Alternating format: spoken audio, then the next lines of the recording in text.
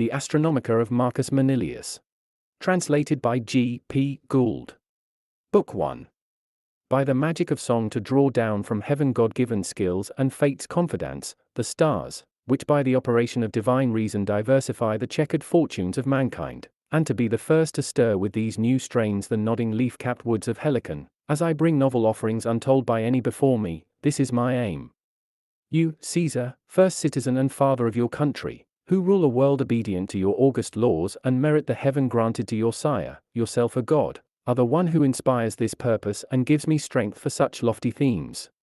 Now is heaven the readier to favor those who search out its secrets, eager to display through a poet's song the riches of the sky. Only in time of peace is there leisure for this task. It is my delight to traverse the very air and spend my life touring the boundless skies, learning of the constellations and the contrary motions of the planets. But this knowledge alone is not enough. A more fervent delight is it to know thoroughly the very heart of the mighty sky. To mark how it controls the birth of all living beings through its signs, and to tell thereof in verse with Apollo tuning my song. 2 altars with flame kindled upon them shine before me, at 2 shrines I make my prayer, beset with a twofold passion, for my song and for its theme. The poet must sing to a fixed measure, and the vast celestial sphere rings in his ears besides, scarce allowing even words of prose to be fitted to their proper phrasing. Deeper knowledge of heaven was first granted to earth by the gift of the gods. For who, if the gods wished to conceal it, would have guilefully stolen the secret of the skies, by which all things are ruled? Who of but human understanding would have essayed so great a task as to wish against heaven's wish to appear a god himself, to reveal paths on high and paths beneath the bottom of the earth and stars obedient to appointed orbits through the void? You, god of Selene, are the first founder of this great and holy science. Through you has man gained a deeper knowledge of the sky, the constellations, the names and courses of the signs, their importance and influences, that the aspect of the firmament might be enhanced, that all might be roused not only by the appearance but by the power of things, and that mankind might learn wherein lay God's greatest power. Moreover, nature proffered her aid and of her own accord opened up herself, deigning first to inspire those kings whose minds reached out to heights bordering on heaven. Kings who civilized savage peoples beneath the eastern sky, where the stars returned to view and soar above the cities of dusky nations. Then priests who all their lives offered sacrifice in temples, and were chosen to voice the people's prayer, secured by their devotion the sympathy of God. Their pure minds were kindled by the very presence of the powerful deity, and the God of heaven brought his servants to a knowledge of heaven and disclosed its secrets to them. These were the men who founded our noble science and were the first by their art to discern the destinies dependent on the wandering stars. Embracing long ages in unremitting toil, they assigned to each period of time its particular events, noting an individual's nativity and the subsequent pattern of his life, the influence of each hour on the laws of fate, and the great differences effected by small moments. After every aspect of the sky had been observed, as the stars returned to their original positions, and each figuration had assigned to it its powers of influence in accordance with the sure cycles of destiny. By repeated practice and with examples pointing the way, experience built up the science, and from wide observation discovered that by hidden laws the stars wield sovereign power and that all heaven moves to the eternal spirit of reason, and by sure tokens distinguishes the vicissitudes of fate. Before their times man lived in ignorance, he looked without comprehension at the outward appearance and saw not the design of nature's works. He gazed in bewilderment at the strange new light of heaven, now sorrowing at its loss, now joyful at its rebirth, nor why the sun so often rose, putting to flight the stars, why days varied in duration and the period of darkness fluctuated, and why the lengths of shadows differed according as the sun retreated or drew nearer, could he understand from the true causes. Nor as yet had ingenuity taught man arts and crafts. The earth lay waste and idled under ignorant husbandmen. Gold then had its abode in unvisited mountains, and the sea disturbed by none concealed the existence of unsuspected worlds, for man dared not to entrust his life to the deep or his hopes to the winds, and deemed his little knowledge adequate. But long ages sharpened human wits, the struggle for survival endowed those wretched folk with ingenuity, and the burden of each man's lot forced him to look to himself to better it. Then they took thought to divide their tasks and vied with each other in performing them, and whatever discovery shrewd experience had found by trial, they joyfully surrendered to the common weal. Their barbarous speech, too, then subjected itself to laws of its own. Rough soils were tilled for a variety of crops, and the roving sailor made his way into the uncharted sea and established trade routes between lands unknown to each other. Then the passage of time led to the arts of war and peace, for practice ever breeds one art from another. Not to tell the commonplace, men learnt to understand the utterance of birds, to divine from the entrails of animals, to burst snakes asunder by incantations, to summon up the dead and rouse the depths of Akron, to turn day into night and night into the brightness of day. Thus, ever ready to learn, ingenuity by its endeavors overcame all obstacles. Nor did man's reason set bound or limit to its activities until it scaled the skies, grasped the innermost secrets of the world by its understanding of their causes, and beheld all that anywhere exists.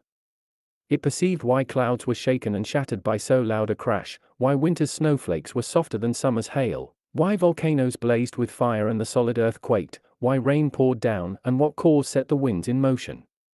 It freed men's minds from wondering at portents by wresting from Jupiter his bolts and power of thunder and ascribing to the winds the noise, and to the clouds the flame.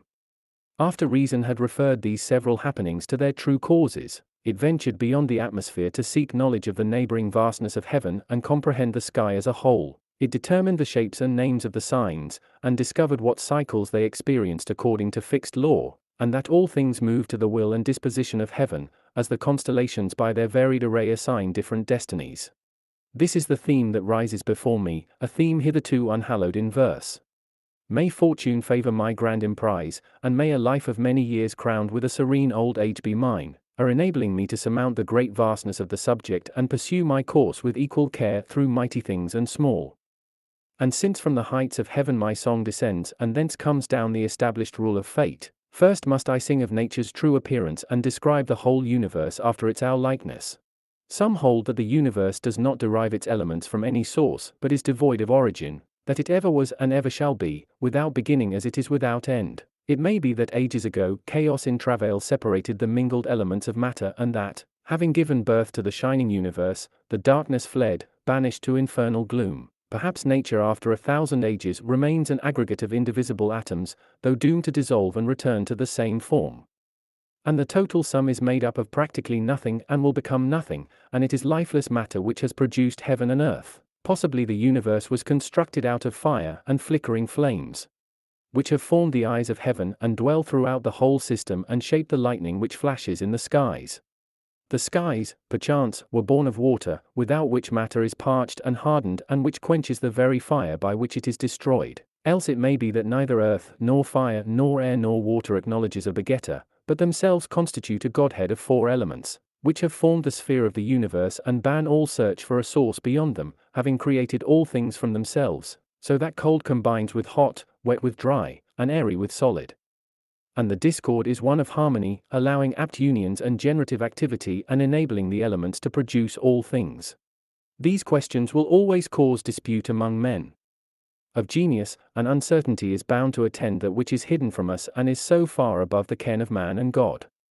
But, however obscure its origin, all are agreed about the outward appearance of the universe, and the orderly arrangement of its structure is fixed. Winged fire soared aloft to ethereal reaches and, compassing the rooftops of the starry sky, fashioned the walls of the world with ramparts of flame. Air next sank down to become the tenuous breezes and spread out the atmosphere midway through the empty spaces of the sky. The third place was allotted to the expanse of the waters and floating billows, as the level sea at its birth was poured abroad to form the whole of ocean, to the end that water might breathe out and expel the subtle vapors and so feed air which draws the seeds of its being from water, whilst, set beneath the neighboring stars, the breath of air might nourish the fire. Lastly to the bottom sank earth, molded into a ball by its weight, and mud, mixed with shifting sand, collected as the light liquid gradually made its way to the top. More and more the moisture withdrew to form clear waters, the filtering of the liquid built up land, and the fluid plains came to rest in hollow valleys, so by degrees mountains emerged from the deep, and the round world sprang forth from the waves, but closed in on every side by the vast ocean. And it remains stable for the reason that every part of the firmament is equally distant from it, and, by falling from every direction, has made it impossible for its central and lowest part to fall. And did not the earth's weight hang poised, the sun would not drive his car past his setting, as the stars of heaven appeared, and would never return to his rising, or the moon pursue through space a path under the horizon, nor at the hour of dawn would shine the morning star. which earlier as the Star of Eve had sent forth its light after traversing the sky. As it is, however, since the earth has not been cast down to the lowest depth but remains poised in midair, all the space about it affords passage, so that the heavens may set, pass under the earth, and duly rise again. For I cannot believe that when stars appear to view their risings are the product of chance, or that the firmament is so often created anew, and the sun dies daily and is continually reborn. For centuries the constellations have displayed the same features, the selfsame sun has emerged from the selfsame quarter of the sky, and the moon has waxed and waned over a constant number of days and phases. Nature adheres to the paths which she herself has made and commits not the errors of inexperience. The daytime revolves about the globe with its never-failing light, heralding the selfsame hours now to these regions, now to those. And ever does dawn move farther away if one travels towards the dawn, or sunset if towards the sunset, and as with the suns, so too with heaven's rising and setting. But the principle of the earth's suspension should cause you no surprise. The firmament itself hangs thus and does not rest on any base, as is clear from the actual movement of its swift career. The sun moves unsupported, as it wheels its chariot nimbly now this way and now that, keeping to its turning points in heaven, and the moon and the stars wing their way through empty regions of the sky. Therefore the earth, too, in obedience to celestial laws, has hung suspended. Thus it is that earth has been allotted a hollow space in mid-air, equidistant from every quarter of heaven's depths, not spread into flat plains but fashioned into a sphere which rises and falls equally at every point. This is the shape of nature, so even the universe, itself in circular movement, gives round shapes to the stars. Round, we see, is the orb of the sun, and round is the orb of the moon, which looks in vain for light for its rotund body inasmuch as the sun's oblique rays do not fall on the whole of its globe. This is the shape that continues forever and most resembles that of the gods. Nowhere in it is there beginning or end, but it is like unto itself over all its surface, identical at every point. So too the earth is rounded and reflects the shape of the heavens, and being the lowest of all heavenly bodies occupies a completely central location. That is why it is impossible to behold all the constellations in every part of the world. You will never find Canopus shining until you have crossed the seas and come to the shores of Rhodes. But those who dwell beneath that brilliant star will look in vain for the bear, because they inhabit regions on the earth's lower flanks, and because lands which bulge in between rob them of this part of heaven and block their view of it.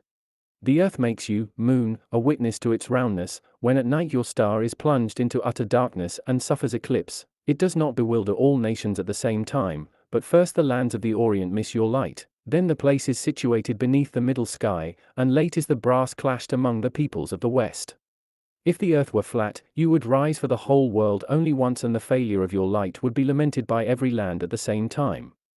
But since the shape of the earth follows a smooth curve, the moon appears to these lands first, and then to those, rising and setting simultaneously, because it is carried along a bellying orbit and equally combines a downward with an upward slope, as it rises above some horizons, leaving others behind.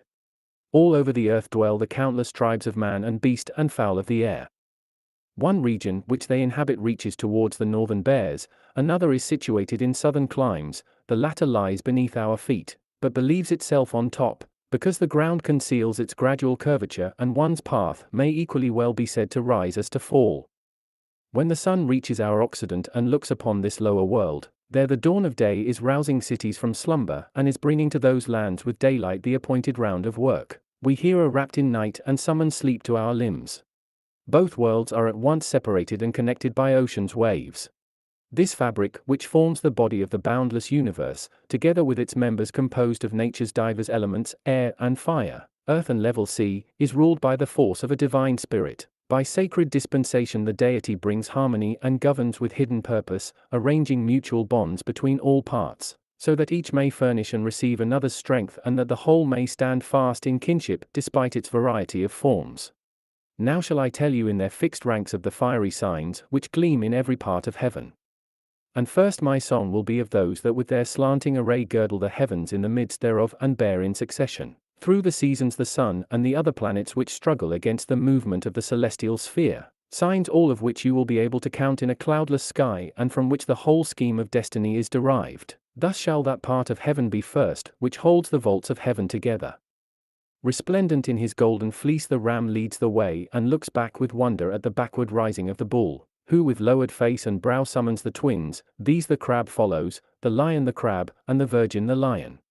Then the balance, having matched daylight with the length of night, draws on the scorpion, ablaze with his glittering constellation, at whose tail the man with body of a horse aims with taut bow a winged shaft, ever in act to shoot. Next comes Capricorn, curled up within his cramped asterism, and after him from urn upturned the waterman pours forth the wonted stream for the fishes which swim eagerly into it, and these as they bring up the rear of the signs are joined by the ram. Now where heaven reaches its culmination in the shining bears, which from the summit of the sky look down on all the stars and know no setting and, shifting their opposed stations about the same high point, set sky and stars in rotation, from there an insubstantial axis runs down through the wintry air and controls the universe. Keeping it pivoted at opposite poles, it forms the middle about which the starry sphere revolves and wheels its heavenly flight, but is itself without motion and, drawn straight through the empty spaces of the great sky to the two bears and through the very globe of the earth, stands fixed.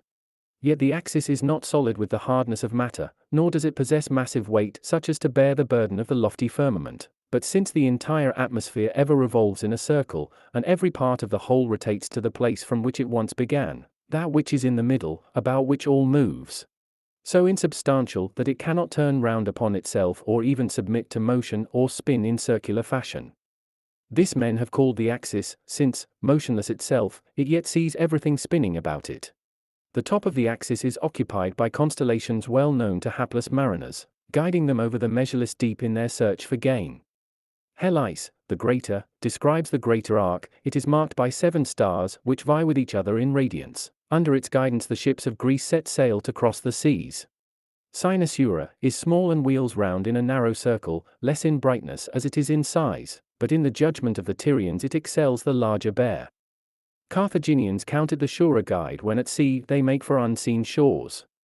They are not set face to face, each with its muzzle points at the other's tail and follows one that follows it.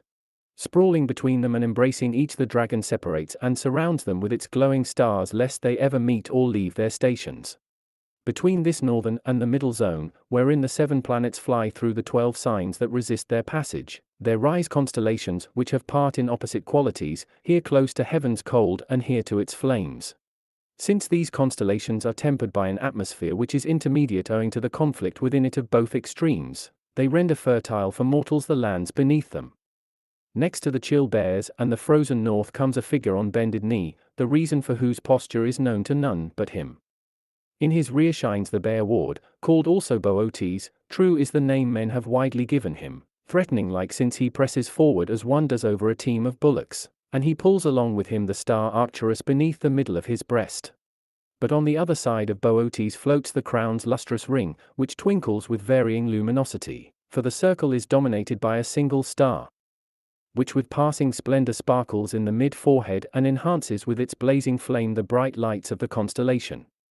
They shine as the memorial of deserted Ariadne, and one may see among the stars the lyre, its arms spread apart in heaven, with which in time gone by Orpheus charmed all that his music reached, making his way even to the ghosts of the dead and causing the decrees of hell to yield to his song. Wherefore it has honor in heaven and power to match its origin, then it drew in its train forests and rocks, now it leads the stars after it and makes off with the vast orb of the revolving sky. One called Arphiuchus holds apart the serpent which with its mighty spirals and twisted body encircles his own, that so he may untie its knots and back that winds in loops. But, bending its supple neck, the serpent looks back and returns, and the other's hands slide over the loosened coils. The struggle will last forever, since they wage it on level terms with equal powers. Hard by is the place allotted to the swan. Jupiter himself placed it in the sky as a reward for the shape with which he snared the admiring leader. When a god changed into a snow-white swan, he came down and offered his feathered form to the unsuspecting woman. Now too with outspread wings it flies among the stars. Next shines a constellation which resembles the appearance and flight of an arrow. Then soars to the heights the bird of mighty Jupiter as though, winging its way with wonted effort, it were carrying thunderbolts. It is a bird worthy of Jupiter and the sky, which it furnishes with awful armaments. Then the dolphin too rises starward from the deep, the pride of sea and sky, in each revered. Him the horse in swift career strives to overtake and speeds along, his front distinguished by a resplendent star. This constellation is bounded by Andromeda. There follows, with 2 equal sides parted by 1 unequal, a sign seen flashing with 3 stars and named Deltaton, called after its likeness. Next come Cepheus and Cassiopeia, her face upturned to witness the sacrifice she caused, and Andromeda abandoned hard by. Who would shrink before the enormous gaping jaws of the sea monster? Did not Perseus even in heaven maintain his former love and come with timely aid, holding up the dread face of the Gorgon, a triumph for him but death for the beholder? Next, bearing his footsteps near the crouching bull, comes the charioteer whose calling won him heaven and a name. First of men to speed in a high chariot behind a team of 4, he was seen by Jupiter and hallowed in the skies. Him follow the kids that with their constellation close the seas. And the goat famed for having suckled the king of heaven, nourished from her udders he seized the throne of Olympus, drawing strength from that wild milk to wield the lightning and the power of thunder. Therefore Jupiter hallowed it, as was its due, with a place among the eternal stars, repaying heaven gained with the gift of heaven. Look now at the constellations which rise to the south of the sun's path and glide above torrid lands. Look, too, at the lights whose orbits wheel between the chill sign of Capricorn and the sky which rests on the bottom pole. Beneath these stars lies the other part of earth we may not tread, and unknown nations of mankind. Inaccessible to us, their realms draw from the same sunlight that we share and shadows which fall contrary to ours. In an inverted sky they behold signs which set on the left and rise on the right. Their heaven is neither smaller nor inferior in brightness, and no fewer are the stars which rise upon their world. All else yield they not, yet they admit defeat over a single luminary, Augustus, who like a star has fallen to the fortune of our world. Greatest lawgiver is he now on earth, in heaven will be hereafter. Near neighbor to the twins, Orion may be seen stretching his arms over a vast expanse of sky and rising to the stars with no less huge a stride. A single light marks each of his shining shoulders, and 3 aslant trace the downward line of his sword, but 3 mark Orion's head, which is embedded in high heaven with his countenance remote. It is Orion who leads the constellations as they speed over the full circuit of heaven. At his heels follows the dog outstretched in full career. No star comes on mankind more violently or causes more trouble when it departs. Now it rises shivering with cold, now it leaves a radiant world open to the heat of the sun. Thus it moves the world to either extreme and brings opposite effects.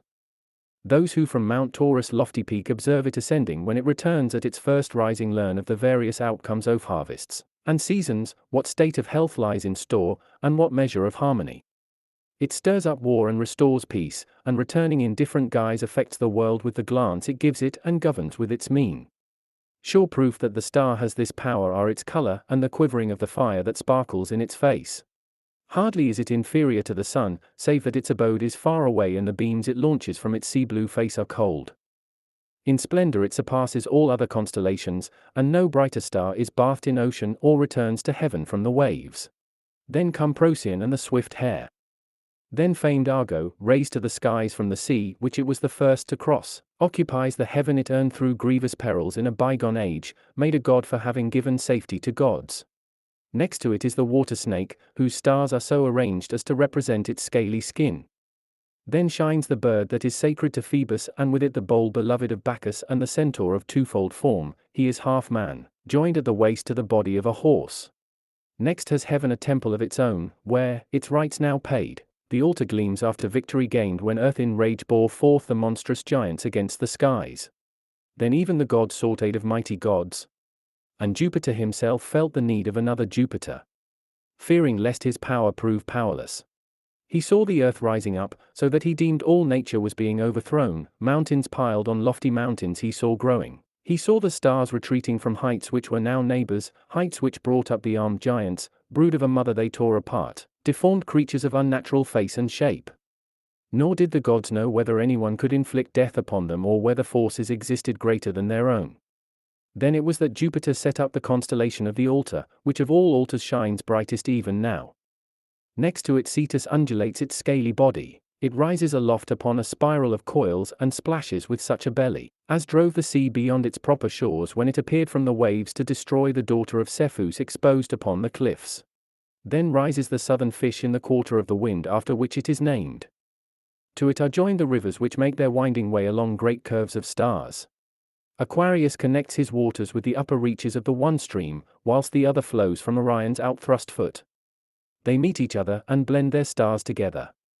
Such are the stars with which the sky is stippled in the part of the firmament foreign to us between the pathways of the sun and those unseen bears, which turn the axis that groans beneath heaven's weight. These stars the ancient poets have called southern. The most distant stars, which everlastingly circle at the bottom of heaven and forever support the shining temples of the firmament, and which never, with a change of pole, come back to our sight, reflect the appearance of the upper sky and like shapes of stars. We assume by analogy that bears with faces averted from each other are separated and encircled by a single dragon, since the mind imagines that this southern circle of heaven, turning in its rotation those constellations which shun our gaze, is supported by similar signs just as it is by a similar pole. These then are the stars which are spread over the whole sphere of heaven and occupy in the vast ether their several abodes. Only look not for shapes like bodily shapes, or think to see all the members shining with equal brilliance with nothing missing, or anywhere left devoid of light. The heavens will be unable to endure the heat of so intense a conflagration, if the full form of every constellation is figured in flame. Whatever nature has removed from such fires she has subtracted from a burden to which she would have proved unequal. She is satisfied with merely indicating the forms of the constellations and depicting them by certain stars. An outline describes the appearance and along it beacon answers to beacon. The center is to be inferred from the edges and the rear from the surface. It is enough if not all is hidden. When in mid-course the moon is full, then most of all do the princely luminaries shine conspicuous in the heavens. The whole stellar populace fades from sight, and they flee, an innominate throng. Then may one see the constellations immaculate in the open spaces of the sky. They neither bewilder us with their numbers nor move encumbered by a multitude of petty stars. And that you may better recognize the bright constellations, mark this: they know no variation in their settings and returnings, but each without fail rises to display its proper stars, regularly keeping to the same times of coming up and going down. Nothing in this mighty edifice is more wonderful than its design and the obedience of all to immutable law. Nowhere does confusion do harm. Nothing in any of its parts moves randomly to enlarge or shorten its course or alter the order of its movement. What is there so complex in its appearance, and yet so sure in the uniformity of its changes? For my part, one find no argument so compelling as this to show that the universe moves in obedience to a divine power, and is indeed the manifestation of God, and did not come together at the dictation of chance. Yet this is what he would have us believe who first built the walls of the heavens from minute atoms and into these resolved them again. He held that from these atoms are formed the seas, the lands, and the stars in the sky, and the air by which in its vast space worlds are created and dissolved, and that all matter returns to its first origins and changes the shapes of things. Who could believe that such massive structures have been created from tiny atoms without the operation of a divine will, and that the universe is the creature of a blind compact? If chance gave such a world to us, chance itself would govern it. Then why do we see the stars arise in regular succession and duly perform as at the word of command their appointed courses, none hurrying ahead, none left behind? Why are the summer nights and the nights of winter ever made beautiful with the selfsame stars? Why does each day of the year bring back to the sky a fixed pattern and a fixed pattern leave at its departure? Already when the Greeks overthrew Troy, the Bear and Orion moved with fronts opposed, she content to describe her gyrations at the pole, he rising to face her in opposition as she wheels on the other side and to traverse forever the whole sky. Even then could men measure by the constellations the passage of the dark night, even then had the sky recorded the succession of its hours. How many the realms that have collapsed since the sack of Troy? How many the peoples led into captivity? How oft has fortune brought slavery and sovereignty in turn and returned in a different guise? To what high sovereignty has it rekindled the ashes of Troy, forgetful of the past? And Greece in its turn has been crushed by Asia's destiny. It were a toilsome task to chronicle the centuries and tell how oft the fiery sun has returned to traverse the heavens in its varied course. Everything born to a mortal existence is subject to change, nor does the earth notice that, despoiled by the passing years, it bears an appearance which varies through the ages. The firmament, however, conserving all its parts, remains intact, neither increased with length of time nor diminished by old age. It is neither the least bit warped by its motion nor wearied by its speed. It will remain the same forever, since the same has it always been. No different heaven did our fathers see, no different heaven will our posterity behold. It is God, and changes not in time. That the sun never deviates to the crosswise lying bears and never changes direction, setting course for the Orient and bringing forth a dawn born of unwonted lands, that the moon does not exceed her appointed orbs of light, but preserves the regularity of her waxing and waning, that the stars poised in heaven fall not upon earth, but take fixed periods of time to accomplish their orbits. All this is not the result of chance, but the plan of a God Most High. These then are the constellations which decorate the sky with even spread, their fires paneling the ceiling of heaven with various designs. Higher than these is there nothing. For they are the roof of the universe, they are the limits within which the common abode of nature is content to be held, embracing the sea and lands that lie beneath. They all move on a consistent course, coming into view and setting where heaven ever sinks and, turning, reappears. There exist other stars, which strive against the contrary movement of the sky and in their swift orbits are poised between heaven and earth, Saturn, Jupiter, Mars, and the Sun, and beneath them Mercury performing its flight between Venus and the Moon.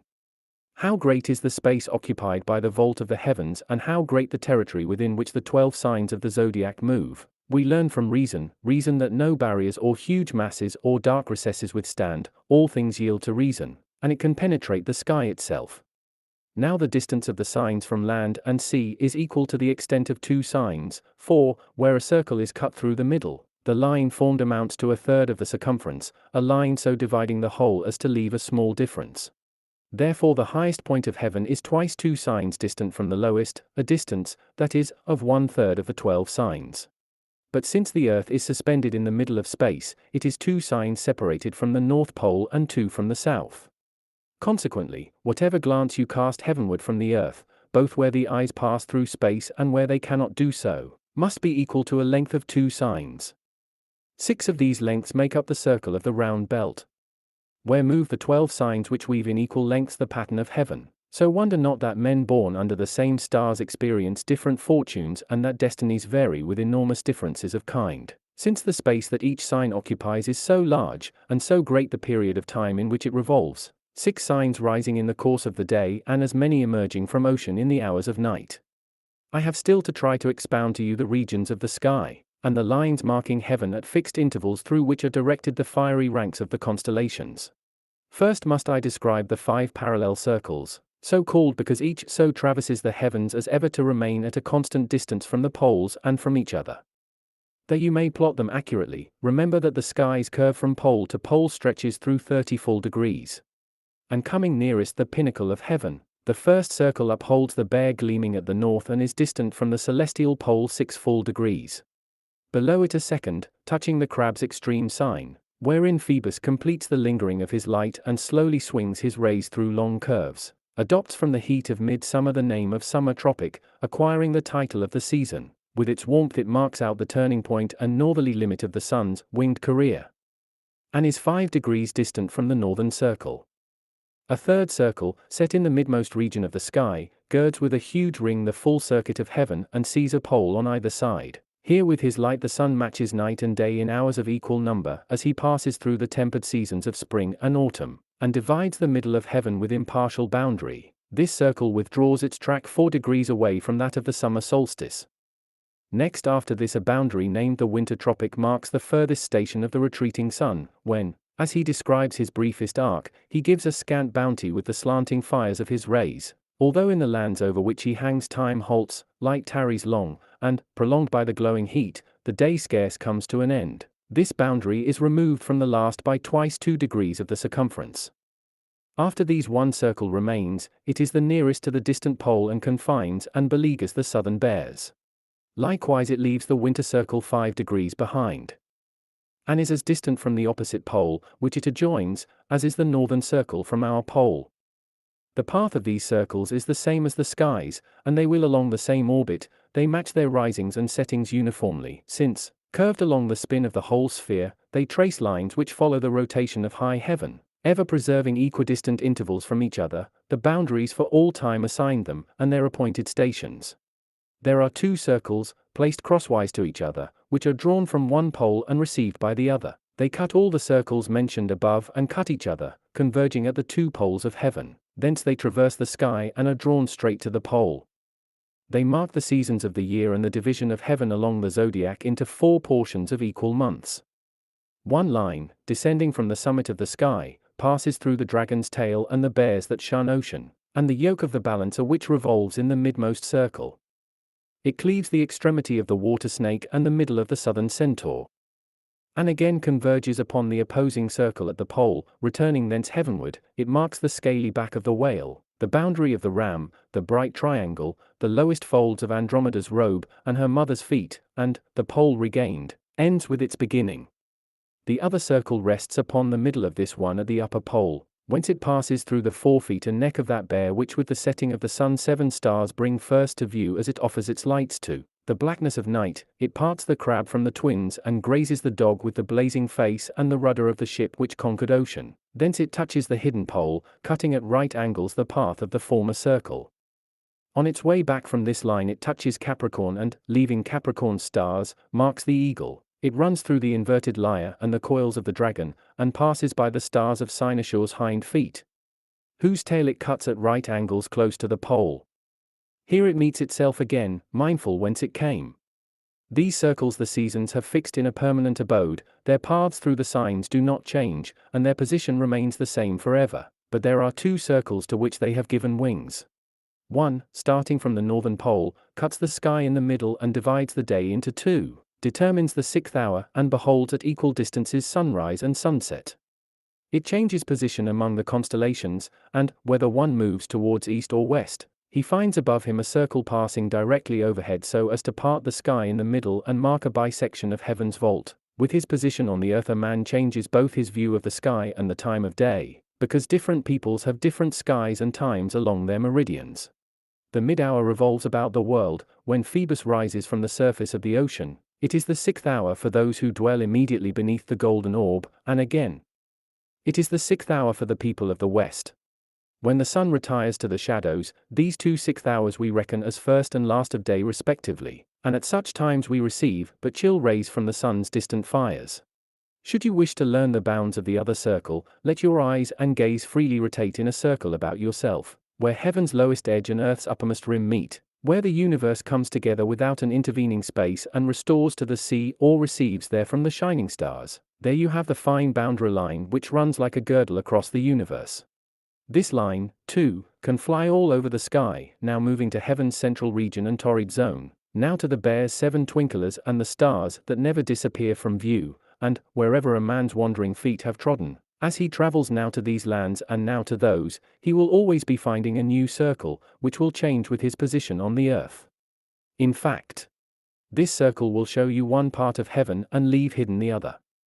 It will mark heaven with a variable boundary, on which moves its position precisely as moves the observer's eye. To these you must add 2 circles which lie athwart and trace lines that cross each other.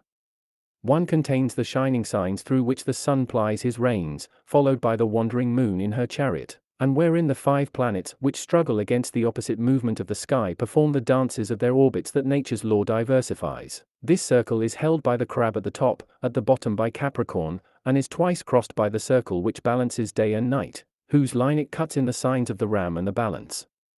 Thus the curve of the circle is drawn through 3 circles and conceals by its downward slope the straightness of its path.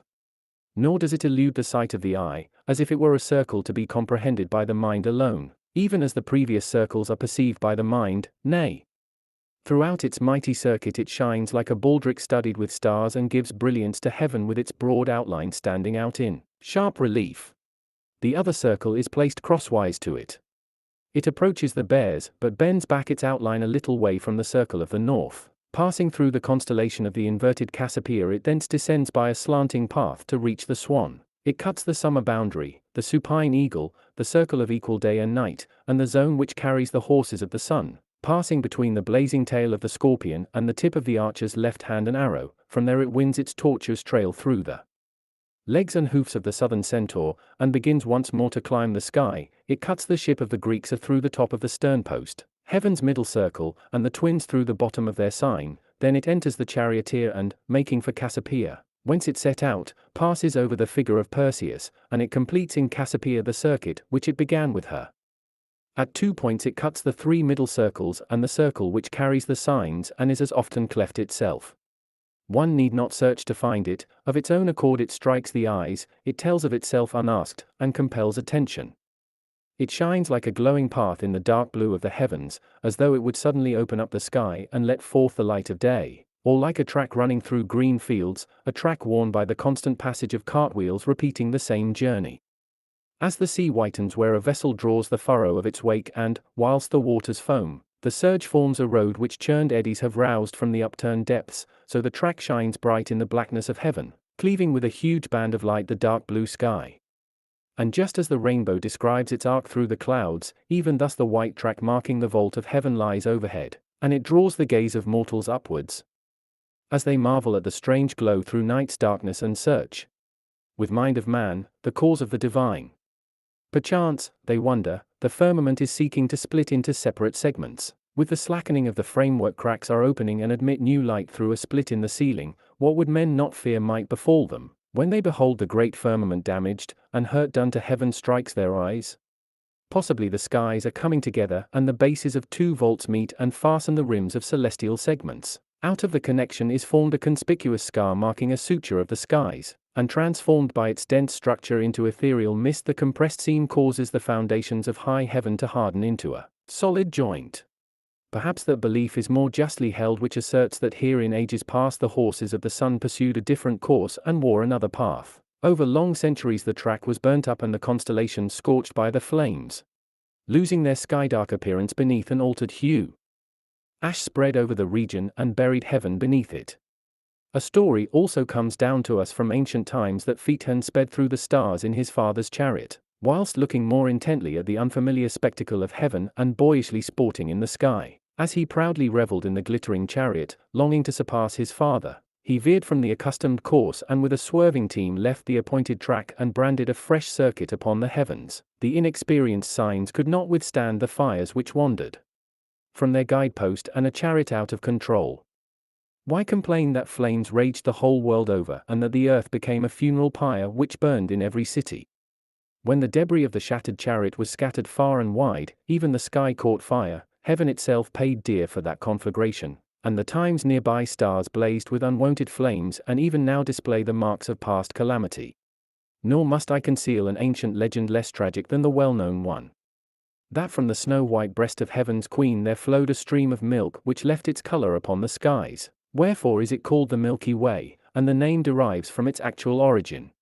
Or is it that a greater host of stars has woven its fires in a dense circlet and glows with concentrated light, and that the ring shines the more radiantly for the massing of its brightness? Perhaps the souls of heroes, outstanding men deemed worthy of heaven, freed from the body and released from the globe of earth, pass hither and, dwelling in a heaven that is their own, live the infinite years of paradise and enjoy celestial bliss. If so, here we honor the line of Aeacus, here the sons of Atreus, and warlike Diomed, the man of Ithaca, too, who by his triumphs on land and sea was nature's conqueror, the Pylian, renowned for a long life of triple span, and the other Greek chiefs who fought at Troy, Hector, bulwark and glory of the Ilian race, together with Aurora's dusky son and him of the thunderer's stock who ruled Lycia. Nor let me pass you by, Amazonian maid, and the other kings sent by Thrace, the nations of Asia, and Pella, whose greatest glory lies in him called great.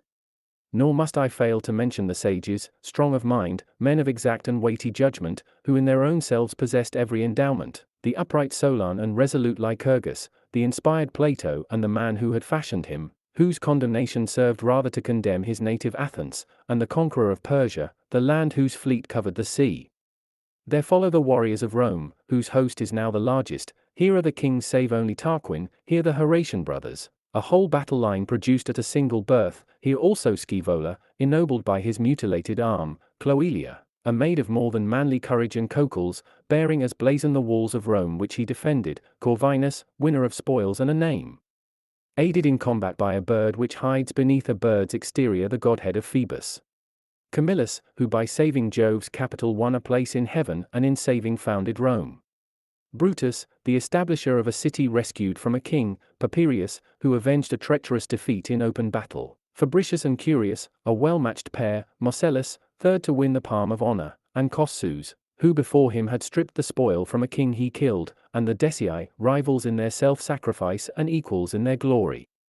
Here is Fabius, whom delay made invincible, and here Livius, with his comrade in arms Nero, the vanquisher of ruthless Hasdrubal, the Scipionic generals, a single agent of Carthage's doom, world-conquering Pompey, whom 3 triumphs made first citizen before the appointed time, and Cicero, who won the consulship by the wealth of his oratory. Here is the great line of Claudius, the leading members of the Aemilian house, and the famed Metelli. Here are Cato and Agrippa, who proved in arms the one the master, the other the maker of his destiny, and the Julian who boasted descent from Venus. Augustus has come down from heaven, and heaven one day will occupy, guiding its passage through the zodiac with the thunderer at his side. In the assembly of the gods he will behold mighty Quirinus, and him whom he himself has dutifully added as a new deity to the powers above, on a higher plane than shines the belt of the Milky Way. There is the gods' abode, and here is theirs, who, peers of the gods in excellence, attain to the nearest heights.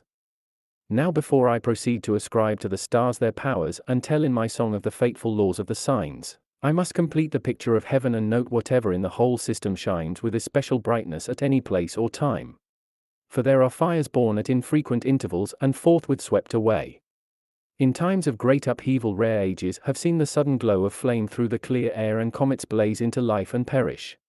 Maybe the earth breathes forth an inborn vapor, and this damper breath is overpowered by an arid air, when clouds are banished for long periods of clear weather, so that air grows hot and dry under the rays of the sun. Fire then descends and seizes its apt sustenance, and a flame takes hold of the matter that suits its nature. And since there is no solid body, but only the wandering elements of the breezes, tenuous and most like to drifting smoke, the action is short-lived, and the fires last no longer than the moment of their beginning. The comets perish as they blaze. Here their risings of near neighbors to their sinkings, and the drawn of the kindled flames not so short, a second daytime would exist by night, and the sun would return to find the whole world fast asleep. Moreover, since all the drier exhalation from the earth is spread abroad and catches fire in no uniform manner, it is also in different shapes that we see those kindled lights which spring to life and shatter the darkness.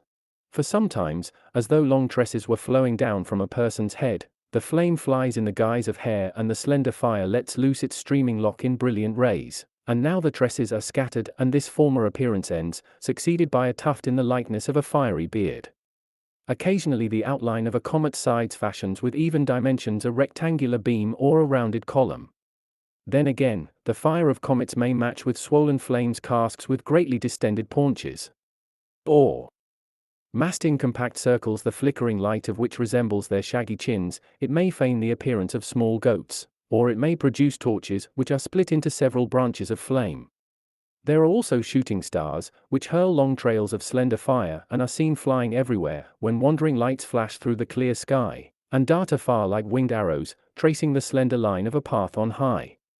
Indeed, fire is found mingled with every part of the universe. It dwells in the laden clouds and forges lightning. It makes its way into the earth and threatens heaven with the flames of Etna. It causes waters to boil at their very sources, and finds a habitation in hard flint and in verdant bark, when trees dashed against trees are set aflame. To such an extent does all nature abound with fire.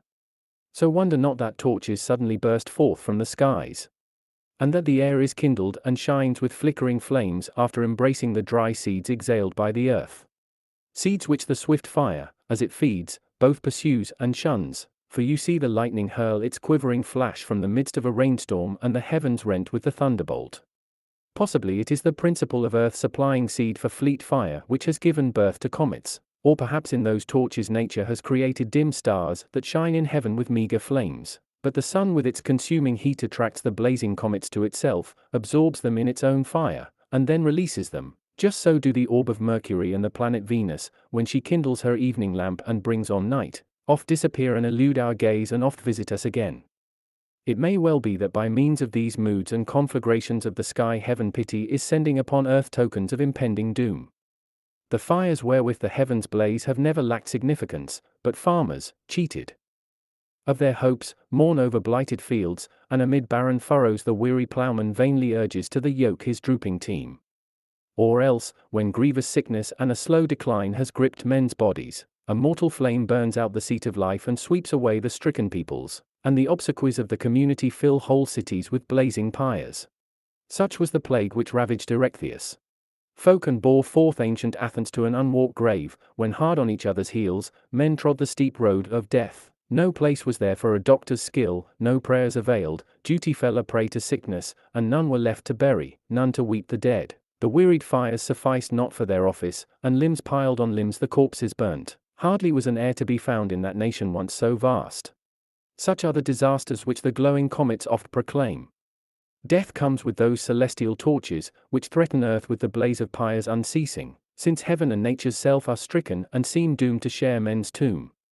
Wars, too, the fires portend, and sudden insurrection, and arms uplifted in stealthy treachery, so of late, or when in foreign parts, its oaths forsworn, barbarous Germany made away with our commander Varus and stained the fields with 3 legions' blood, did menacing lights burn in every quarter of the skies, nature herself waged war with fire, marshalling her forces against us and threatening our destruction.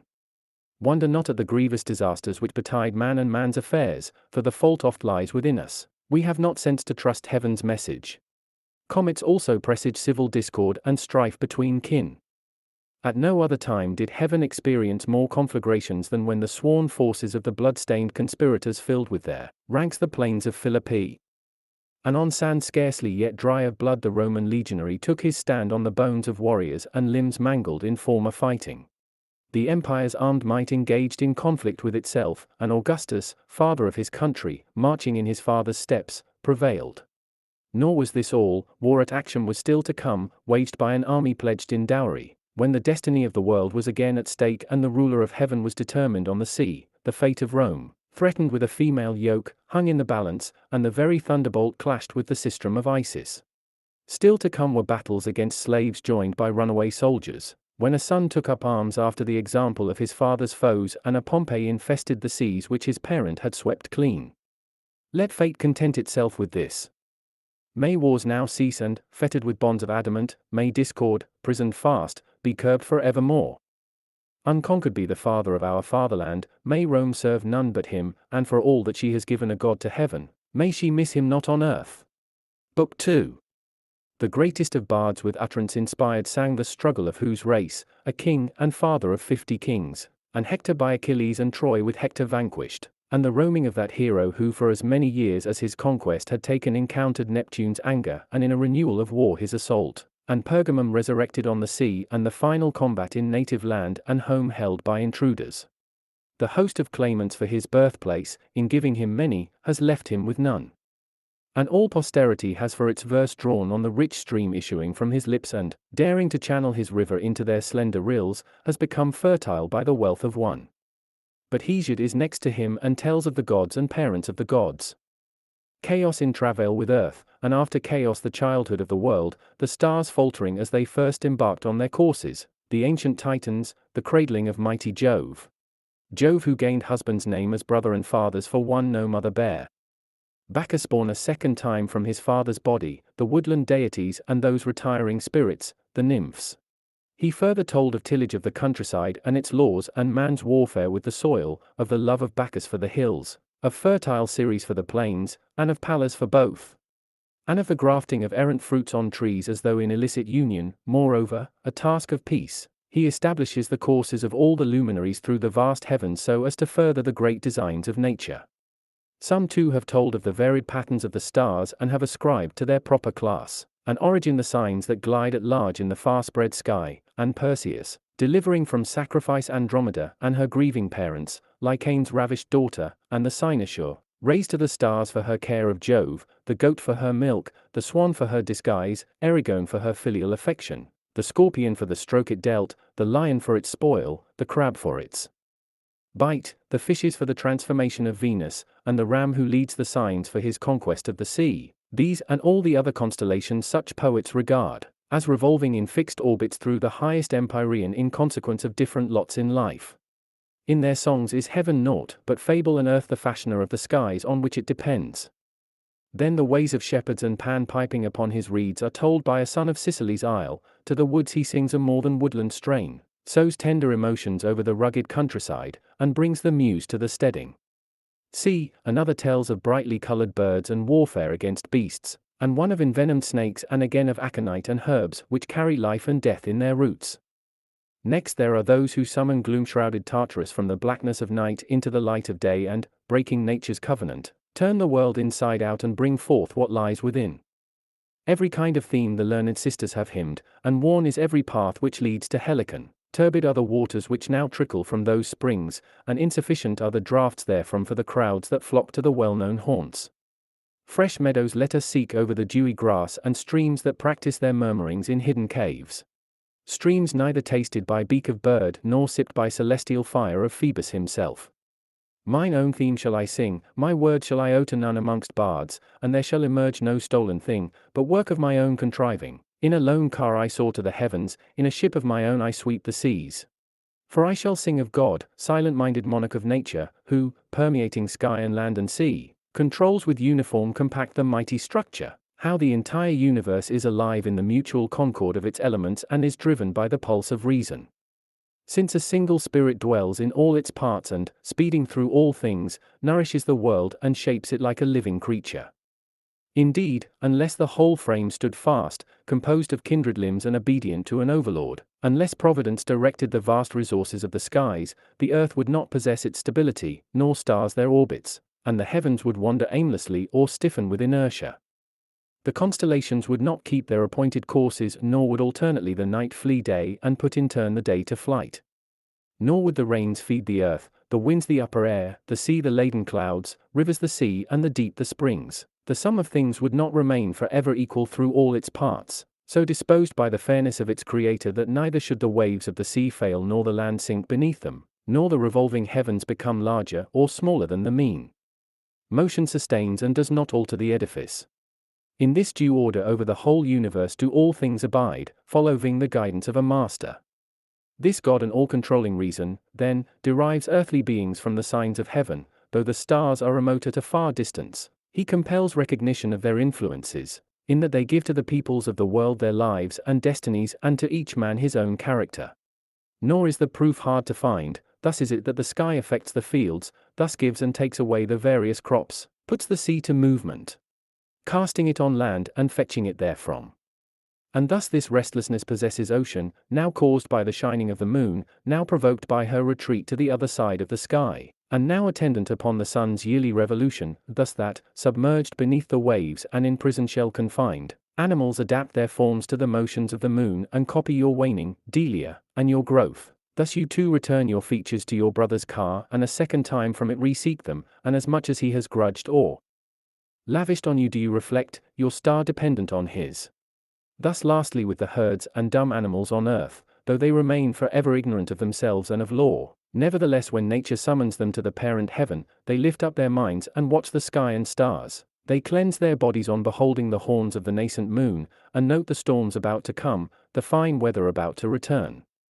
Who after this can doubt that a link exists between heaven and man, to whom, in its desire for earth to rise to the stars, gifts outstanding did nature give, and the power of speech and breadth of understanding and a wing-swift mind, and into whom alone indeed has God come down and dwells, and seeks himself in man seeking of him? Pass over other arts in which man is granted such enviable competence, gifts above our estate. Who could know heaven save by heaven's gift, and discover God save one who shares himself in the divine? Who could discern and compass in his narrow mind the vastness of this vaulted infinite, the dances of the stars, the blazing dome of heaven, and the planet's everlasting war against the signs, had not nature endowed our minds with divine vision, had turned to herself a kindred intelligence, and had prescribed so great a science? Who, unless there came from heaven a power which calls us heavenward to the sacred fellowship of nature? Who could deny the sacrilege of grasping an unwilling heaven, enslaving it, as it were, in its own domain, and fetching it to earth? But, lest it take a long digression to vouch for what is plain to see, the faith it keeps will create for our science authority and faith in it, for neither does our system deceive, nor ever is deceived. Rightly and for true reasons trusted is the path that one must take, and the outcome follows even as before foretold. What fortune has confirmed, what man would dare call false, gainsaying the casting of so great a vote? This is the theme I should wish with breath inspired to carry to the stars. Not in the crowd nor for the crowd shall I compose my song, but alone, as though borne round an empty circuit I were freely driving my car with none to cross my path or steer a course beside me over a common route. I shall sing it for the skies to hear, while the stars marvel and the firmament rejoices in the song of its bard, and for those to whom the stars have not grudged knowledge of themselves and their sacred motions, the smallest society on earth. Vast is the crowd which worships wealth and gold, power, and the trappings of office, soft luxury amid ease, diversions of seductive music, and a happy feeling stealing through the ears, objects of slight labor compared with the understanding of fate. Yet this too is the gift of fate, the will to learn fate's laws. My song must first mark the differing nature of the signs according to sex. For 6 are masculine, whilst as many, led by the bull, are of the opposite sex. You see how he rises by his hind limbs when he reappears. They alternate their sex, changing one after another round the circle. You will also behold the human form in some, and the dispositions they bestow are not out of keeping. Some will produce the nature of cattle and beasts. Certain signs must with careful mind be noted as single, and these keep to an unshared estate. Now turn to the double signs. Being doubled, they will exert influences the power of which is tempered by a partner. Much does a companion add and take away, and, when destiny hangs in the balance, the signs that are accompanied have power to decide for good or ill. Look among the constellations for the 2 fishes and the twins of like number with limbs unclad. The arms of the twins are forever linked in mutual embrace, but the fishes face opposite ways and have different courses. Mark well that, though the 2 signs are archy in their duality, they are unlike in their nature. These are they that of the double signs go rejoicing in a full estate and wonder at nothing foreign in themselves or mourn for aught lost. As do certain signs of amputated limb and members put together from unlike bodies. As Capricorn and he that joined to a horse takes aim with taut bow, the latter has part that is man, but the former none. Erigone, too, is numbered among the double signs, but the duality in her appearance is not the reason, for at the middle of the Virgin summer on one side ceases and autumn on the other begins. Double signs precede all the tropic ones, the ram, the claws, the crab, and the sea-goat, for the reason that, in king season with season, they possess double powers. Just as one of the twin brothers followed by the crab round the zodiac imparts blossoming springtime, so the other brings on thirsting summer. Yet each is unclad, for each feels the heat, the one of aging spring, the other of approaching summer. The last portion of the former is matched by the first degree of the latter. The archer, too, who gives promise of Capricorn behind himself, comes shaped with twofold appearance. Milder autumn claims the smooth limbs and body of his human allotment, whilst the animal portions in his rear prepare for frosty winter and change the sign to suit the change of season. And the 2 fishes that the ram sends before himself denote 2 seasons, one concludes winter, the other introduces spring. When the returning sun courses through the watery stars, then winter's rains mingle with showers of spring. Each sort of moisture belongs in the double sign that swims. Further, 3 adjacent signs are at variance with the other 9 and a kind of dissension takes hold of heaven. Observe that the bull rises by his hind quarters, the twins by their feet, the crab by his shell, whereas all the others rise in upright posture. So wonder not at the delay when in tardy months the sun carries summertide aloft through signs which rise hind first.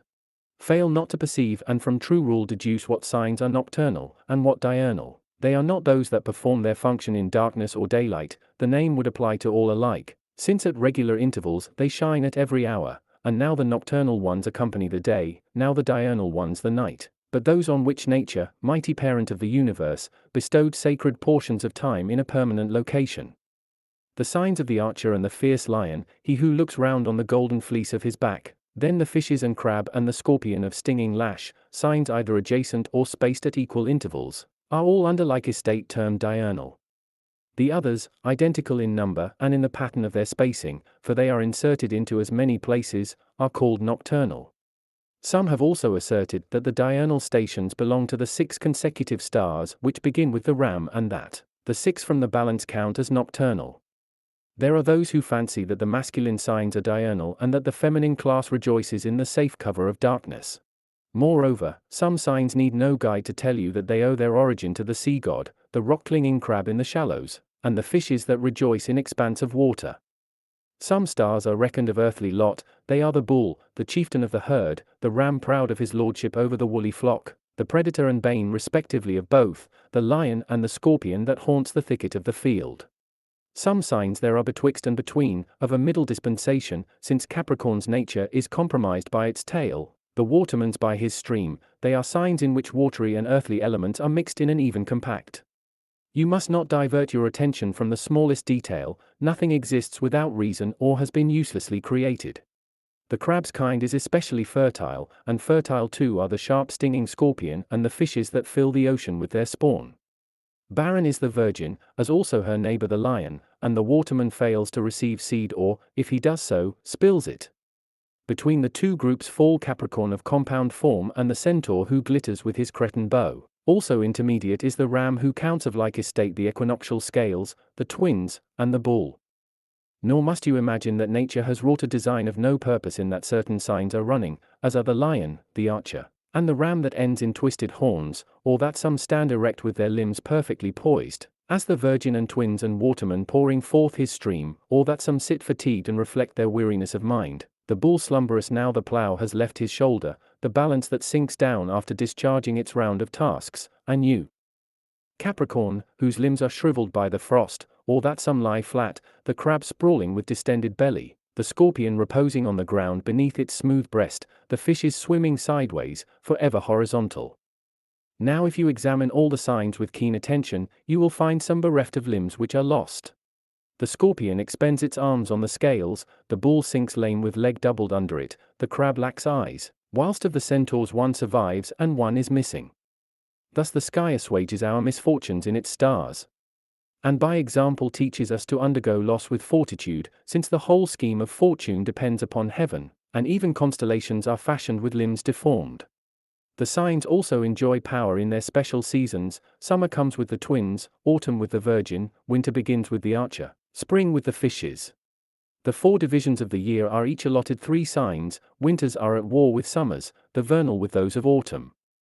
Nor is it enough to know the special shapes of the signs and the individual ordinances which the stars impose on men at their birth. They also affect our destinies through their agreements with each other, for they rejoice in alliances and cooperate with one another according to their natures and locations.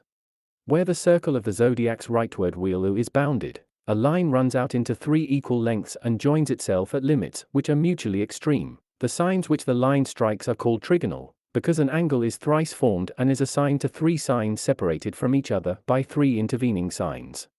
The Ram beholds at equal distance the 2 signs of the Lion and the Archer rising on opposite sides of him. The signs of the Virgin and the Bull are in harmony with Capricorn. By the same principle the other trigonal signs which still remain are framed in the heavens in a like number of configurations. This is example enough. But the signs which are separated by quarters of the circle and are situated upon a figure with equal sides, the positions of which a square rule draws, these signs are called quadrate. Capricorn views Libra, whilst the Ram sees Capricorn ahead and is in turn beheld at an equal distance by the Crab, and the Crab is perceived by Libra's leftward stars as it follows up, for preceding signs are reckoned as right signs. Even thus may one divide all the signs into groups of as many parts, and out of the 12 signs create 3 squares, the powers of which shall be described in the order I have set before me.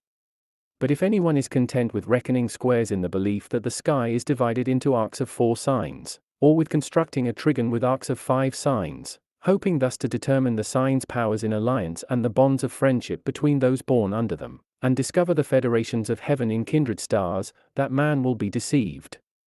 For, even supposing that there were sets of 5 signs on every side, men who are born under such trine signs as are positioned at every 5th place will nevertheless be unable to feel the influences of the trigon. Though the signs keep the name of trigon, they have forfeited its dowry by their position and are in revolt against the true numbers. For since in the zodiac there are 303 score degrees traversed by the fiery sun, a third of that number makes up one side of a trigon inscribed in the zodiac to divide it into 3 equal parts. However, the line does not give this numerical total, if sign is measured from sign and not degree from degree. For although you have 2 star groups with 3 between, yet if you care to join to each other the last point of the left sign and the first of the preceding and mark the total, they will duly measure thrice 50 degrees. The number will be too great for the form of a trigon and will trespass upon the territory of the following line. Thus, though such signs be called trigonal, they do not preserve the correct degrees of a trigon. The same fallacy will cause deception in the case of quadrate signs, since, of the circle's total number, thrice 10 degrees for every sign go to make up a square. It therefore follows that, if from the first point of a preceding sign a line is drawn to the last point of the quadrate sign behind, it makes twice 60 degrees, but if the last point of the former and the first of that following are connected, should you go over and count the number shared by the 2 intervening signs, it will double 30 degrees. And a third part of the requisite total will be missing. And though a man compute a 4th sign from a 4th, the degrees in themselves will cause the wreck of a whole sign. It is therefore not enough to count trigons by signs or to expect a true square from signs at intervals of 4. If perchance you wish to construct the figure of a square, or when you are about to draw the sides of an equilateral triangle, the sum of 100 degrees needs in the latter case increase of a fifth, in the former suffers loss of a tenth. Thus does the count tally.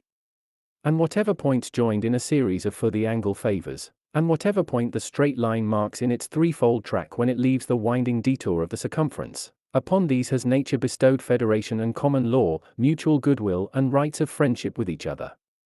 Therefore not every geniture enjoys the common feeling of its trigonal signs, nor do signs which happen to be quadrate necessarily preserve community of interests with each other. For it makes a difference whether the line uses up the exact total of its degrees or rejects the limit to the circumference's total, by constructing on each side, in the one case 3 lines, in the other 4, which the law of numbers sometimes forces to proceed into more signs than are specified by the number of degrees in the zodiac. But in the zodiac the trigon's power is far greater than that of those signs to which, reckoned as fourth from each other, is ascribed the title of quadrate. The side of the quadrate signs is higher, and their perimeter farther removed from us, whilst the side of trigons travels closer and draws away from heaven. Their vision draws nearer to earth and sends down to our atmosphere an air tempered by their influences. Weak is the connection between alternate signs, nor do they maintain with unfeigned constancy the federation between each other, because the line is reluctant to bend in its circuit of short chords.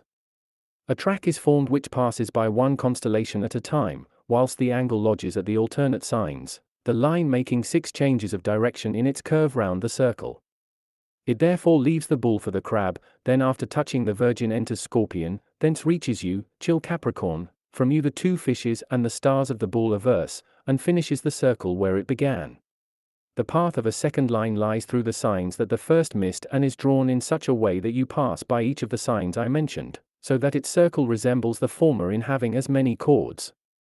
Signs separated by one intervening sign are concealed in a curved recess, and so, though they follow the one in front, they escape its slanting gaze, since, lying at an angle too obtuse, they are only to be seen with sidelong glance and are hidden from their neighbor. Sight strikes more surely straight ahead.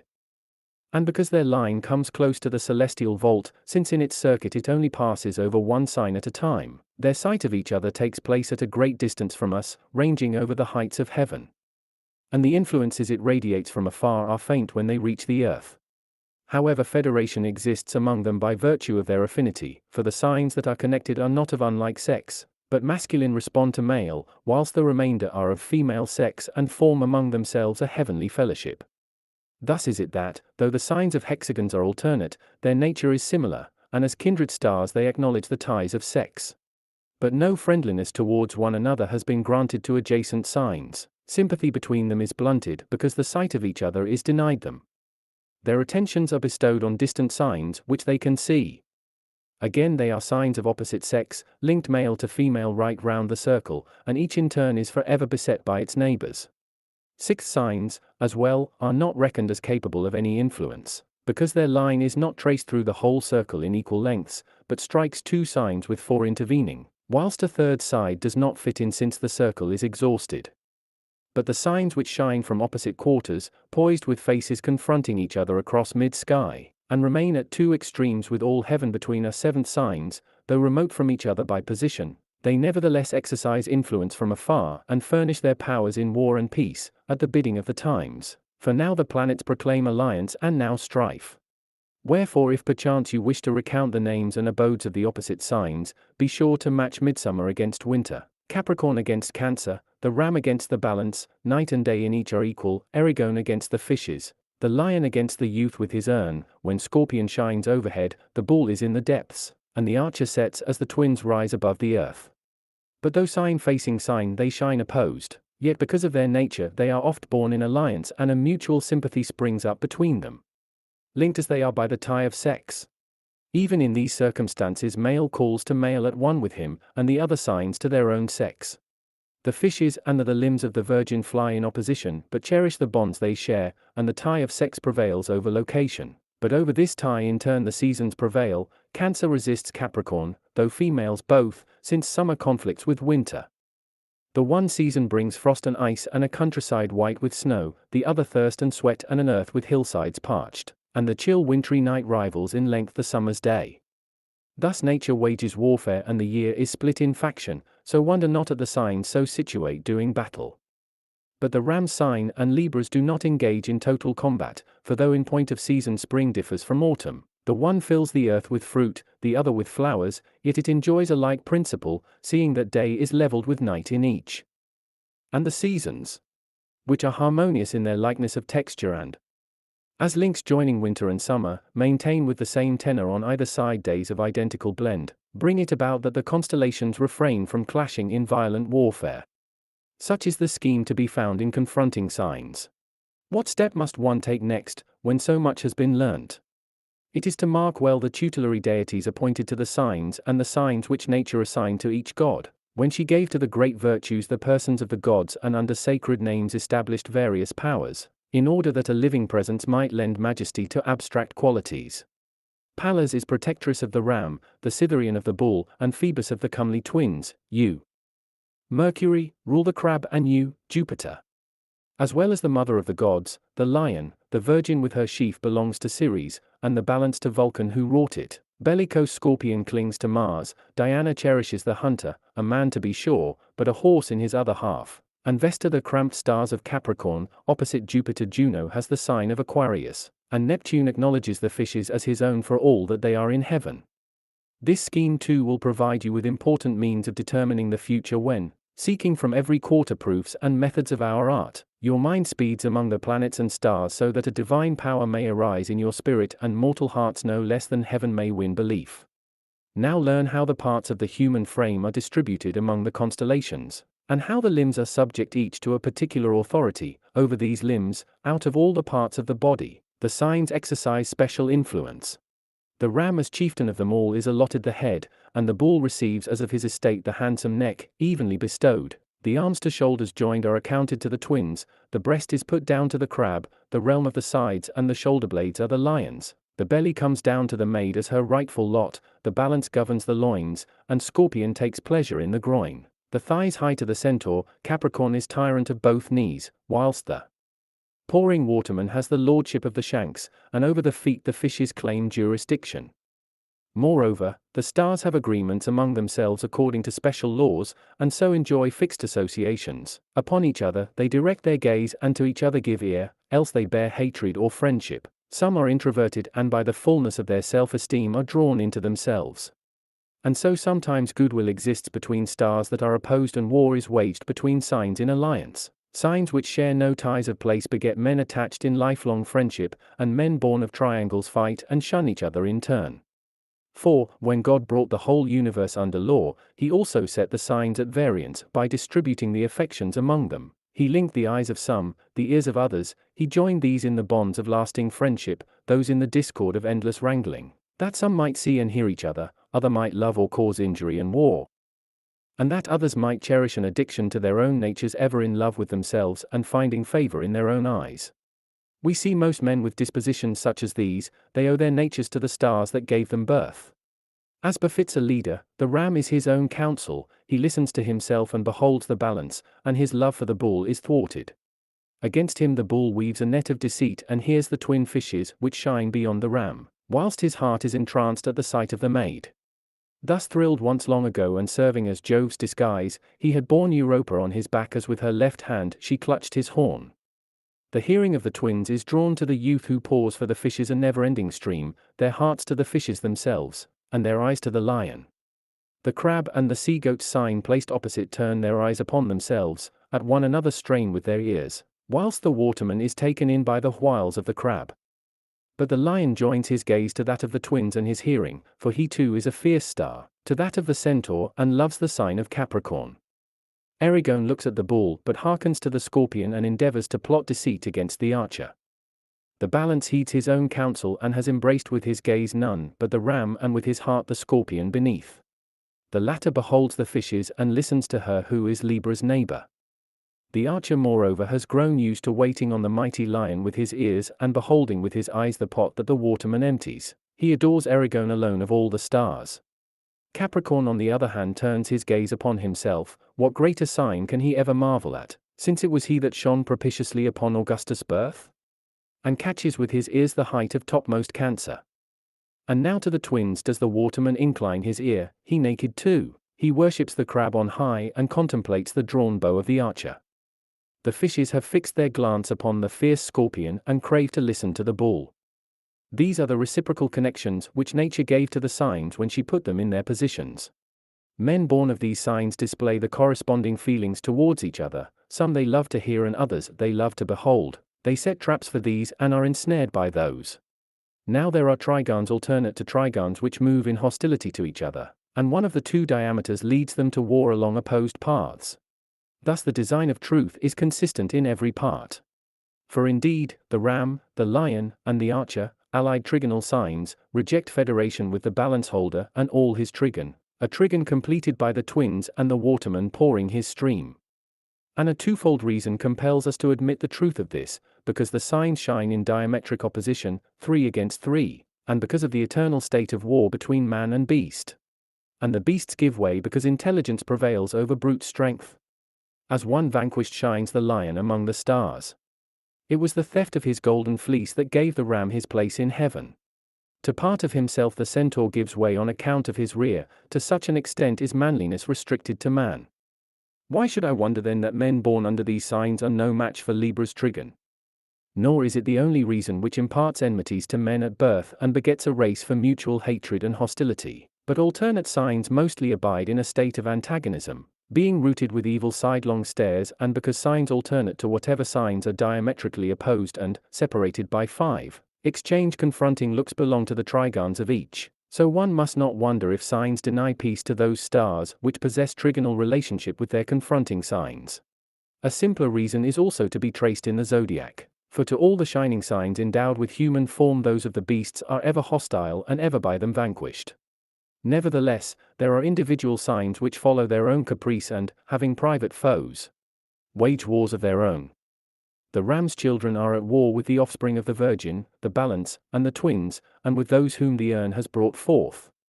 Against the progeny of the bull there advance men born under the crab and under the scales, and those produced by the fierce scorpion and by the fishes. But those created by the twin stars have war with the ram and his trigon. The seed of Capricorn vexes those begotten under the crab, and so do the children of the Balance, those produced by the Virgin's sign, and those that are mustered under the constellation of the bull averse. The ram shares his foes with the savage lion, and the same signs Levi war on both. Erigone fears the crab, him that lurks under the bow of the two-formed centaur, the fishes, and you, chill Capricorn. The Balance is assailed by the largest host, Capricorn, and Cancer opposite him, the quadrate signs on either side of the youth. And those signs reckoned as of the ram's trigon. The scorpion is presumed prolific of as many foes, it flees before the lad with his waters, the twins, the bull, the lion, and, to whom it is itself an object of fear, the maid and the Balance, and also the offspring that issues from the archer's sign. And this offspring the children of the twins, the Balance, Virgin. And the urn will crave to vanquish. Bidden by the rule of their own nature, the self-same signs are born in hostility against your sons, Capricorn. But those poured forth by the waterman with his ever-flowing stream are provoked to battle by the Nemean and all his trigon, a host of beasts that flees before the manhood of one. The progeny of the fishes is attacked by the waterman next door, by the twin brothers, by those brought forth of the Virgin's sign, and by those derived from the archer's constellation. From so many configurations of signs come beings opposed to each other, and thus variously and thus often is in myth created. For this reason nature has never created from herself anything more precious or less common than the bond of true friendship. And throughout the long history of mankind, ages and centuries so many, amid so many wars and the motley strife even of peace, when misfortune calls for loyal support, it scarce finds it anywhere. There was but one Pylades. But one Orestes, eager to die for his friend. Once only throughout the ages have men disputed for the prize of death, in that one snatched at a doom the other refused to yield. Yet how great is the sum of villainy in every age! How impossible to relieve the earth of its burden of hate! Fathers sold to death and mothers murdered have not marked the limit of wickedness, even the god Caesar fell victim to deceit unspeakable, whereat in horror on the world Phoebus brought darkness and forsook the earth. Why tell of the sack of cities, the betrayal of temples, the many disasters suffered in time of peace, the mixing of poisons, treachery in the marketplace, slaughter within the very walls of Rome? and a conspiracy that skulks beneath friendship's name? Crime is rife among the people, and all is filled with madness. The distinction between right and wrong is swept aside, and iniquity runs amok with the very laws as its weapons. Guilt is now too great for punishment. Truly, since many are the signs in which men are born for discord, peace is banished throughout the world, and the bond of loyalty is rare and granted to few, and just as is heaven, so too is earth at war with itself, and the nations of mankind are subject to a destiny of strife. But should you also wish to learn which related signs exchange affection and are subject to a destiny of friendship, connect the offspring of the ram with all his trigon. Yet the ram is a simple creature and shows more respect for the children of the lion and the centaur's progeny than they for him. His is by nature a gentle sign, exposed to the harm that falls on gentleness. He is devoid of deceit, and his heart is as soft as his fleecy body. His fellow signs are marked by ferocity and a lust for spoil, and their covetous spirit oft impels them to break faith for their own ends, and their gratitude for a kindness is short-lived. However, in the double sign that has mixture of man we must reckon greater strength than is possessed by yours of single form, Nemean. Nevertheless, when the ram's offspring by each are harassed and smart under the aggressive violence and knavery of the pair, then he loses patience with the trigon. Even so, few are the wars he wages and only when occasion demands, and for the outbreak of these the fierceness of the others is rather to blame. And so, whilst the trigon enjoys peace, it is a peace wherewith is mingled wrangling. Next, the sign of the bull is joined to Capricorn, but their temperaments do not blend in fellowship any better. Those begotten of the bull are eager to embrace the virgin's children too, but often they quarrel. The issue of the twins, the scales, and the waterman are of one heart and share a bond of loyalty which naught can sunder, and they will achieve conspicuous success in winning many friends. The scorpion and the crab endow their sons with the name of brother, and the progeny of the fishes is also united with them. But there are frequently sly dealings as well. The scorpion sows trouble in the guise of friend. And those whom the fish's father at birth never keep in their hearts for long a constant affection. Ever and anon they change their sympathies and now forswear their ties and now renew them, and beneath a mask of blandness unseen hatreds come and go. As thus foretold by the signs must you mark war and peace. Nor is it enough merely to consider the signs in isolation. You must observe their place in heaven and the position of the planets. The signs vary their nature according to their quarter of the sky, and a line which joins them likewise suffers change of its strength. For special properties accrue to squares, to trigons, to the line which traverses 6 chords, and to that which cuts the mid-space of the sky with diametric track, for it makes a difference whether the same line is rising, or is beneath the earth, or is setting. Hence the sky now adds strength and now takes it away, and the stars which conceive anger there discard it when driven here. Between opposite signs exists mostly hatred, and to quadrat signs are mostly ascribed ties of kinship, ties of friendship to trigonal signs. And the reason is plain, for in every third place right round the zodiac nature has set a sign of similar character. For at equal intervals mark out the heavens, and in them God himself has created joining points of the year. The ram brings spring, the crab the summer's corn, the balance the vintage, and the goat fish, born to endure the cold, brings winter. Moreover, those signs which possess a combination of 2 figures occupy every third place. Thus may you see the fishes twain, the 2 young men, the maid of twofold aspect, and the centaur's 2 bodies wrought in a single woof. Likewise the single signs also enjoy the figure of a square, for the bull has no partner, nor has the fierce lion another at his side. The mateless scorpion has no one to fear, and the waterman is counted as of single sign.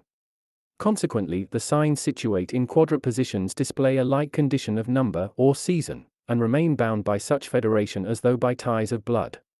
For this reason the quadrat signs indicate connections by marriage, assist the near degrees of kinship, and stamp their children with identical features when they move through the cardinal points, incurring the while variation of their natural powers owing to the sky's forward rotation. Although they divide the circle into 4 parts and form quadrat signs, they are not considered as falling under the law of the square. The numerical association counts for less than that of cardinal point. The line which passes by 3 signs and creates trigonal constellations is longer and covers a greater distance. These constellations conduct us to friendships that rival the connections and ties of blood, and to alliances knit together by feelings of the heart. And just as the stars themselves come together notwithstanding the vast space between, so they unite us over distances greater than those which separate kin. These signs, which have power to join heart to heart, are considered superior to those which not uncommonly forswear their ties of blood. Adjacent signs aid neighbors, alternate signs aid guests. Thus the principle of the signs will be preserved. You must apportion to the signs the divisions of other signs which belong to them, and to these divisions their proper signs. For no sign ministers exclusively to itself, they intermingle as they revolve, they cede to each other parts in themselves and are ceded parts in turn. These matters will be treated by me next and follow in due order. It is from all such details that a true account is to be drawn in our science, if one is to distinguish peaceful from aggressive signs. Pray examine now a matter trivial in appearance, yet one of great moment, which does not permit description of itself save by a Greek word. I speak of the dodecatomeries, of which the name proclaims the principle. The signs each consist of 30 degrees. And every total is further divided by twice 6. The calculation therefore shows that in each division there are 2½ degrees. Here, then, is the dodecatemory, consisting of this territory. A dozen such divisions occur in all the signs. The great builder of heaven bestowed these divisions upon the equal number of shining signs, that the constellations might be associated in a system of giving and receiving, that heaven might everywhere display a likeness to itself, and that all the signs might have place in each other. Thus by this interchange would harmony prevail through the zodiac, and its signs would protect one another in a common interest. Men born on earth are created under this law, and so, although their nativities occur in the same signs, they exhibit different traits and conflicting desires, and oft does nature stray from good to bad, and birth of female follows that of male. The genitures differ in a single constellation, because the individual signs vary on account of the distribution of their divisions and modulate their respective powers in the dodecatemories. Now shall I recount what dodecatemory belongs to each sign and in what order they are to be found, lest you go astray and err because you know not the divisions of the signs. Within their own domain the constellations keep the first division for themselves, the next is bestowed upon the sign following, and the remaining signs according to their place in the sequence are allotted successive divisions, and the last assignment is made to the farthest sign away.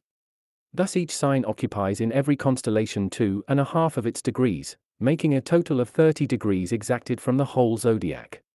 But there is more than one system of calculating dodecatemories, and the procedure handed down admits an alternative. Nature has placed the truth in more methods than one and has separated the paths which lead to herself, wishing the quest for her to be made along every path.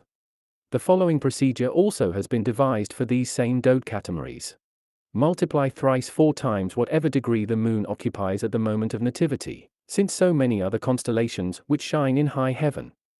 Of this number be sure to allot to that sign in which the moon shone both the degrees that she has traversed and those that were lacking to the count of 30. The next sign is allotted 30, and so are succeeding signs. Whatever the sign in which the count gives out, that sign's dodecatemory shall the moon be then occupying. Subsequently she will occupy the remaining dodecatemories, each one in its turn, according to the established order of the signs. Now lest the following scheme too elude you, learn from a few words, for its importance is greater than its compass, what size portion of the dodecatemory is that which carries the name of dodecatemory. Now the dodecatemory is divided into 5 parts, for so many are the stars called wanderers which with passing brightness shine in heaven. They are each allotted half a degree wherein they assume power and authority. And so it will be right to observe in which dodecatemory each of the planets is at any moment positioned, for a planet will exert its influences as modified by the powers of that dodecatemory into whose territory in any given sign it has come. From all quarters must be pieced together the design by which all things are ordered. However, all this in due order shall I explain hereafter. Now it is enough to teach the facts though their uses be not known, so that, when you have acquired confidence in your grasp of the elements, you will be thus able by simple reasoning to mark the complete pattern, and my poem can fittingly pass on from details and deal with the whole. Children who have not yet begun their lessons are first shown the shape and name of a letter, and then its value is explained. Then a syllable is formed by the linking of letters, next comes the building up of a word by reading its component syllables. Afterwards the meaning of expressions and the rules of grammar are taught, and then verses come into being and rise up on feet of their own. To reach the final goal it is important to have mastered each of the earlier steps, for unless these are firmly based upon underlying principles, instruction, as teachers too hurriedly expound their precepts out of order, will be ill-arranged and prove labor vainly spent. Thus as I wing my way in song throughout the whole universe and, in tuning them to the Muse's rhythm, Sing of fates drawn from deep-seated darkness and summoned to my out the power by which God rules. I too must by degrees win credence and assign each matter to its correct step, so that, when all the parts are grasped with sure understanding, they may be applied to their proper uses. And as, when a city is being built on a bare mountainside and its founder plans to encompass the empty hill with walls, before his team attempt to cut trenches, doth work proceed apace, and lo, a forest tumbles and ancient woodlands fall, beholding sun and stars unseen before, all tribes of bird and beast are banished from the spot, leaving the immemorial homes and lairs they knew so well. Others, meanwhile, seek stone for walls and marble for temples, and by means of sure clues search for sources of unbending iron. From their different sides skill and experience of every kind combine to help, and only when all materials are available in plenty does construction proceed, lest premature effort cause the project to break down in mid-course. So, as I strive to perform a mighty undertaking, must I first supply the matter of my theme, withholding explanation, lest hereafter explanation prove ineffectual and my argument be silenced at the outset before some unanticipated fact. Come now, prepare an attentive mind for learning the cardinal points, for in all, they have positions in the firmament permanently fixed and receive in succession the speeding signs. One looks out from the rising of the heavens as they are bomb into the world and has the first view of the earth from the level horizon. The second faces it from the opposite edge of the sky, the point from which the starry sphere retires and hurtles headlong into Tartarus. A third marks the zenith of high heaven, where wearied Phoebus halts with panting steeds and rests the day and determines the midpoint of shadows. The fourth occupies the nadir, and has the glory of forming the foundation of the sphere. In it the stars complete their descent and commence their return, and at equal distances it beholds their risings and settings. These points are charged with exceptional powers, and the influence they exert on fate is the greatest known to our science, because the celestial circle is totally held in position by them as by eternal supports. Did they not receive the circle, sign after sign in succession, flying in its perpetual revolution, and clamp it with fetters at the two sides and lowest and highest extremities of its compass, heaven would fly apart and its fabric disintegrate and perish. Each cardinal, however, enjoys a different influence. They vary according to their position, and they differ in rank. First place goes to the cardinal which holds sway at the summit of the sky and divides heaven in two with imperceptible meridian. Enthroned on high, this post is occupied by Glory, truly a fit warden for heaven's supreme station, so that she may claim all that is preeminent, arrogate all distinction, and reign by awarding honors of every kind.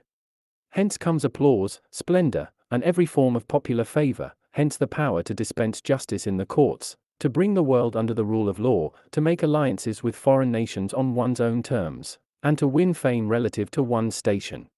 The next point, though situate in the lowest position, bears the world poised on its eternal base. In outward aspect its influence is less, but is greater in utility. It controls the foundations of things and governs wealth. It examines to what extent desires are accomplished by the mining of metal and what gain can issue from a hidden source. The third cardinal, which on the same level as the earth holds in position the shining dawn, where the stars first rise, where day returns and divides time into hours, is for this reason in the Greek world called the horoscope, and it declines a foreign name, taking pleasure in its own. Within its domain lies the arbitrament of life and the formation of character. It will grant success to enterprises, open up the professions, and decide the early years that await men from their birth, the education they receive, and the station to which they are born, according as the planets approve and mingle their influences. The last point, which puts the stars to rest after traversing heaven and, occupying the Occident, looks down upon the submerged half of the sky, is concerned with the consummation of affairs and the conclusion of toil, marriages and banquets and the closing years of life, leisure and social intercourse and worship of the gods. Nor must you rest content with observing each cardinal point. You must note with a retentive mind the spaces between them, which extend over a larger range and possess special powers. The curve which stretches from the Orient to the topmost point of the circle claims the earliest age and infant years. The slope which sinks down from the summit of the sky till it reaches the Occident succeeds to the years of childhood, and includes in its province control of tender youth. The portion which appropriates the setting heaven and descends to the bottom of the circle rules the period of adult life, a period tested by incessant change and checkered fortunes. But the part by whose return to the Orient heaven's course is done and which with enfeebled strength slowly ascends the backbent arc, this part embraces the final years, life's fading twilight, and palsied age.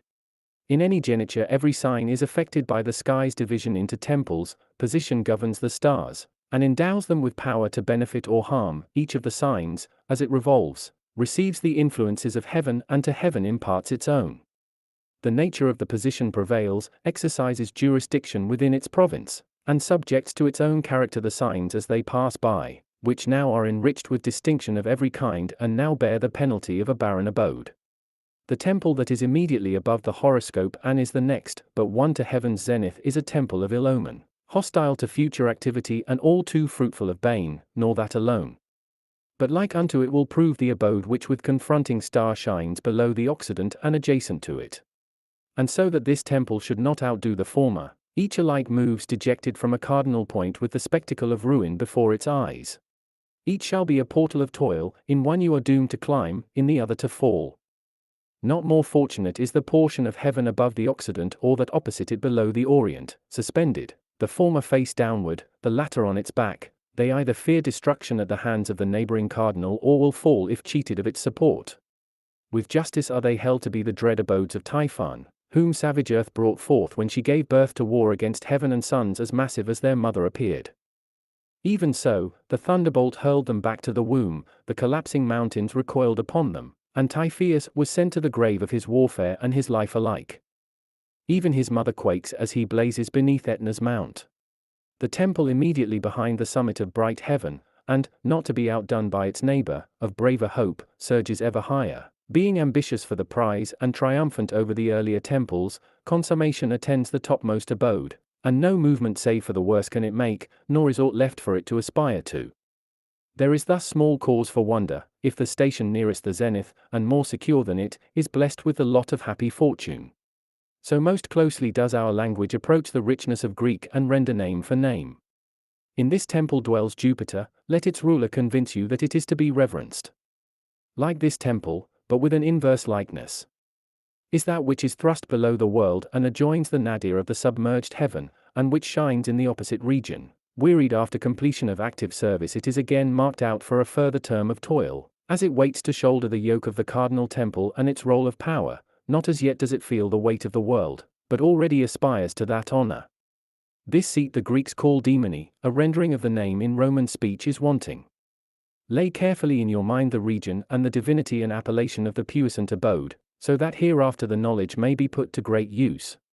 Here largely abide the changes in our health and the warfare waged by the unseen weapons of disease, wherein are engaged the two powers of chance and Godhead affecting this region of uncertainty on either side, now for better, now for worse. The stars that follow midday, where the height of heaven first slopes downward and bows from the summit. These Phoebus nourishes with his splendor. And it is by Phoebus's influence that they decree what ill or hap our bodies take beneath his rays. This region is called by the Greek word signifying God. Shining face to face with it is that part of heaven which rises first from the bottommost regions and brings back the sky once more. It controls the fortunes and fate of brothers, and it acknowledges the moon for its mistress, who beholds her brother's realms shining on her from the other side of heaven and who reflects human mortality in the dying edges of her face. Goddess is the name in Roman speech to be given to this region, whilst the Greeks call it by the same word in their language. But in the citadel of the sky, where the rising curve attains its consummation, and the downward slope makes its beginning, and the summit towers midway between Orient and Occident and holds the universe poised in its balance, here does the Cytherean claim her abode among the stars, placing in the very face of heaven, as it were, her beauteous features, wherewith she rules the affairs of men. To the abode is fittingly given the power to govern wedlock, the bridal chamber, and the marriage torch, and this charge suits Venus, the charge of plying her own weapons. Fortune shall be this temple's name, and mark it well, that I may take a short route in my lengthy song. Where at the opposite pole the universe subsides, occupying the foundations, and from the depths of midnight gloom gazes up at the back of the earth, in that region Saturn exercises the powers that are his own, cast down himself in ages past from empire in the skies and the throne of heaven. He wields as a father power over the fortunes of fathers and the plight of the old. Daemonium is the name the Greeks have given it, denoting influences fitting the name. Turn now your gaze upon heaven as it climbs up from the first cardinal point, where the rising signs commence afresh their wonted courses. And a pale sun swims upward from the icy waves and begins by slow degrees to blaze with golden flame as it attempts the rugged path. where the ram heads the procession of the skies. This temple, Mercury, son of Maya, men say is yours, marked for its bright aspect with a designation which writers also give you for name. The one wardship is commissioned with two charges, for in it nature has placed all fortunes of children and has made dependent on it the prayers of parents. There remains one region, that in the setting heaven. It speeds the falling sky beneath the earth and buries the stars. Now it looks forth on the back of the departing sun, yet it once beheld his face. So wonder not if it is called the portal of somber Pluto and keeps control over the end of life and death's firm halt door. Here dies even the very light of day, which the ground beneath steals away from the world and locks up captive in the dungeon of night. This temple also claims for itself the guardianship of good faith and constancy of heart. Such is the power that dwells in the abode which summons to itself and buries the sun, thus surrendering that which it has received, and brings the day to its close. This is the system by which you must mark the powers of the temples. Through them revolves the entire procession of the zodiac, which draws from them their laws and lends to them its own. The planets, too, according as nature allows, traverse them in fixed order, and modify the various influences of the temples whenever they occupy realms not their own and sojourn in an alien camp. Of these matters I shall treat at the place in my song appointed for the planets. It is enough for now to have recorded the temples of heaven and their names, the innate influences of each place, and the deities that dwell therein. Book 3. As I rise to fresh heights and venture a task beyond my strength, fearlessly entering untrodden glades, Muses, be my guides. To widen your domains I strive, and to bring new treasure into song.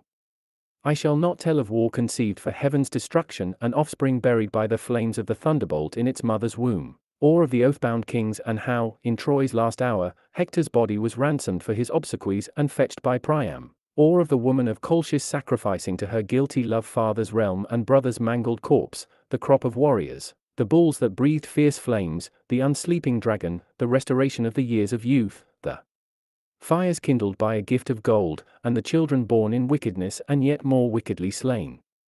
I shall not sing of the age-long warfare for which Messene was to blame, or of the chieftains 7, the walls of Thebes saved by a thunderbolt from the threatened flames, and the city conquered because of its conquest. I shall not tell of them that were brethren to their father, grandchildren to their mother, or of sons served up at table, whereat the stars recoiled and took away the light of day. Nor shall I tell of the Persian declaration of war upon the main, when a vast fleet hid the ocean, and a channel was let into the land, and a road laid on the waters of the sea. Of the feats of the monarch styled the great, taking longer to record than to achieve, I shall not speak. The founding of the Roman nation, the periods of war and peace as numerous as the city's consuls, and the whole world's submission to a single people's rule. This I put off. It is easy to spread sail before a favoring breeze, to work a fertile soil with different skills, and to add luster to gold or ivory, since the raw material of itself shines bright. It is a hackneyed task to write poems on attractive themes and compose an uncomplicated work.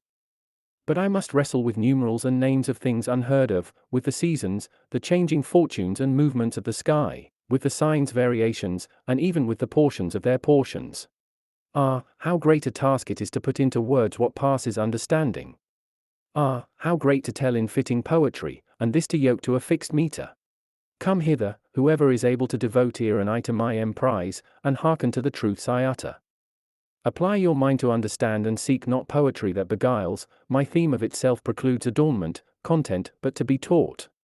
And if any terms are spoken in a foreign tongue, blame this on subject, not on bard. Some things defy translation, and are better expressed by the native word.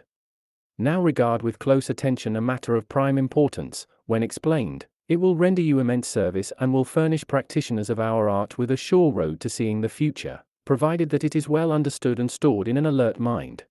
First cause and guardian of all things hidden, nature erected mighty structures along the ramparts of the universe and so surrounded Earth, poised squarely in the center, with a sphere of stars, and by fixed laws she united separate limbs into a single body, ordaining that air and earth and fire and flowing water should each for the other provide mutual sustenance, in order that harmony might prevail over so many elements at variance and the universe stand firm in the bonds of a reciprocal federation. And now in order that nothing should be excluded from the total scheme, and that what was born of heaven should be by heaven's own self controlled, Nature also made men's lives and destinies dependent on the stars, so that in their unwearied revolution they should claim charge of the success of human activity, the boon of life and fame.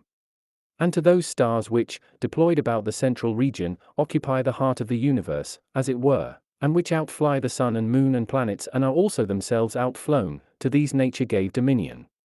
To each sign she devoted individual associations, and fixed in the zodiac forever the total distribution, so that the influences upon destiny might be drawn from all quarters and concentrated into a single whole. The infinite variety of circumstances that might occur in human affairs, all the possible sufferings, the callings and the skills, and all the vicissitudes imaginable, these nature included in the allotment. She arranged them in as many portions as she had created signs, making a fixed dispensation, each portion having its special benefice, and by an unchanging system, she so disposed the full reckoning of man's estate among the stars that any portion would always stand next to the same portion in adjacent signs.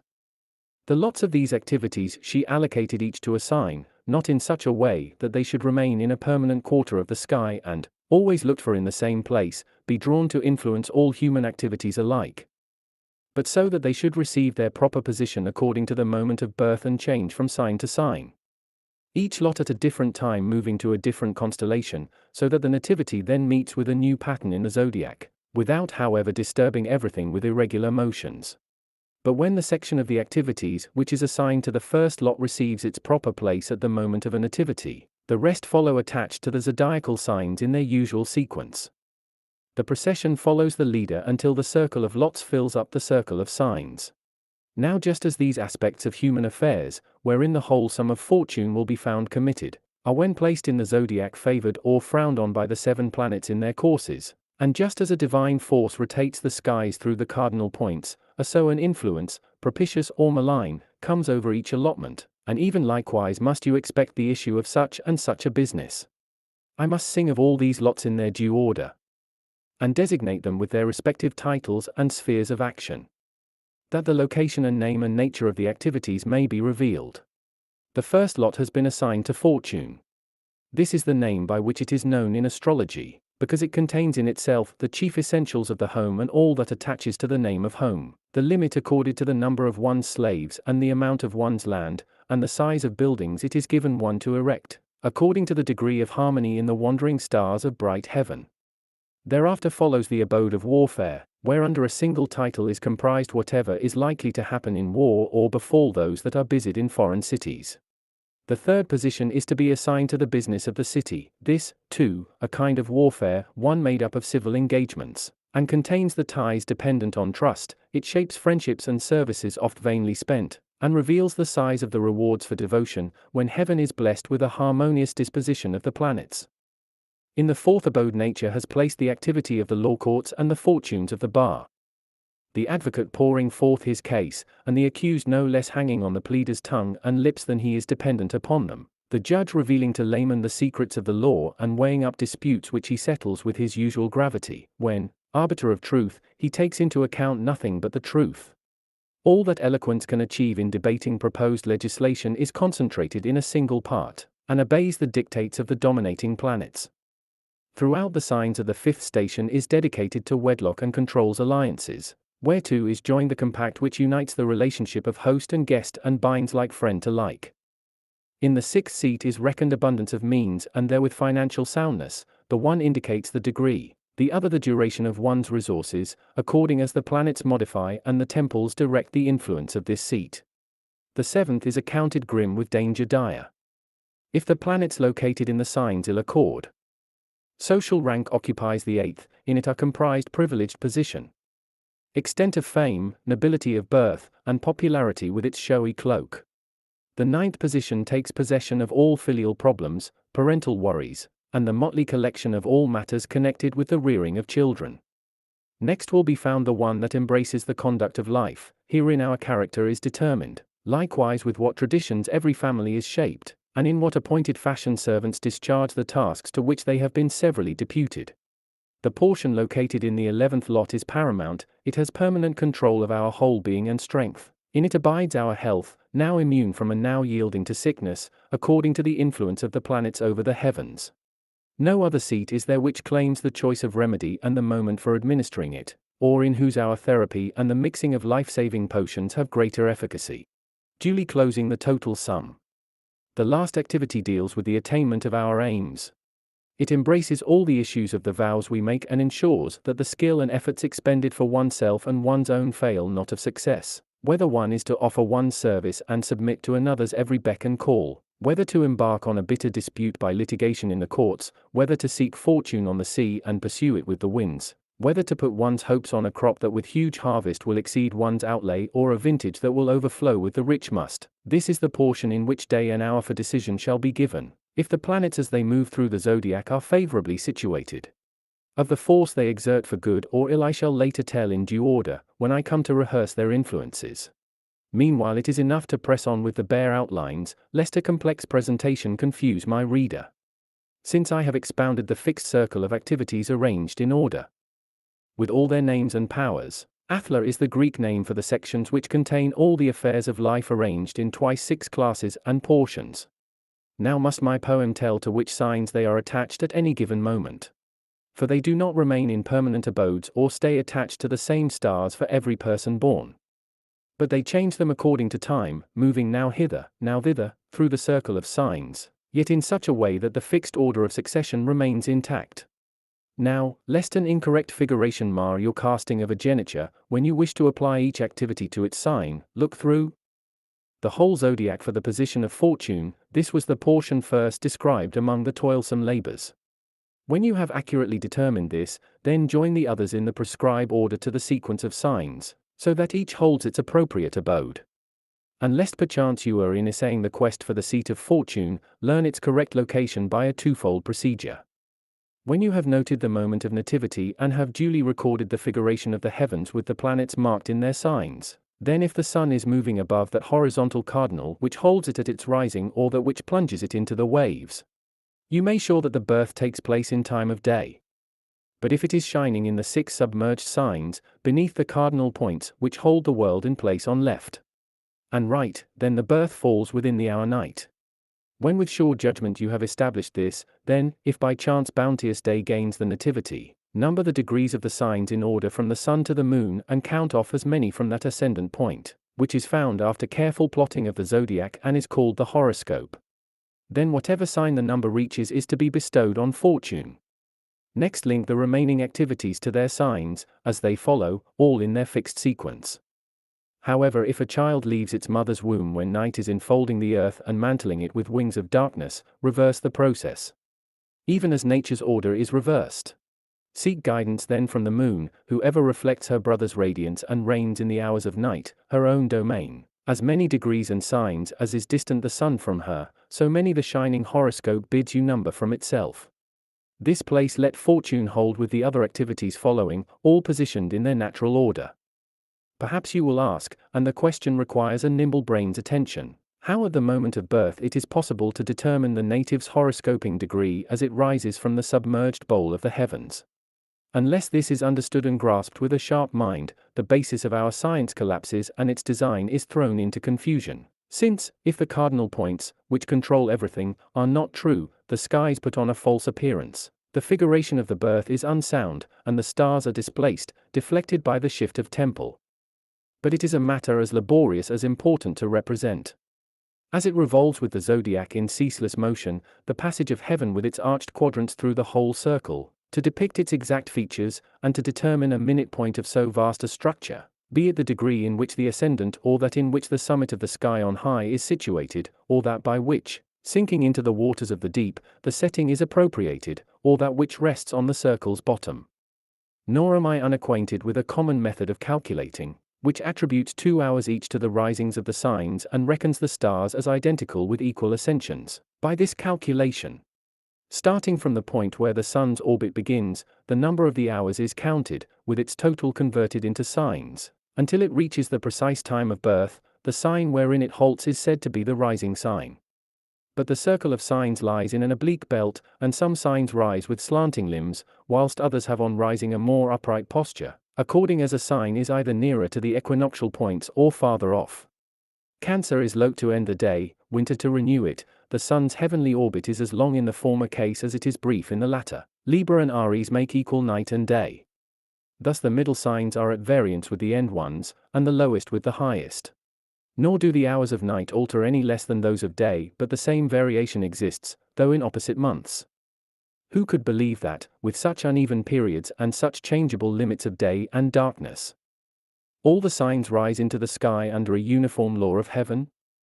Moreover, the length of an hour is a variable quantity, nor is any hour followed by another of the same length. But just as the duration of days varies, so also their parts increase and again decrease, and yet, under whatever sign a day's course is run, it has at any moment 6 signs above the earth and 6 below. It follows that the signs cannot all rise in a period of 2 hours, since owing to the discrepancy between the hours their duration is not uniform. If indeed 12 hours are contained between each dawn and dusk, a number which ordinary reckoning demands but strict application does not permit. Nor in any other way will you be set on the path of truth unless, apportioning daylight and darkness into uniform hours, you ascertain the duration of daylight and darkness at different seasons of the year, and first create a fixed standard by accurately calculating an hour which with increase here and decrease there holds day and night evenly balanced. Such an hour will be found when the nights are about to prevail over daylight in Libra or yield to it in mid-spring. For then and then only do the 2 periods of night and day extend alike to twice 6 hours, since the sun is revolving at the heavenly equator. And when, moved to the south in chill wintertide, it shines in the 8th degree of 2-formed Capricorn, then the brief day extends to 9.5 equinoctial hours and night, forgetful of day, to hours twice 7, increased, lest the full number go short, by half an hour. Thus the sum of the unequal night and day established by nature breaks evenly into 2 separate amounts of 12 hours, and comes together again to form the full number. From this point the nights diminish and the days increase in length. Thrust now on this side of the mean in their course through the zodiac and now on that in fixed gradations, of which a clear account has been drawn up in our science and will follow in my poem at the proper place, until their combat has reached the stars of scorching Cancer, and there the division of day and night changes to the winter one. But with roles reversed, daylight brings back the length of winter's night, darkness the length of winter's day, and now it is the other period which has the upper hand. Such at least is the measurement in the latitude of the lands inundated by the Nile, when its stream is swollen with summer flood, the Nile which, in sallying forth through 7 channels and mouths which put to flight the current of the sea, resembles the planets of heaven. Now learn with a perceptive mind how many stars and how much time the stars take to rise and set, lest great profit stay hidden in a few words. The ram's distinguished sign, which leads the rest, appropriates in rising 40 stars, and twice as many when it sets. In ascension it occupies an hour and a third, and doubles this at its descension. Then do the other signs in rising upon earth increase by 8 stars each, and as many lose when they sink into the chill darkness. Through each single sign the hour of ascension has an additional increase of a quarter, to which is added the third part of its 5th part. These are the increments of the rising signs as far as the constellation of the balance, decreases of like amount are subtracted, when the signs pass beneath the earth. And again from the constellation of the balance the signs return with similar gradations, but backwards and through a reverse order of times. For in as many stars an hour as the ram sign had risen, in so many does the balance set, and the space and period of descension occupied by the ram in setting are preserved by the balance at its rising. The remaining signs succeed each other in an inverse progression.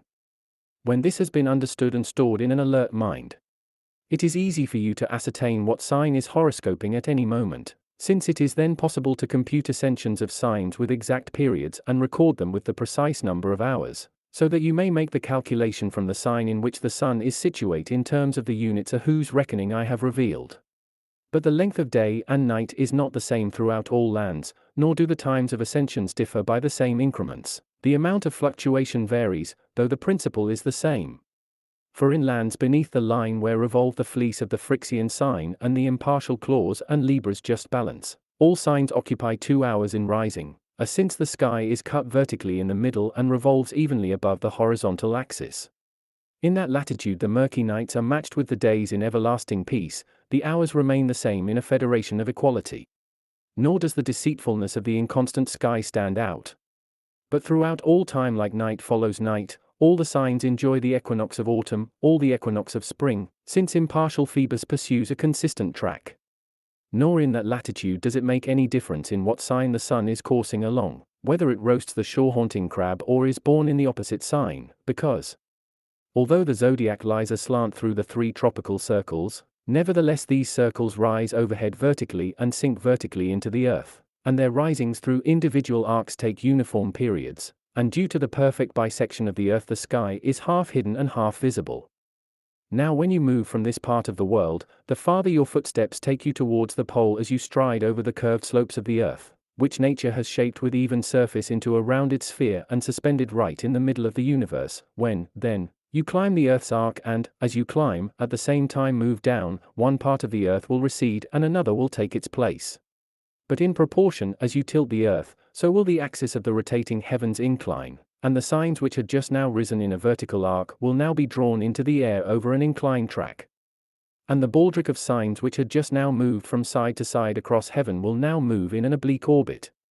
Since its location remains constant, whilst ours changes, it logically follows that in such a place the times of orbits above the horizon also fluctuate and cause days of variable duration. For in their tilted arrangement slanted star groups describe niggardly courses, and one sign sets nearer, another farther away than others. The length of visibility is in inverse proportion to distance away. Signs that rise nearest to us are seen traversing large arcs of the sky, those that shine farthest away swiftly sink into the darkness. And the nearer one approaches the chill bears, so much the more do the winter signs recede from sight, and they have scarcely risen when they set. If one proceeds still farther, each one in all of its parts will be hidden and will bring 30 nights of consecutive duration and take away as many days. Thus, but a brief stay is left for the days, and with the diminution of their hours it is soon spent and gradually disappears altogether. As the stars flee in space, and as by degrees the time is snatched away, more signs will become invisible, concealed by the intervening curve of the earth. They will abduct the sun as well and weave a web of unbroken darkness, until the year is weakened by the loss of whole months. But if nature were to let you walk beneath the summit of heaven, which the cold pole sustains with inflexible support, over perpetual snow and a frozen earth which gazes up at the figure of Lycaon's daughter facing down, then the spectacle of an erect heaven will be encountered, which with the revolution of its edges will rotate with upright spin like a top. At that spot 6 signs only, lying in an oblique semicircle, will you ever be able to see. Their inclined curve will never disappear from sight, but will rotate with the rounded sky.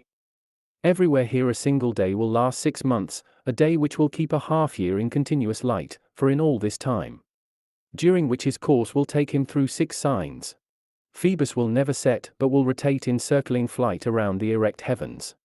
But when he plunges beneath the equator, setting his car on a downward course for the southern signs, and speeding on the descent gives free rein to his steed, through as many months shall a single night prolong darkness beneath the summit of heaven. For whoever looks out from the pole sees half of the whole sphere of the rounded heavens, whilst the lower is hidden, for the direct line of vision does not encompass the sky, but extends only as far as the extremity of its bulge. Thus, while he rides through the 6 submerged signs, Phoebus shuns the gaze of the observer on top of the earth and at one and the same time steals daylight from the signs and leaves them darkness, until, as many months spent as before his departure, he comes back and rises towards the 2 bears. Such a place twice separates the year into night and day, once in each hemisphere of the divided earth. And since I have described the fluctuation with which the times of day and night vary and the reasons for the fluctuation, learn now how many hours the signs take to rise and set in any given place, in order that you can compute the precise moment when each of a sign's degrees is rising. Then the horoscope will not be in error, falsified by inaccurate reckoning. The information is in all cases to be found by using a general principle, since, inasmuch as the individual signs differ with such great fluctuation, they cannot be recorded with every conceivable calculation of their periods and degrees. Let each one take the path laid down by me, and, following it for himself, trace that path with his own footsteps. Let him owe the method to me. Whatever be the latitude of the earth in which anyone desires this information, let him determine to their true number of hours the periods of light and darkness on the longest day which at Cancer's sign is interposed between the least portions of darkness. And let him attribute a 6th of the longest day's hours, whatever be the sum, to the lion, next neighbor to the temple of the crab. And the measurement of night's darkness is likewise to be divided into as many parts, so that the time of one portion is to be assigned to the bull's rising when his hind foremost constellation is born. Divide the difference between these hours and those received by the Nemean into 3 parts. Let one of these 3 parts be given to the twins, so that they may exceed by it the hours of the bull, and the same amount to the crab and the like to the lion, but under the strict condition that they ever preserve intact the sum of the former sign and grow by accumulating. Your reckoning will thus arrive at the former total which just now the Nemean secured upon partition of the hours. Thence let the virgin go ahead with equal increment of time. With these fractions of hours the signs increase as far as the clause. With the same gradations they will decrease after Libra. And the periods? Greater or smaller? In which the stars will rise at their ascensions will be occupied by them in reverse magnitude when they plunge to the shades. This is the scheme of hours to be completed right round the circle of signs, nor direct your efforts to learning the other scheme, namely the totals of stars they each occupy in rising and setting. The stars amount in all to 4 times and to thrice 100, plus 20, and from the total is subtracted a fraction proportionate to that which every year is subtracted from the day's full hours for the credit of midsummer night, when the sun accomplishes his solstice in the heights of heaven. When this subtraction has been carried out, divide the remainder into 6 equal parts, and hand over a 6th to the blazing lion. Again, a like fraction of the number of stars which stands to the credit of night is to be accounted to the sign of the bull, and of the amount left over when the latter portion is subtracted from the former, and which separates the 2 totals with an intervening difference. A 3rd portion, added on top of the bull's toll, shall be handed to the twins.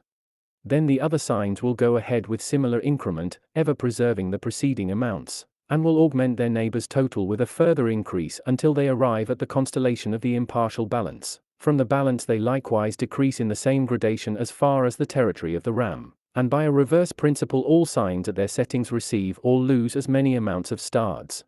This method will teach you how to arrive at the totals of stars and to calculate the ascension of each of the signs.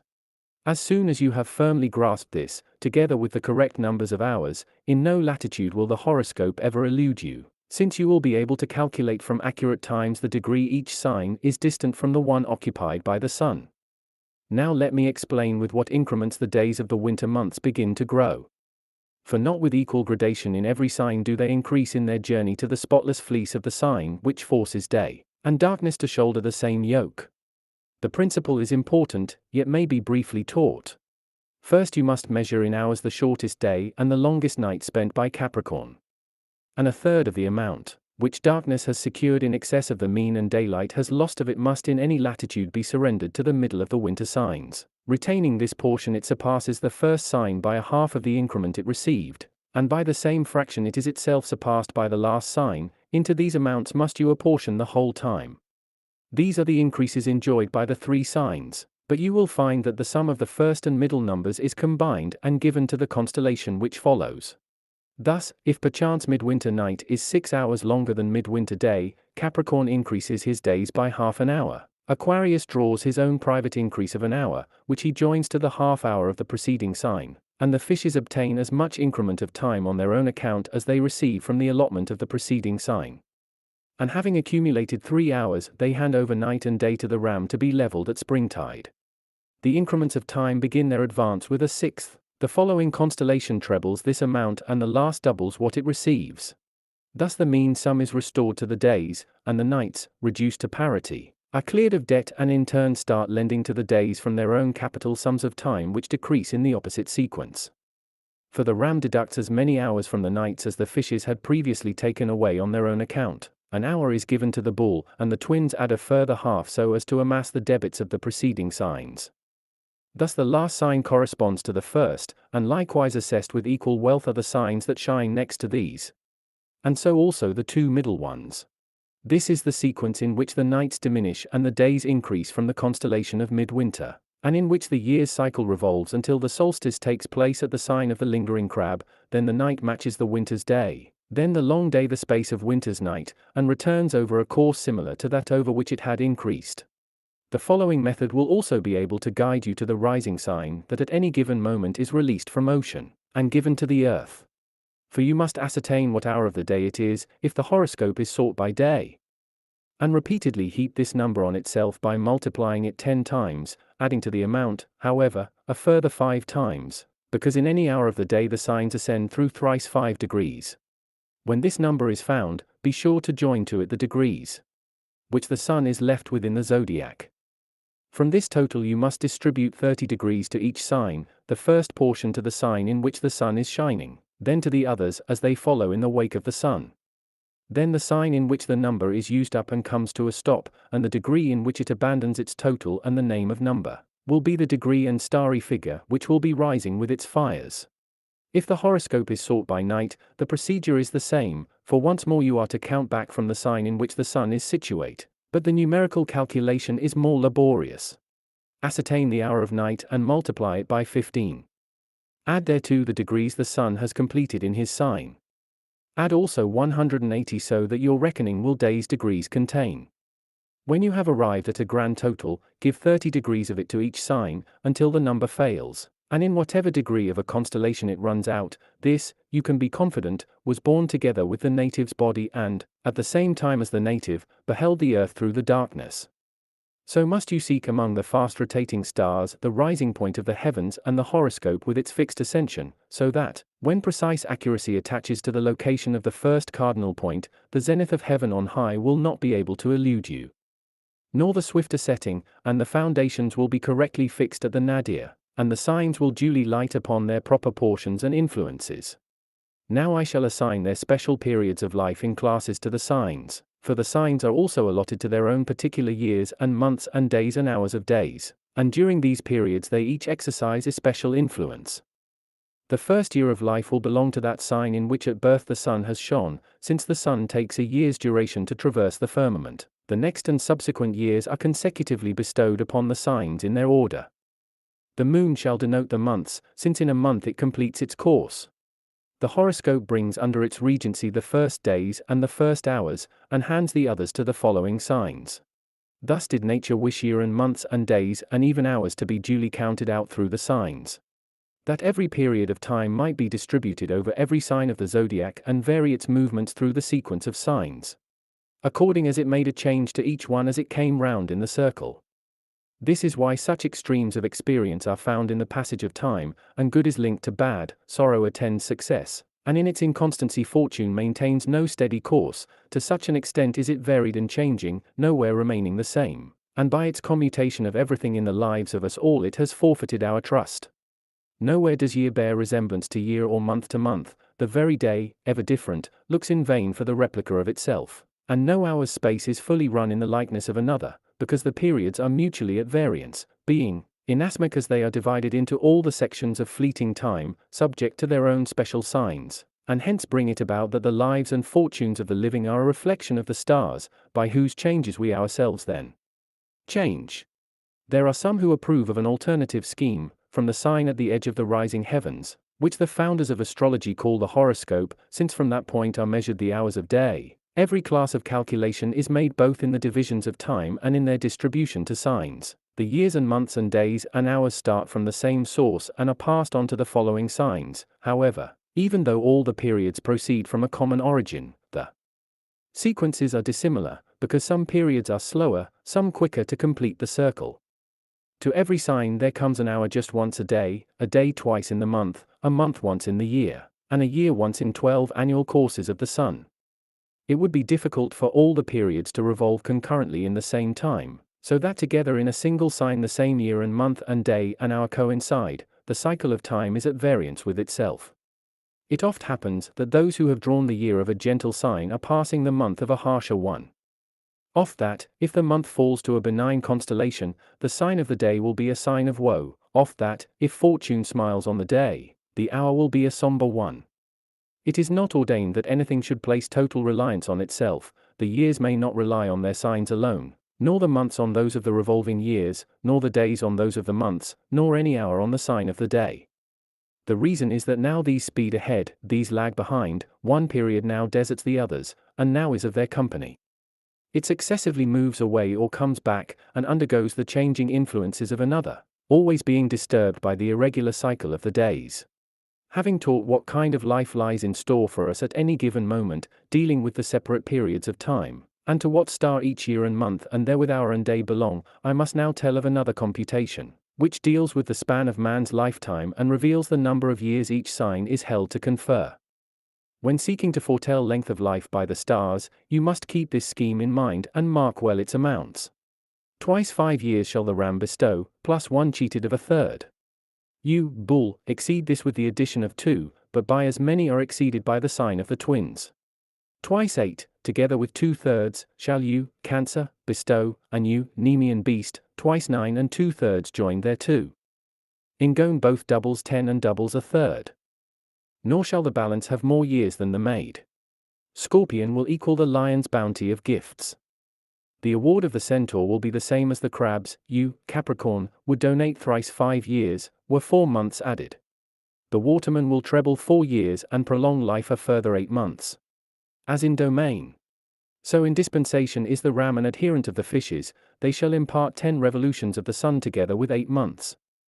Nor is it enough to learn the total of years allotted by the signs, lest the whole scheme be hidden from us when we seek the measure of men's lives. The temples and portions of the sky also have gifts of their own to bestow, and impart in a precise gradation their respective amounts, when the configuration formed by the planets proves auspicious.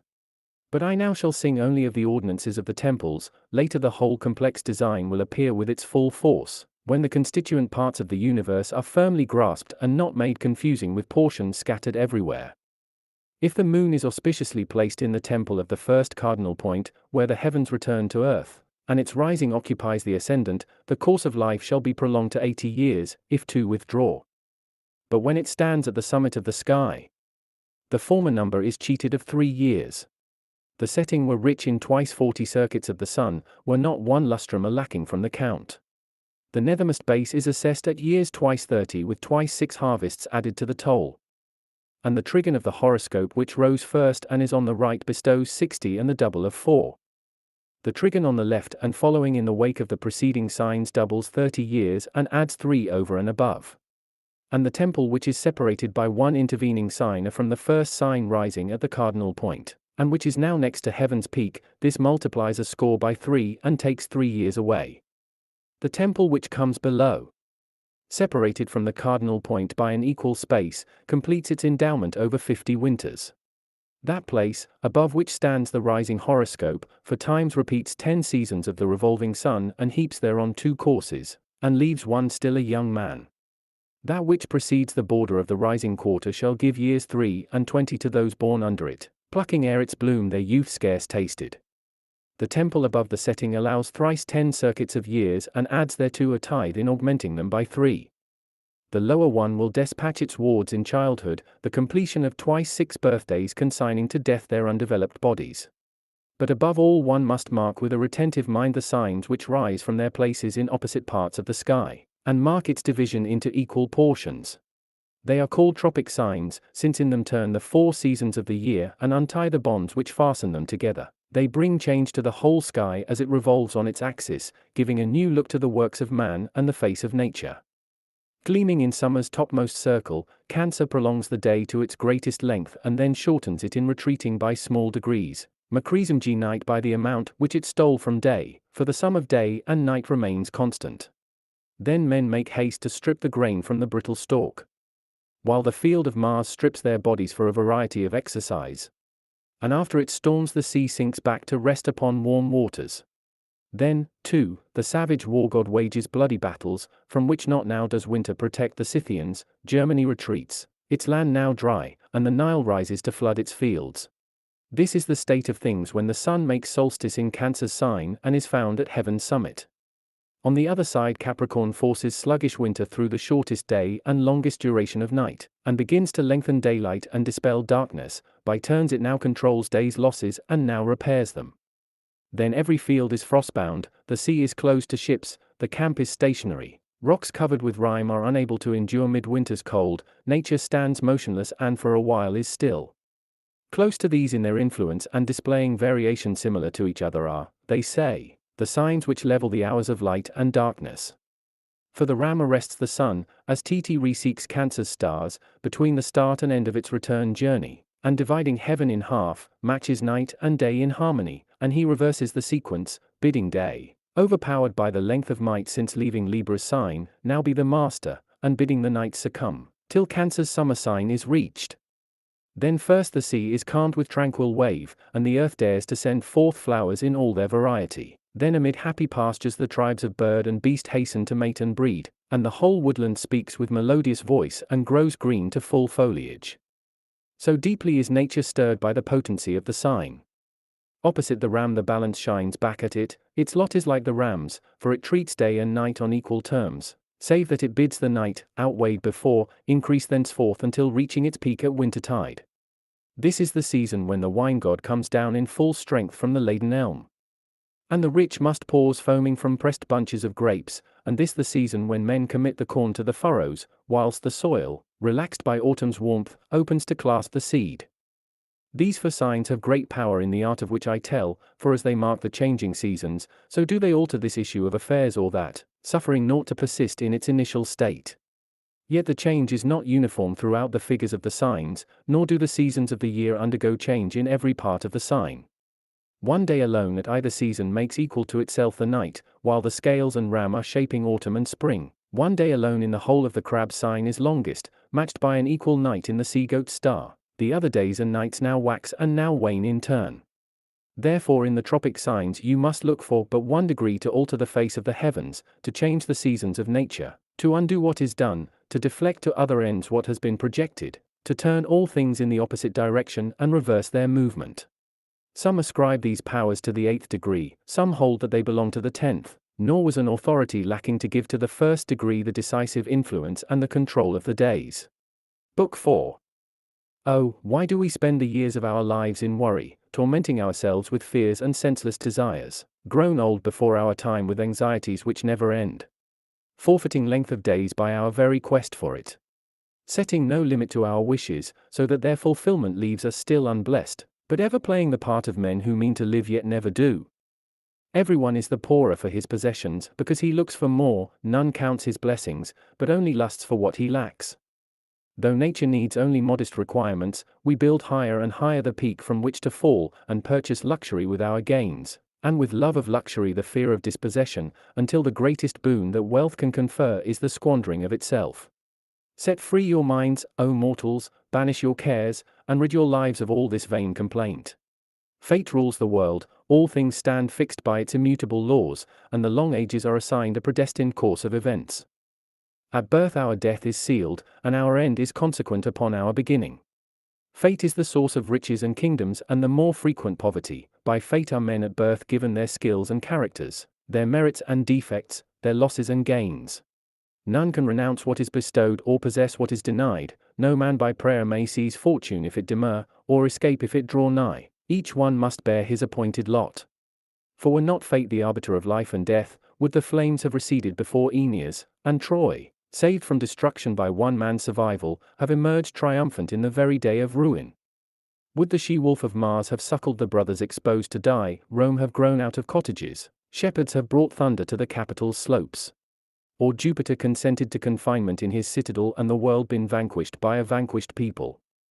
Would Mucius have quenched the fire with the blood from his wounds and returned victorious to Rome? Horatius single-handed have shut both bridge and city to the assailing host, a maiden have annulled a treaty, and 3 brothers have fallen to the valor of one. It was no army that won that great victory. Rome then depended on a single warrior and, though fated to rule the world, despaired. What need have I to tell of Cannae and enemy arms brought to the city walls, of the heroism of Varro's flight and Fabius's delays? What need to tell how after the battle at your lake, Trasimene, when victory lay in her grasp, the towers of humbled Carthage bowed to the yoke, and Hannibal, judging he had fallen into our clutches, expiated in an inglorious death the destruction of his race? Add to these the battles in Latium and Rome in arms against her own person, add to the civil wars, a Cimbrian helpless at the sight of Marius, himself in prison helpless, an exile after being so oft consul, and consul again after being an exile. He rivaled in his fallen fortunes the Punic ruins in which he took refuge, and then from the rubble of Carthage emerged to capture Rome. Never had chance permitted this to happen save by ordinance of fate. Who, great Pompey, after your victory over the forces of Mithridates, your recovery of the seas from piracy, and your 3 triumphs gained from campaigns which traversed the earth, would have believed that, when you could now represent yourself as another styled the Great, you were destined to perish on Egyptian shores with but fire of shipwrecked wood to burn your corpse and remnants of an upcast bark to make your pyre? Who can experience such change of fortune except by fate's decree? When after his victory and happy settlement of civil strife he was administering the laws of peace, even he who was born of heaven and was to heaven restored could not escape the violence so oft foretold. Before the eyes of the assembled Senate he obliterated with his own blood the evidence of the plot and the list of the conspirators, which he held in his hand, all this so that fate could prevail. Need I recount the cities destroyed, the kings overthrown, Croesus on the pyre, the headless corpse of Priam on the shore, denied Troy even as a pyre? Or Xerxes, whose shipwreck was greater than sea could contrive? Need I tell of a man of servile stock placed over the Romans as their king, or of fire rescued from fire and flames which were ravaging a temple but yielded to a mortal? How oft without warning does death visit the bodies of the strong? How oft again does death flee its very self and wander forth through the funeral fires? Some carried out to burial have returned even from the grave, gifted with a twofold life whilst others have scarcely one.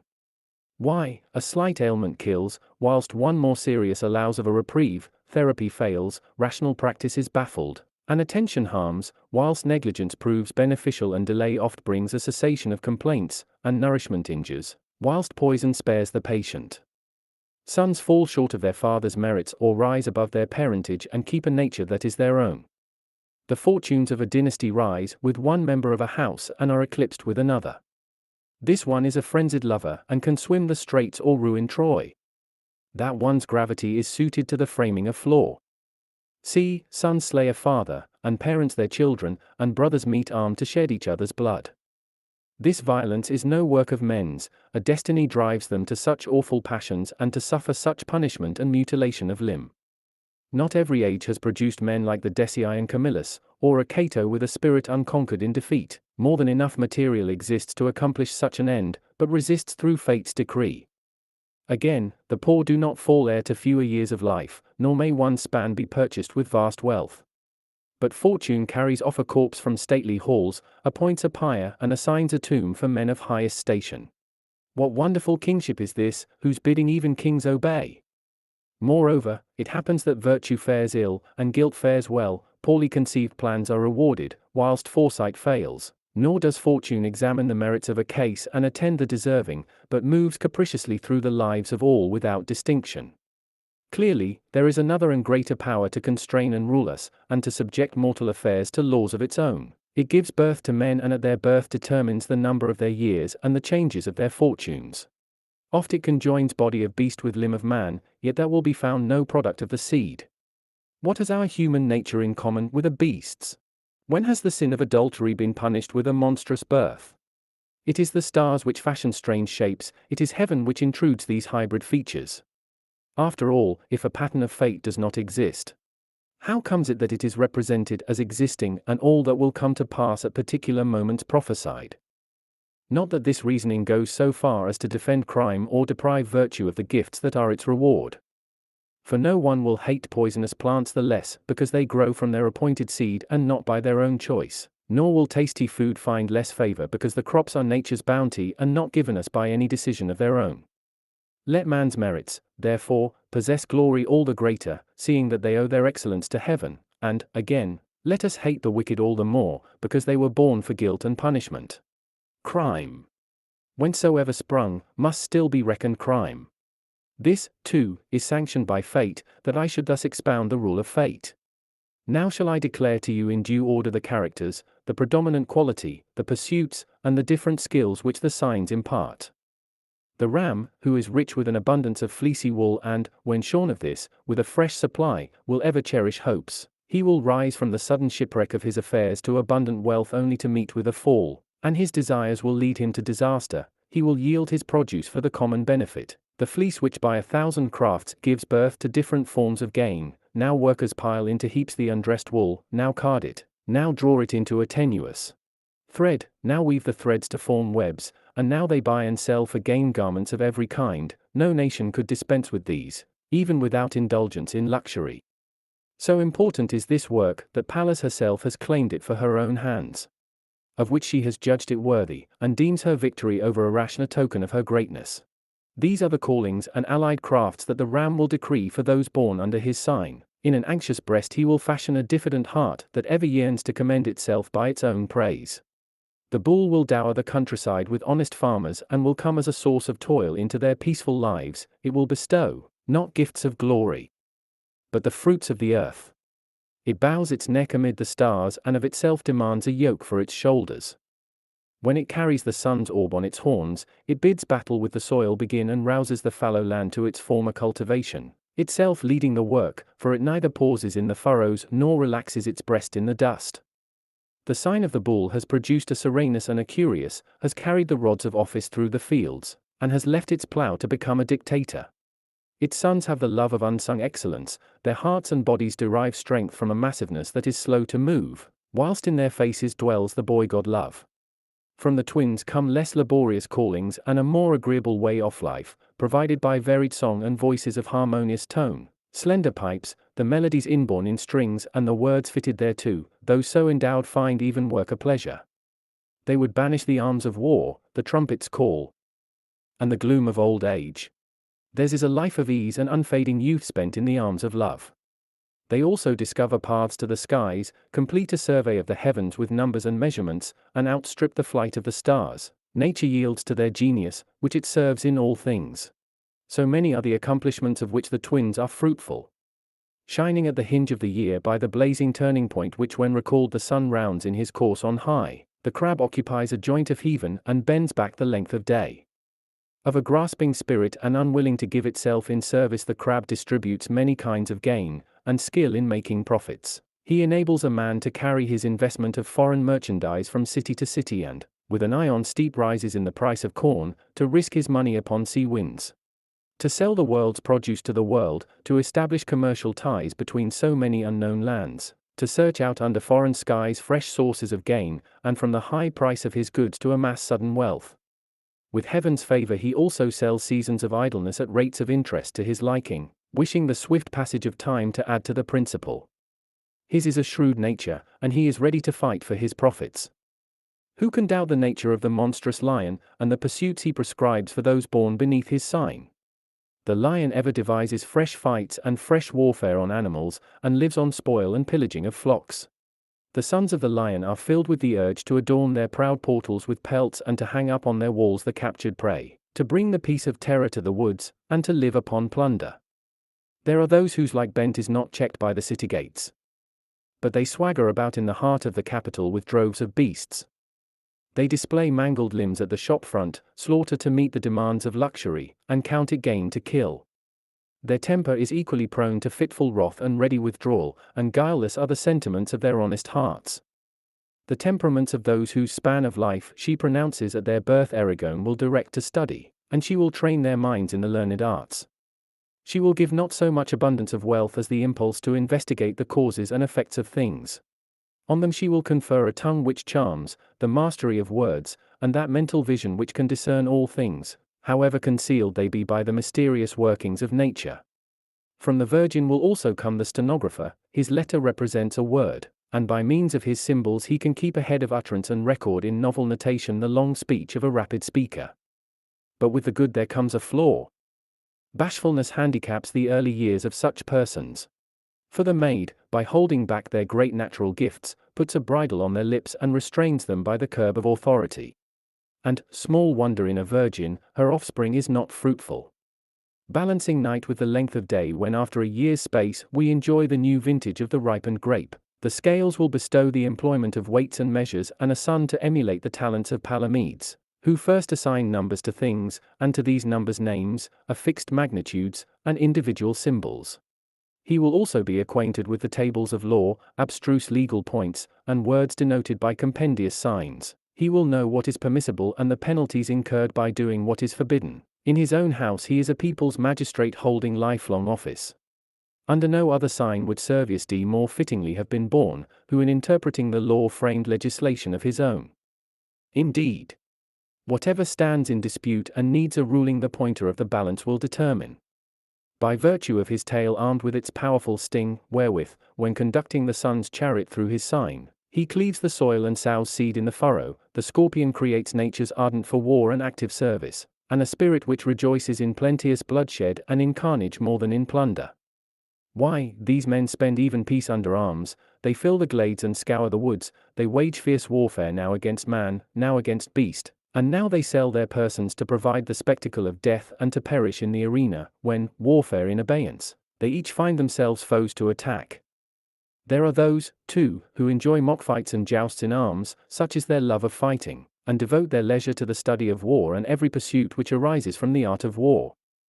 But they whose lot it is to be born under the centaur of double-form delight in yoking a team, in bringing a fiery horse to obey the pliant reins, in following herds which graze all over the grasslands, and in imposing a master on every kind of quadruped and taming them, they soften tigers, rid the lion of his fierceness, speak to the elephant and through speech adapt its huge bulk to human skills in a variety of displays. Indeed, in the stars of this constellation the human form is blended with a beast's and placed above it, wherefore it has lordship over beasts. And because it carries a shaft poised on drawn bow, it imparts strength to limb and keenness to the intellect, swiftness of movement, and an indefatigable spirit. In her shrine Vesta tends your fires, Capricorn. And from her you derive your skills and callings. For whatever needs fire to function and demands a renewal of flame for its work must be counted as of your domain.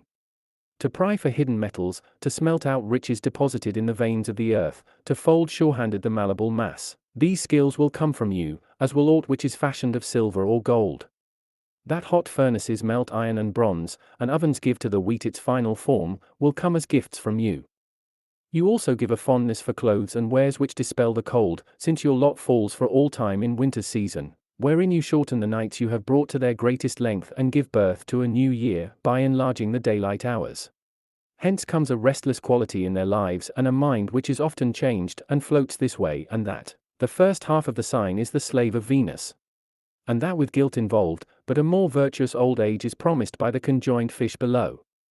The youthful waterman, who from upturned pot pours forth his stream, likewise bestows skills which have affinity with himself, how to divine springs under the ground and conduct them above, to transform the flow of water so as to spray the very stars, to mock the sea with man-made shores at the bidding of luxury, to construct different types of artificial lakes and rivers, and to support aloft for domestic use streams that come from afar. Beneath this sign there dwell 1,000 crafts regulated by water. Why, water will even set in motion the face of heaven and the starry habitations, and will cause the skies to move in a novel rotation. Never will the sons of Aquarius grow tired of the works which come in the wake of water and follow springs. They who issue from this sign are a gentle sort and a lovable breed, and no meanness of heart is theirs. They are prone to suffer losses, and of riches they have neither need nor surfeit. Even thus doth the Erne stream flow. The folk engendered by the two fishes, the last of the signs, will possess a love of the sea, they will entrust their lives to the deep, will provide ships or gear for ships and everything that the sea requires for activity connected with it. The consequent skills are numberless, so many are the components of even a small ship that there are scarcely enough names for things. There is also the art of navigation, which has reached out to the stars and binds the sea to heaven. The pilot must have sound knowledge of the earth, its rivers and havens, its climate and winds. How on the one hand to ply the mobile helm this way and that, and break the ship and spread apart the waves. And how on the other to drive the ship by rowing and to feather the lingering blades. The fishes further impart to their son the desire to sweep tranquil waters with dragnets, and to display on shores which are their own the captive peoples of the deep, either by hiding the hook within the bait or the guile within the wheel. Naval warfare too is of their gift, battles afloat, and blood-stained waves at sea. The children of this sign are endowed with fertile offspring, a friendly disposition, swiftness of movement, and lives in which everything is ever apt to change. These are the characters and these the skills which the 12 signs, by virtue of the powers its substance gives to each, bestow on men born under them. But no sign has exclusive control over itself, all share their powers with certain signs in equal portions, and in a spirit of hospitality, as it were. They form a heavenly fellowship and surrender the parts of which they are composed to the keeping of other signs. This department of our art the Greeks have termed the system of decans. The name is derived from the numeral, since the signs, which consist of 30 degrees, enjoy a tripartite arrangement and allot 10 degrees to each of the signs associating with themselves, the constellations one after the other providing a home for 3 signs each. Thus nature is ever hedged about with deep darkness, and truth is hidden and wrapped in much complexity. Heaven is reached by no brief effort and does not favor short cuts, but the shape of one sign is placed in front of and conceals others, and dissimulates and hides its real influences and gifts. This obscurity must be dispelled not by the eyes, but by profundity of intellect, for it is in its interior, and not in its outward appearance, that the divine is to be apprehended. Now shall I tell which signs are joined to which, and in what sequence, lest the influences which others exercise in signs foreign to them go unperceived. The ram claims his first decan for himself, the second portion falls to the bull, the third decan to the twins. Thus the constellation is said to have been distributed among the signs, and it will exert the influences of as many masters as it has received. The scheme works differently in the sign of the bull, for he is not reckoned under any of his decans. He bestows the first on the crab, the middle on the lion, and the last on the maid. Yet the bull's nature persists throughout his sign and blends his peculiar influences in every section. The balance is first to appropriate 10 degrees of the twins. Scorpio claims the next 10, the third decan is the centaur's, who is in no way treated differently in the number of degrees, but yields to the others in precedence. The crab proffers twice 5 degrees to Capricorn's opposite sign first. For in the latter he is deemed worthy of the seasonal juncture with which Capricorn himself is assessed, because in winter, he makes the daylight equal to the darkness, and at his opposite cardinal point observes a kindred law. The fires of the second decan are bedewed by the waterman, who is followed by the fishes in the crab's remotest stars. But the lion, mindful of his partner under the trigon's law, welcomes the ram as leader, and next the bull, who is united to him by square. The third decan passes under the dominion of the twins. By his hexagonal line the lion reaches these two. Erigone bestows especial honor on the crab, to whom she gives first decan, the neighboring one she leaves to you, her neighbor. O lion of Nemea, one decan belongs to herself, which, since tenure of it was disdained by the others, was granted to her to possess. The balance has the pleasure of a precedent, and imitates the ram, who though at the opposite season agrees with it in fixing equal hours of day and night. The ram regulates the scales of spring, while the balance matches autumn's nights with autumn's days. It yields its first decan to none, and hands the adjoining one to the sign which follows it. The last third belongs to the centaur. The scorpion has installed Capricorn in the first decan, has made the man named after water the lord of the second, and has willed that its last degrees be subject to the fishes. Now he who with bowstring tensed ever threatens to let fly his shaft surrenders his first degrees to the ram in accordance with the trigon's pact, the midmost to the bull, and the last to the twins. Capricorn risks not the charge of base ingratitude, but discharges his obligation to the crab, welcomed himself to the crab's domain. He welcomes the crab to his, and presents him with his initial portion. The bordering realm is reckoned as the lion's, and the endmost degrees as the maid's. He that rejoices in the never-ending stream that pours from his urn transfers control of the first rights over himself to the balance, whilst the adjoining 10 degrees are claimed by the scorpion. The last degrees in the young man's sign are occupied by the centaur. There now remain the fishes twain, which close the circle of signs.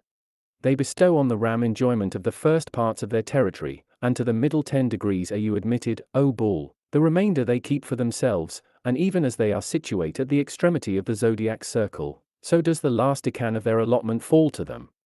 This is the scheme which unveils the powers of the mysterious universe. It divides the heavens in more ways than one, so that the names of the signs recur. The more frequent the recurrence, the closer is the association of the signs. Do not suffer your mind to be deceived by their familiar names. They mask other signs, which they conceal from mortals. The knowing mind's keen edge must cut more deeply. One sign must be sought in another, and in our inquiry we must take account of the powers of each, for a man also receives the characteristics of the sign dominating the decan of his nativity, and is born under the influence of that sign too. Such is the nature of the forces to be found in the decans. Evidence of this will be found in the diversity of those born under the same constellation, and the fact that among so many thousands of living beings sprung from a single sign there are as many dispositions as there are individuals, that born under signs alien to their natures they display the qualities of other stars, and that men and beasts are born without distinction in human and bestial signs alike. Naturally, since they consist of several components, the signs form associations with them, and each sign passes various decrees under its own name. Not only in wool will the ram take pleasure, the bull in the plough, the twins in the muses, or the crab in trade, nor will the lion come forth as a hunter only, or as a teacher the maid. Not only over measures will the balance preside, the scorpion over arms, the centaur over beasts, Capricorn over fire, the youth over his own waters, or over the seas the fishes twain, but the signs are mixers and acquire further influences from their fellowships. But, you say, the task you bid me undertake is great and subtle, and you are plunging my mind back into deep darkness just when I thought a simple principle was enabling me to see light.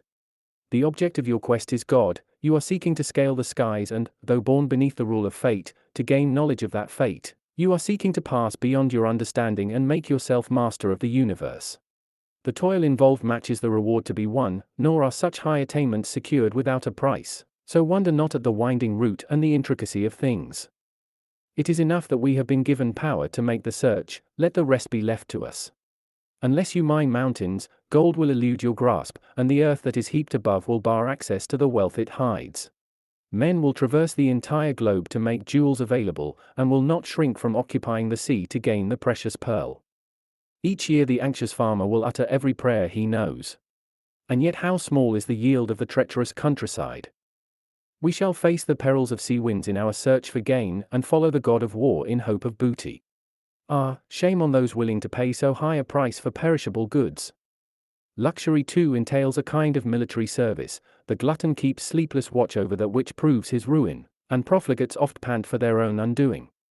What then shall we give to heaven? How great is the price, with which we may purchase all? Man must expend his very self before God can dwell in him. Such is the principle by which you must determine the character of men at birth. But it is not enough to learn of signs that hold sway in the decans of other signs, and which signs are thus installed in each. You must be sure to notice individual degrees which are themselves either numbed with ice or scorched by fire, and some which, though free from either of these defects, are nevertheless sterile, being marred by excessive or insufficient moisture. For all the signs that rise possess a mixture of influences and a variety of texture. Nothing is uniform. Look at the stretches of land and sea, and rivers that course past banks of varying scenery. Failings abound everywhere, and imperfection is found next to excellence.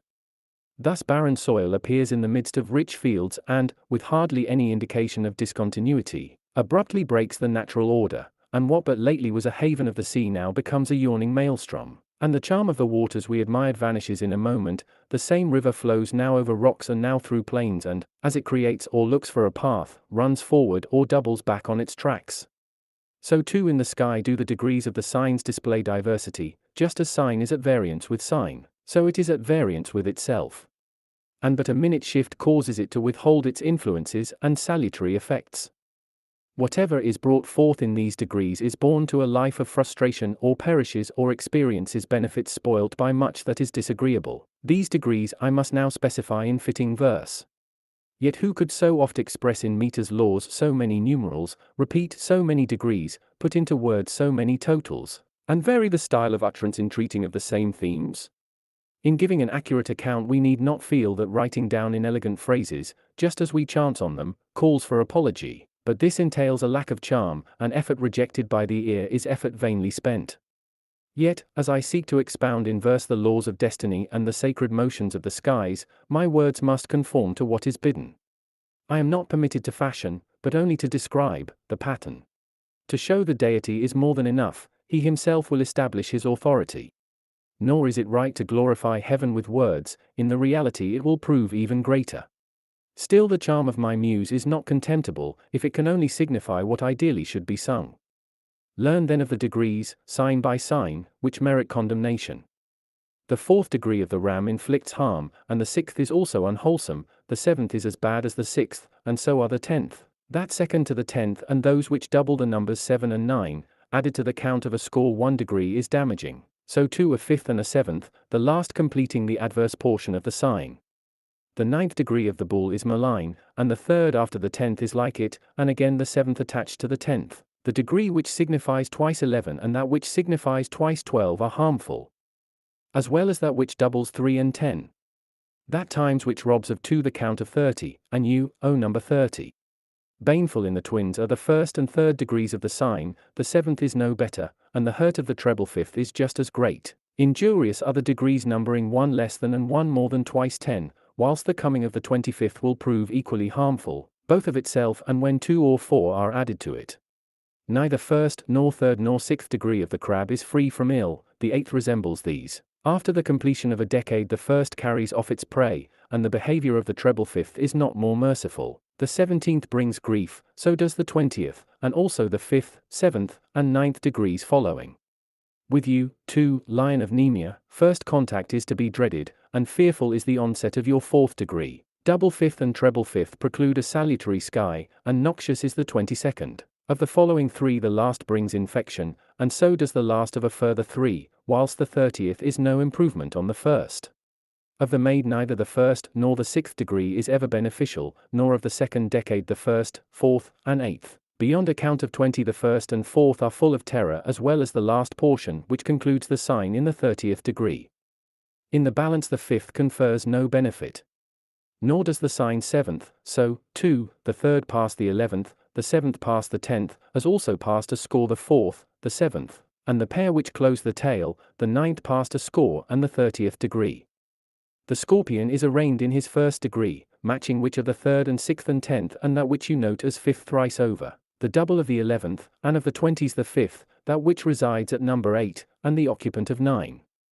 Were fortune to give you leave, choose not the centaur's 4th degree, shun, 2, the 8th, double 6 or 8 or 10, the atmosphere is termed fraught with dread, and so it is when he twice reckons 12 or 10 and 3, when he reckons 4 times 7, and when he thrice draws the sign of 10.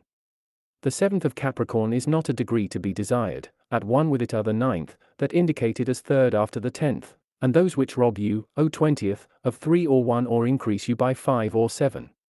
The 1st degree of the ever-pouring waterman spells trouble, and meriting condemnation are the 1st, 3rd, 5th, and 9th after the completion of a decade, the 1st after a score, the 25th and, with increase of 4, the 29th. In the sign of the 2 fishes 3rd, 5th, and 7th are formidable degrees, as well as the 11th, and the 7th joined to the 10th. That which multiplies 5 times 5 and that which receives a further 2 will also be found fraught with dread. These degrees are allotted an atmosphere made sterile by reason of cold and fire, or because of drought or superabundant moisture, be it scorching Mars who launches his flames upon it, or Saturn his native ice, or Phoebe the dews she gathers from neighboring earth, or Phoebus his heat. But having noted the injurious degrees of the signs, you must not relax your attention. There are some degrees which undergo a temporary change of character, acquiring at their ascension special powers, which they thereafter relinquish. Thus, when the ram emerges above the surface of the waves and the curve of his neck appears before his horns, he will give birth to hearts that are never content with what is theirs. He will engender minds bent on plunder, and will banish all sense of shame. Such is their desire for venture. Even thus does the ram himself rush forth with lowered horns, resolved to win or die. Not for them the gentle ease of a fixed abode with none but peaceful cares, it is ever their delight to travel through unknown cities, to explore uncharted seas, and enjoy the whole world's hospitality. The ram himself gives you evidence of this. Once furrowing a trail through the glassy sea, he tinged it with the gold of his fleece, when on his back he carried Phrixus, bereft of his sister by fate's decree, and brought him to the banks of the Phasis and to Colchis. But they who are given life by the rising of the bull's foremost stars walk with an effeminate gait. The cause is not far to seek, at least if one may seek in causes an explanation of nature. It rises into the sky hind before with a bevy of maidens, for it brings with it the stars of the Pleiades massed in a tiny cluster. The bull is also attended by the wealth of the countryside, and furnishes its sons with its own endowment of steers amid fields upturned by the plough. When ocean displays and conceals equal portions of the twins, it will bestow zeal for study and direct men to learned arts. It creates no gloomy disposition, but hearts imbued with a pleasant charm, and furnishes them with blessings of voice and tuneful lyre, combining with wit a dowry of melody. But when that part of the crab rises, which is dimmed by a somber cloud, where his own fire fails, as though burnt out by the sun's, and darkens the signs with impenetrable fog, the sight of those born then will fail, and fate will condemn them to death twice over. Each one buries himself while still alive. The man to whom the ravenous lion has displayed its countenance through the topmost waves as it scales with jaws agape the arc of heaven, that man, sinning against his father and his sons, will not pass on his inheritance but will swallow his patrimony in his body. Such devouring hunger and such a dreadful passion for food take hold of his spirit that he consumes his very self without ever sating it, and devotes to his table even his funeral expenses and the price of a tomb. At her rising Erigone, who reigned with justice over a bygone age and fled when it fell into sinful ways. bestows high eminence. By bestowing supreme power, she will produce a man to direct the laws of the state and the sacred code, one who will tend with reverence the hallowed temples of the gods. When autumn's claws begin to rise, blessed is he that is born under the equilibrium of the balance. As judge he will set up scales weighted with life and death, he will impose the weight of his authority upon the world and make laws. Cities and kingdoms will tremble before him and be ruled by his command alone, whilst after his sojourn on earth jurisdiction in the sky will await him. When the scorpion uplifts the stars which shine at the end of its tail, the man then born with the blessing of the planets will enrich the world with cities and, with robes hitched up and driving a team of oxen, will trace the circuit of the walls with curved plough, else he will level the cities which have been erected and turn towns back into fields, and produce ripe corn where houses stood. Such will be his worth and such the power which is joined thereto. As for the archer, when the foremost portion of his cloak rises, he will give birth to hearts renowned in war and will conduct the conqueror, celebrating great triumphs in the sight of all, to his country's citadels. Such a one will build high walls one moment and pull them down the next. But if fortune favors them too generously with success, the mark of her envy is to be seen on their faces, for she works cruel havoc upon their features. So was it that a dread warrior paid for his victories at the Trebia, Cannae, and the lake, even before the hour of his retreat, with such disfigurement. The last part of Capricorn, which consists of the sting at the end of its tail, prescribes for its children service upon the seas and the handling of ships, a hardy calling and one which is ever close to death. But if you would have a man that is pious, pure, and good, you will find him born when the first portion of the waterman rises above the horizon. Lest your mind yearn also for the first portion of the fishes to come forth. Be told that their gift is hateful loquacity, a poisonous tongue which ever passes on slanderous talk to fresh ears, and an eagerness to carry to the people on treacherous lips the people's indiscretions. Trustworthiness will not be found in this sign's progeny. Instead, a consuming desire urges their fevered minds to go through fire to attain their ends. Certain it is that the goddess of Cythera changed herself into a fish when she plunged into the waters of Babylon to escape from snake-footed Typhon of the winged shoulders, and she has implanted in the scaly fishes the fire of her own passions. No birth under the two fishes will be marked by singleness, a brother will be born as well, or a darling sister, or else the mother of twins. Now you must learn the constellations which bear dominion over the several parts of the earth. But a general sketch of the world must first be given. The round heavens are divided into 4 parts, which accord with the day's rising, its setting, the noontide heat, and you, Great Bear. From these 4 quarters as many winds sally forth, and battle against each other in the empty skies. Biting Boreas rushes from the pole whilst Eurus comes flying from the dawn. Auster delights in the midday sun, and Zephyrus in the sun's departure. From each of the intervals between them 2 breezes emit their blasts, like in kind, but differing in name. The land itself is afloat, encircled by the crown of ocean, which clasps the round world within it in an embrace of water. The land also receives the sea to its bosom, which, admitted from the dusky west, washes on the right against Numidia and torrid Libya and the towers of once mighty Carthage, pulling back its shores so that they meander into the shoals of the Syrtes. It emerges again with billows that proceed straight on to the Nile. On the left the waves of the sea beat against the peoples of Spain, against you, Gaul, adjacent in lands nearby, and against the sites of Italy, which curves round towards the right portion of the sea as far as your dogs, Scylla, and the greedy Moor of Charybdis. As soon as the sea pours forth from this gateway, it floats out into the open Ionian where it spreads over a wide expanse, and turning to the left as before, its name now changed to the Adriatic Sea, it completes the circuit of Italy and drinks the waters of the Eridanus Sea. With its flood it restrains Illyria from war, bathes Epirus and renowned Corinth, and hastens round the wide bays of the Peloponnese. Yet again it flows back to the left, and in a vast recession passes by the confines of Thessaly and the fields of Achaia. Next, through the channel of the youth and the maid who was drowned it thrusts inward a reluctant passage, then the Propontis connects it straight to the spacious Euxine Sea and the waves of the Maeotis, which, joined to the rear of the Euxine, provides it with a source. When the sailor recalled therefrom to the narrow strait emerges again from the billows of the Hellespont, he cleaves the Icarian and Aegean seas and marvels at the peoples of sleek Asia on the left, in every place a trophy, the innumerable nations of the barbarians, the heights of Taurus menacing the waves, the peoples of Cilicia, parched Syria, and the lands which form a great gulf in their flight from the sea. At last the shore curves through the waves and returns to Egypt, coming to an end again with the banks of the Nile. This is the coastline which encompasses the Midland Ocean. These are the shores which confine the expanse of its waves. 1,000 islands lie in the middle of these far-spread waters. Sardinia has the shape of a footprint in the Libyan Sea, whereas the Triangle of Sicily is distant from Italy only so far as serves to cut it off. Greece is awed as it faces the mountains of Euboea, whilst Crete, who counts the thunderer her citizen, is battered by the waves of the Aegean Sea, as Cyprus is by those of Egypt's river.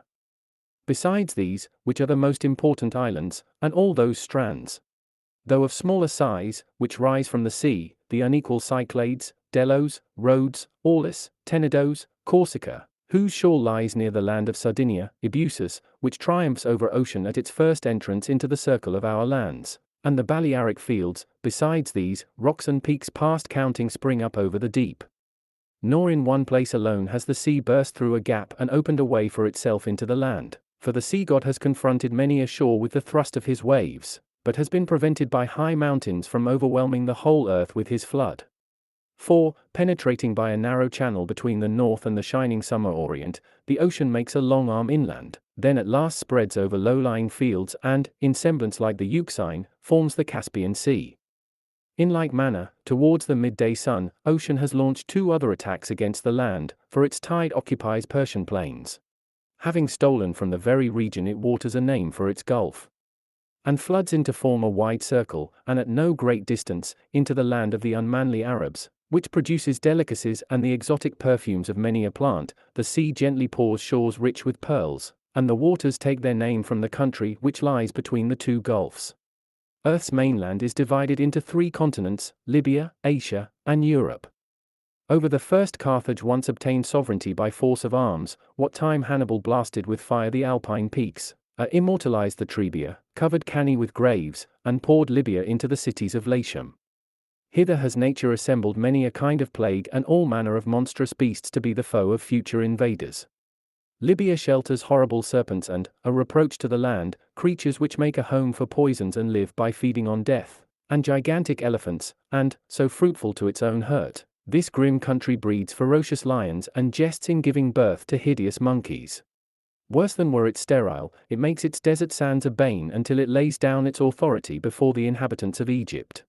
Thereafter come the peoples of Asia, and a land that is rich in everything. Rivers flow with gold and the sea sparkles with gems. Aromatic woods breathe forth balm. Thence on to India, too vast to be known, and Parthia, verily another world, and the ramparts of the Taurus that rises to the sky, and all the many races of different name that dwell around it, reaching as far as the Scythian Tanais, which separates 2 continents with its waters, the meres of Maeotis, and the inclement Euxine. This is the limit nature has set to the might of Asia.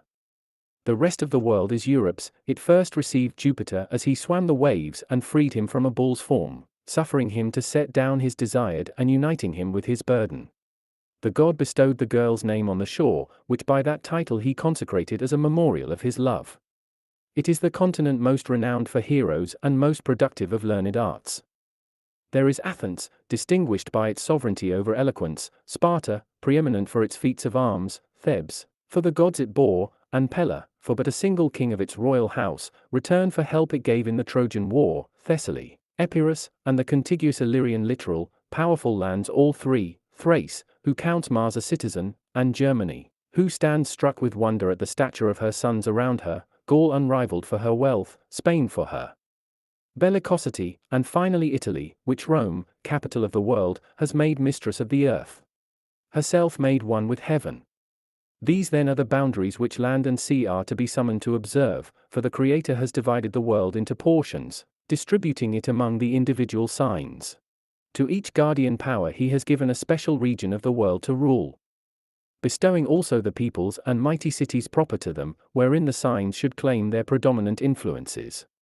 And just as the human frame is apportioned among the signs, and the protection they afford, though collectively extending over the whole body, is in addition exercised separately over the limbs allocated among them, the ram is attached to the head, the bull to the neck, the arms are reckoned as under the twins' domain, the breast under the crabs, the shoulders appeal to you, Nemean, and to you, maiden, the belly, the balance attends the loins, and the scorpion is lord of the groin.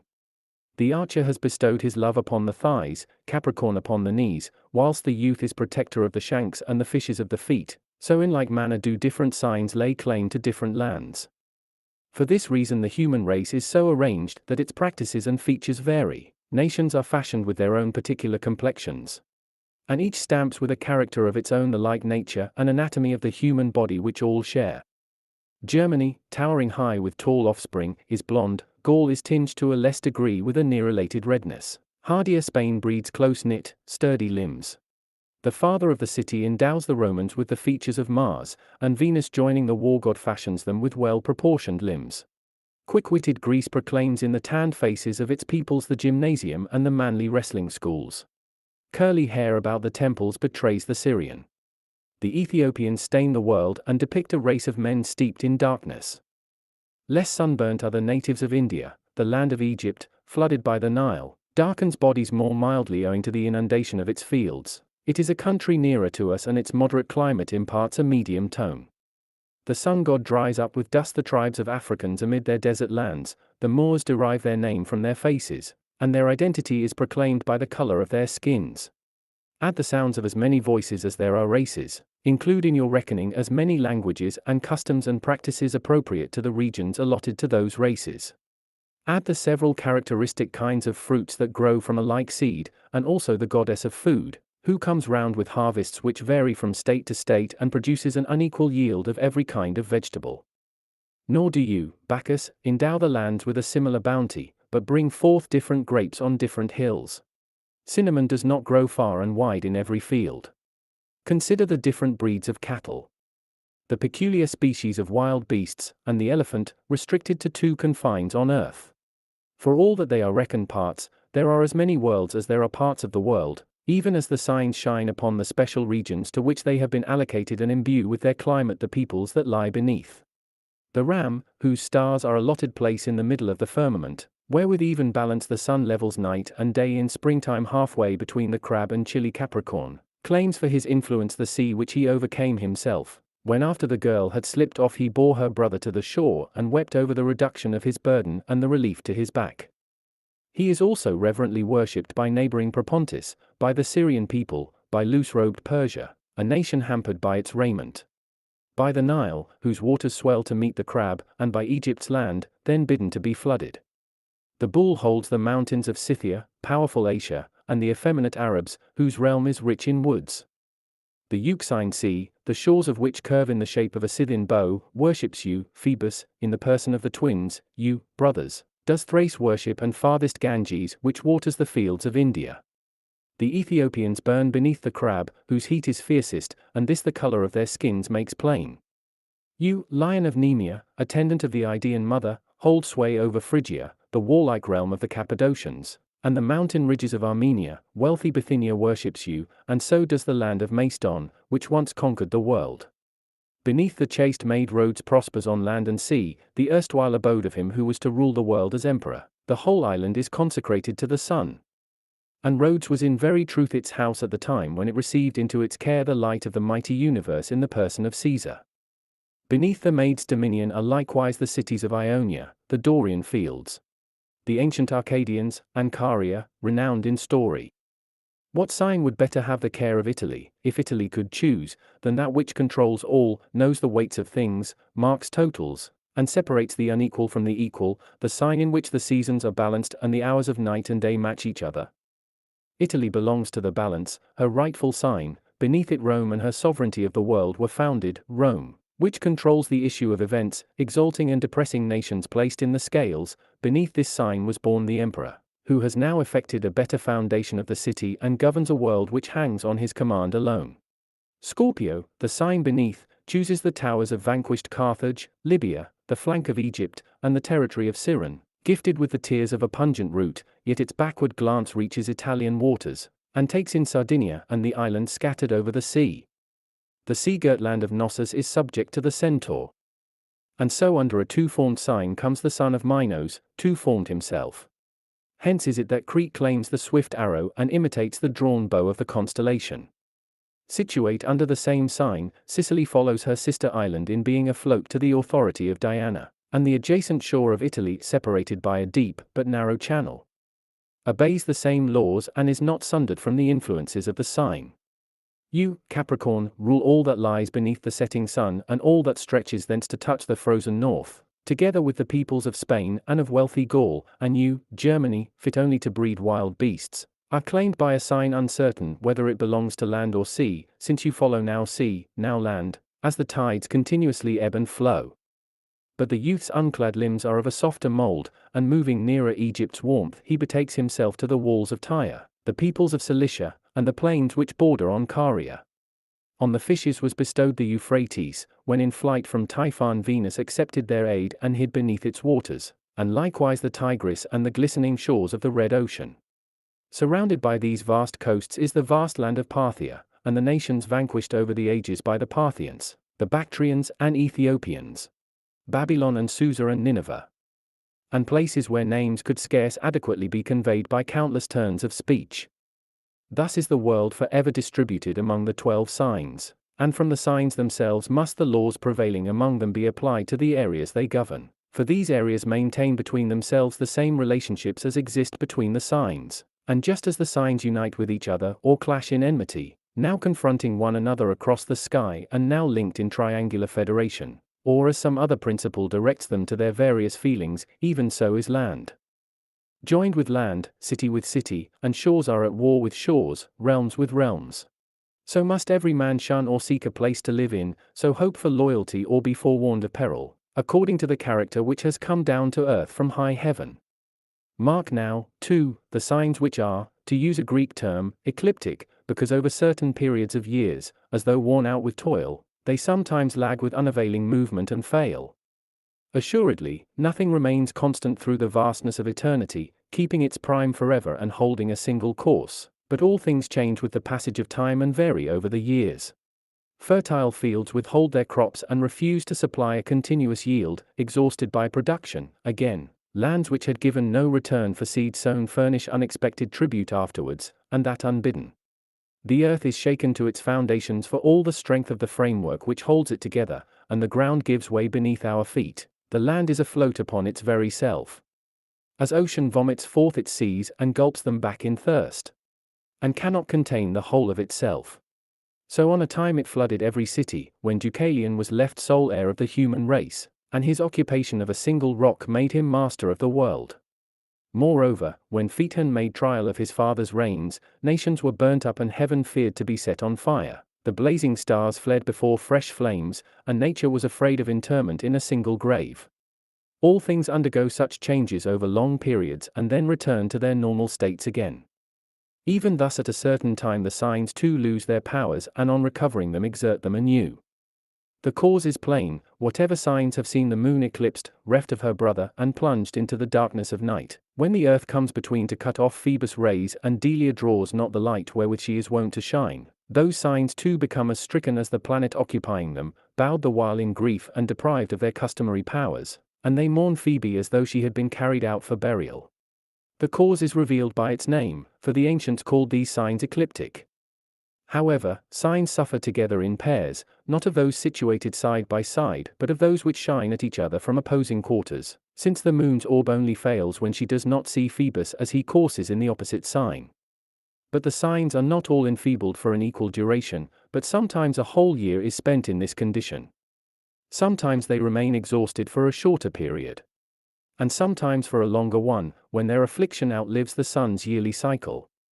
Now when the period allotted to each is accomplished, and the pair of signs which shine at each other across heaven have at the appointed limit discharged their tour of toil, then the two adjacent signs which precede them in rising above and setting beneath the earth's horizon succumb by a shift of affliction, in such a way that this does not battle against the rotation of the starry sphere but advances in the direction of heaven and motion, and the signs lose their influences and no longer exert them, neither imparting their usual blessings nor inflicting their wonted hurt. All these changes are caused by the proximity of the eclipse.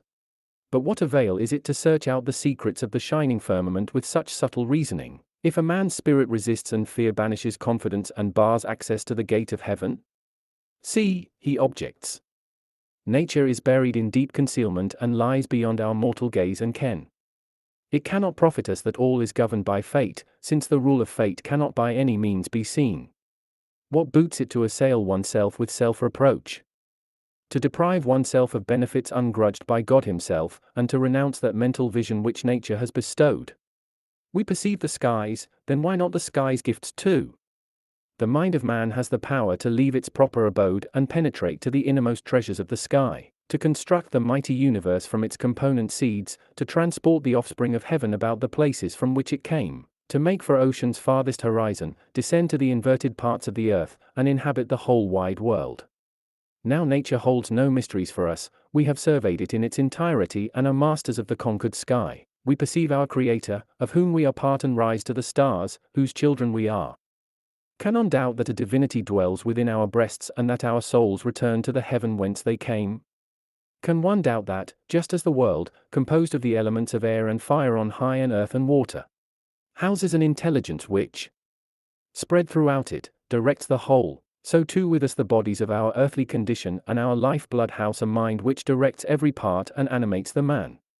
Why wonder that men can comprehend heaven, when heaven exists in their very beings and each one is in a smaller likeness the image of God Himself? Are we to believe that man is born of aught but heaven? All the other animals lie prostrate on the earth or submerged in water, or else hover in the air. All alike have only sleep and food and sex for their delights. The strength of an animal is measured only by its size and its value by its limbs, and since it has no intelligence it lacks speech. 2. The breed of man, who rules all things, is alone reared equal to the inquiry into nature, the power of speech, breadth of understanding, the acquisition of various skills. He has left the open air for city life, tamed the land to yield him its fruits, made the beasts his slaves, and laid a pathway on the sea. He alone stands with the citadel of his head raised high and, triumphantly directing to the stars his star-like eyes, looks ever more closely at Olympus and inquires into the nature of Jove himself, nor does he rest content with the outward appearance of the gods, but probes into heaven's depths and, in his quest of a being akin to his own, seeks himself among the stars. I ask for heaven a faith as great as that so oft accorded birds and entrails that quiver beneath their native breast. Is it then a meaner thing to derive reason from the sacred stars than to heed sacrifice of beast and cry of bird? God grudges not the earth the sight of heaven, but reveals His face and form by ceaseless revolution, offering, nay impressing, Himself upon us to the end that He can be truly known, can teach His nature to those who have eyes to see, and can compel them to mark His laws. Of itself the firmament summons our minds to the stars, and in not concealing its ordinances shows that it would have them known. Who then would deem it wrong to understand what it is right for us to see? Scorn not your powers as if proportionate to the smallness of the mind, its power has no bounds. Thus a small amount of gold exceeds in value countless heaps of brass, thus the diamond, a stone no bigger than a dot, is more precious than gold, thus the tiny pupil of the eye takes in the whole of heaven, and eyes owe their vision to that which is so very small, whilst what they behold is so very large. Thus the seat of the mind, though set within the puny heart, exercises from its constricted abode dominion over the whole body. Seek not to measure the material, but consider rather the power which reason has, and mere substance not. Reason is what triumphs over all. Be not slow to credit man with vision of the divine, for man himself is now creating gods and raising Godhead to the stars, and beneath the dominion of Augustus will heaven grow mightier yet. Book 5. Here would another have ended his journey in the skies, having dealt with the signs against which move the deities of 5 planets together with Phoebus' team of 4 and Diana's pair. He would have carried his work no further. Here would another leave the celestial sphere and make his descent through the intervening fires of Saturn, Jupiter, Mars, and the Sun, and you, Moon, beneath them, whose wandering path follows Venus and Maia's sun. But me the heavens entice to hasten on a tour of all the stars in the sky as well. Now that I have once dared to mount an aerial car and reach the summit of the dome along its upward slopes. On this side Orion beckons to me, in the mighty sky the mightiest constellation, the hero's ship that amid the stars sails even now, the rivers whose winding coils meander far and wide, the whale which with its scales and dread jaws has part of 2 creatures, the wakeful warder of the Hesperides and the golden treasure, the dog who brings fire upon the entire universe, and the altar of the gods, at which Olympus pays its vows. On yonder side the dragon beckons, which glides between the 2 bears. The charioteer still minding his car, and Boötes his wain, the heavenly gift of Ariadne's crown, Perseus, a slayer of the abominable Medusa, blade yet in hand, with his wife, Cepheus sacrificing his daughter Andromeda, the region of the sky where fly the horse of stars, the dolphin seeking to outstrip the swift arrow, and Jupiter in swan's disguise, together with the other stars that glide at large throughout the heavens. I must tell of the powers peculiar to all these constellations, their influences both when rising and when they sink into the waves, and which degree of the zodiac brings each of them back above the horizon. Lord of the flock and conqueror of the sea, to which, a horn lost and robbed even of its fleece, it gave its burden and a name, the ram, which bade the magic arts of Colchian Media journey to Iolcos and spread her poisons throughout the world, even now draws Argo by the poop to its side, as though still on the seas, through the stars on its right. But the foremost part of the poop emerges to show its fires only when the ram has brought 4 degrees of his countenance above the horizon. Whoever is born on earth at the rising of Argo will be the captain of a ship, holding fast to his helm. He will forsake dry land for the sea and pursue his fortune with the winds. He will crave to traverse the entire ocean with his fleet, visit foreign climes and the deep phases, and better the speed of Typhus towards the rocks. Take away the births of men situate beneath this constellation, and you will take away the Trojan War and the fleet which both set sail and made landfall with bloodshed. Then will no Xerxes launch Persia on the main or open up a new sea and cover over the old. No reversal of Salamis at Syracuse will overwhelm Athens. Nor will Punic prows ride every sea. The world within Actium's bays hang in the balance between opposing forces, and heaven's destiny float at the mercy of the waves. Men born under Argo are the guides who guide our ships over the trackless deep. It is through them that land meets land and the whole world's wares are summoned with the winds to supply men's divers needs. Now on the ram's left flank and together with its 10th degree rises Orion. Mightiest of constellations, he girdles with his course the mighty skies. When Orion shines over the horizon drawing heaven in his train, night feigns the brightness of day and folds its dusky wings. Orion will fashion alert minds and agile bodies, souls prompt to respond to duty's call and hearts which press on with unflagging energy in spite of every trial. A son of Orion's will be worth a multitude and will seem to dwell every quarter of the city, flying front door to door with the one word of morning greeting. He will enjoy the friendship of all. But when the ram raises himself above the earth with thrice 5 degrees completed, then straightway the charioteer lifts his team from ocean, and rests his wheels up from the downward slope of the horizon where icy Boreas lashes us with his bitter blasts. He will impart his own enthusiasms and the skills, still retained in heaven, which as driver of a chariot he once took pleasure in on earth. The charioteer will enable his son to stand in a light chariot and hold in check the 4 mouths curbed with foam-flecked bits, guide their powerful strength, and keep close to the curve round which they wheel. Again, when the bolts have been drawn and the horses have escaped from the starting pens, he will urge on the spirited steeds and, leaning forward, he will seem to precede them in their swift career, hardly touching the surface of the track with his light wheels. He will outstrip the winds with his courser's feet.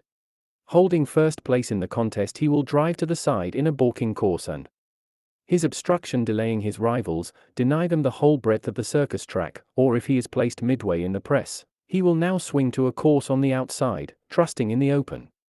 Now keep close to the pointed turning post, and will leave the result in doubt to the very last moment. As a trick rider too, he will be able to settle himself now on one, now on a second horse, and plant his feet firmly upon them. Flying from horse to horse, he will perform tricks on the backs of animals in flight themselves, or mounted on a single horse he will now engage in exercise of arms, now whilst still riding pick up gifts scattered along the length of the circus. He will possess virtuosity in all that is connected with such pursuits.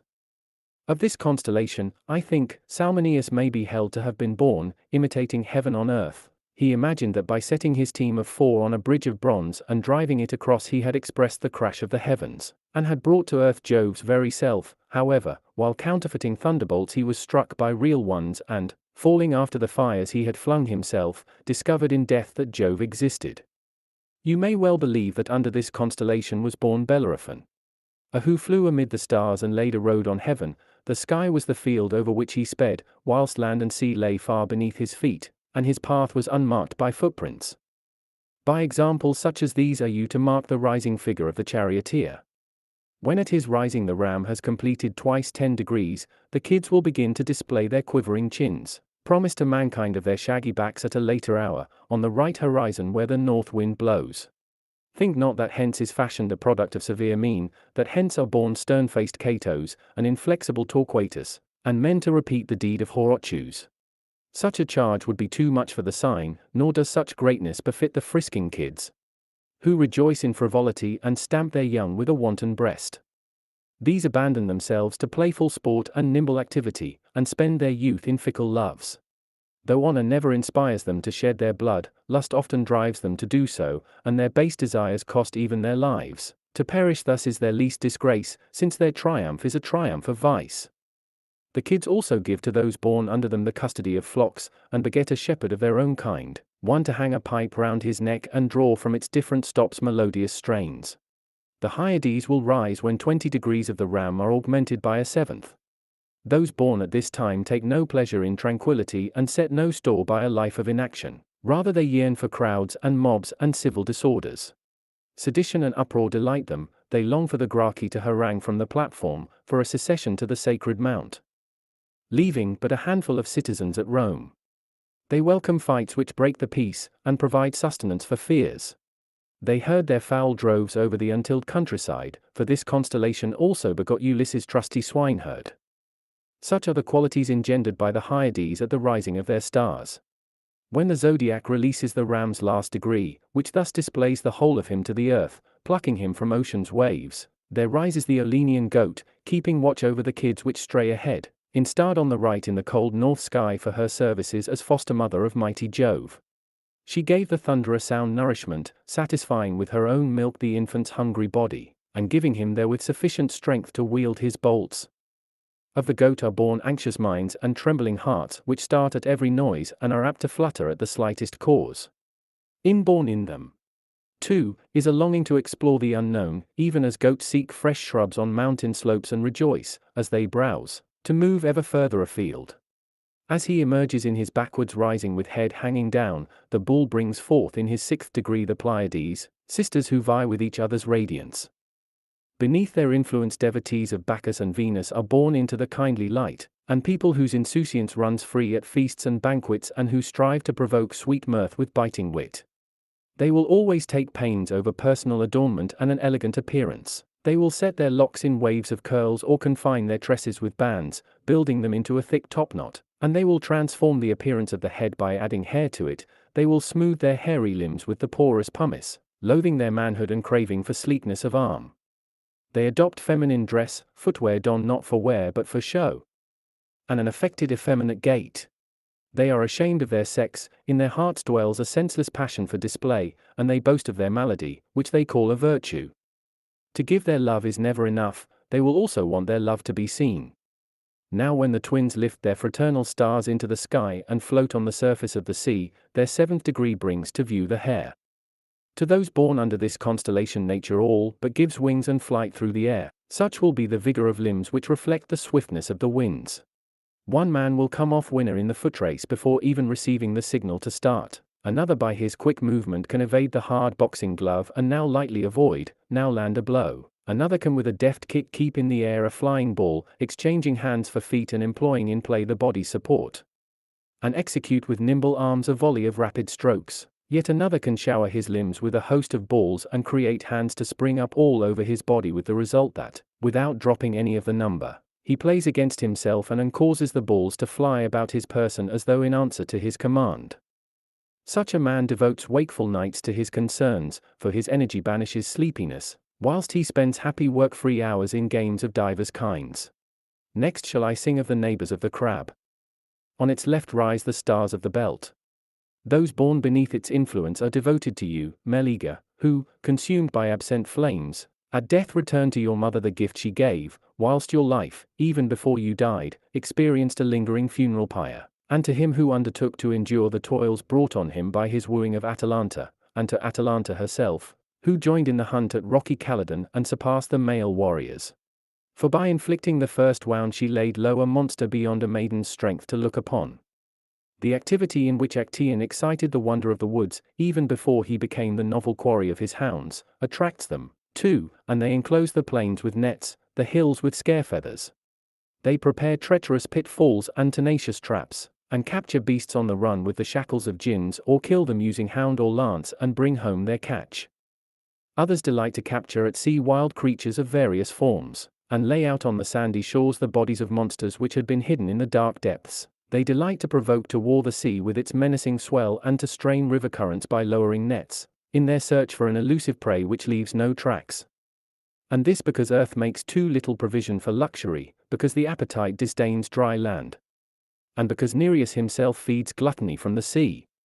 Procyon rises at the moment when Cancer's 27th degree ascends from the waves to the stars. He bestows upon those born under him not hunting, but its weapons. To rear keen-scented whelps and to tell their class by their pedigree, their qualities by their place of origin, to produce nets, and hunting spears tipped with strong points, and pliant shafts with knots smoothed out, and to manufacture and sell at a profit whatever the art of hunting is likely to require, these are the gifts Procyon will bestow. But when the lion of Nemea lifts into view his enormous gaping jaws, the brilliant constellation of the dog appears. It barks forth flame, raves with its fire, and doubles the burning heat of the sun. When it puts its torch to the earth and discharges its rays, the earth foresees its conflagration and tastes its ultimate fate. Neptune lies motionless in the midst of his waters. And the green blood is drained from leaves and grass. All living things seek alien climes, and the world looks for another world to repair to, beset by temperatures too great to bear. Nature is afflicted with a sickness of its own making, alive, but on a funeral pyre. Such is the heat diffused among the constellations, and everything is brought to a halt by a single star. When the dog star rises over the rim of the sea, which at its birth not even the flood of ocean can quench, it will fashion unbridled spirits and impetuous hearts, it will bestow on its sons billows of anger, and draw upon them the hatred and fear of the whole populace. Words run ahead of the speakers. The mind is too fast for the mouth. Their hearts start throbbing at the slightest cause, and when speech comes their tongues rave and bark, and constant gnashing imparts the sound of teeth to their utterance. Their failings are intensified by wine, for Bacchus gives them strength and fans their savage wrath to flame. No fear have they of woods or mountains, or monstrous lions, the tusks of the foaming boar, or the weapons which nature has given wild beasts. They vent their burning fury upon all legitimate prey. Lest you wonder at these tendencies under such a constellation, you see how even the constellation itself hunts among the stars, for in its course it seeks to catch the hare in front. When the last degree of the mighty lion appears at its rising, the bowl comes into view, chased with the gilt of its stars. Whoever derives hence his birth and character will be attracted by the well-watered meadows of the countryside, the rivers, and the lakes. He will join your vines, Bacchus, in wedlock to your elms, or he will arrange them on props, so that the fronds resemble the figures in a dance, or, allowing your vine to rely on its own strength, he will lead it to spread out its branches as arms, and entrusting you to yourself will forever protect you from the bridal bed, seeing how you were cut from your mother. He will sow corn among the grapes, and will adopt any other of the countless forms of cultivation that exist throughout the world, as the conditions of the district require. He will drink without stint the wine he has produced and enjoy in person the well-earned fruits of his labors. Neat wine will incite him to jollity, when he will drown all seriousness in his cups. Nor only on the soil will he stake his hopes for paying his yearly vows, he will also go in pursuit of the grain tax, and of those wares especially which are nourished by moisture or to which water clings. Such are the men to be fashioned by the bowl, lover of all that is wet. Next to rise is Erigone. When you behold her ascending with 5 degrees wrested from the sea, there will emerge from the waves the bright memorial of what was once Ariadne's crown, and gentle will be the skills here from bestowed, for on this side shine a maiden's gifts, on that there rises a maiden's self. The child of the crown will cultivate a garden budding with bright flowers and slopes grey with olive or green with grass. He will plant pale violets, purple hyacinths, lilies, poppies which vie with bright Tyrian dyes, and the rose which blooms with the redness of blood, and will stipple meadows with designs of natural color. Or he will entwine different flowers and arrange them in garlands. He will wreathe the constellation under which he was born, and like Ariadne's crown will be the crowns he fashions, and stems he will squeeze together, and distill mixtures therefrom, and will flavor Arabian with Syrian scents and produce unguents which give off a mingled fragrance, that the charm of the perfume be enhanced by the blending. His heart is set upon elegance, fashion, and the art of adornment, upon gracious living and the pleasure of the hour. Such is the endowment prescribed by the years of the maid and the flowers of the crown. Now when the bristly cornea rises together with the virgin's 10th degree, bearing before it the spikes which palisade its grain, it engenders a love of fields and of agriculture. Its son is destined to invest seed in the furrowed soil for interest, to obtain usury greater than the principal by reaping a crop past reckoning, so that he will look in vain for barns to hold the crop. This is the only metal it were right for mortals to know, then would there be no hunger or scarcity on earth. Rich indeed was the lot of those well-fed folk when on a time deposits of silver and gold lay hidden from mankind. Upon him whose strength is perchance enfeebled by toil it bestows skill in occupations without which there would be no bread or any benefit from the grain, putting the corn beneath the rock which will crush it, he will turn over it the upper millstone, moisten the flour and bake it at the hearth, he will prepare men's daily food and mold the selfsame substance into a host of different shapes.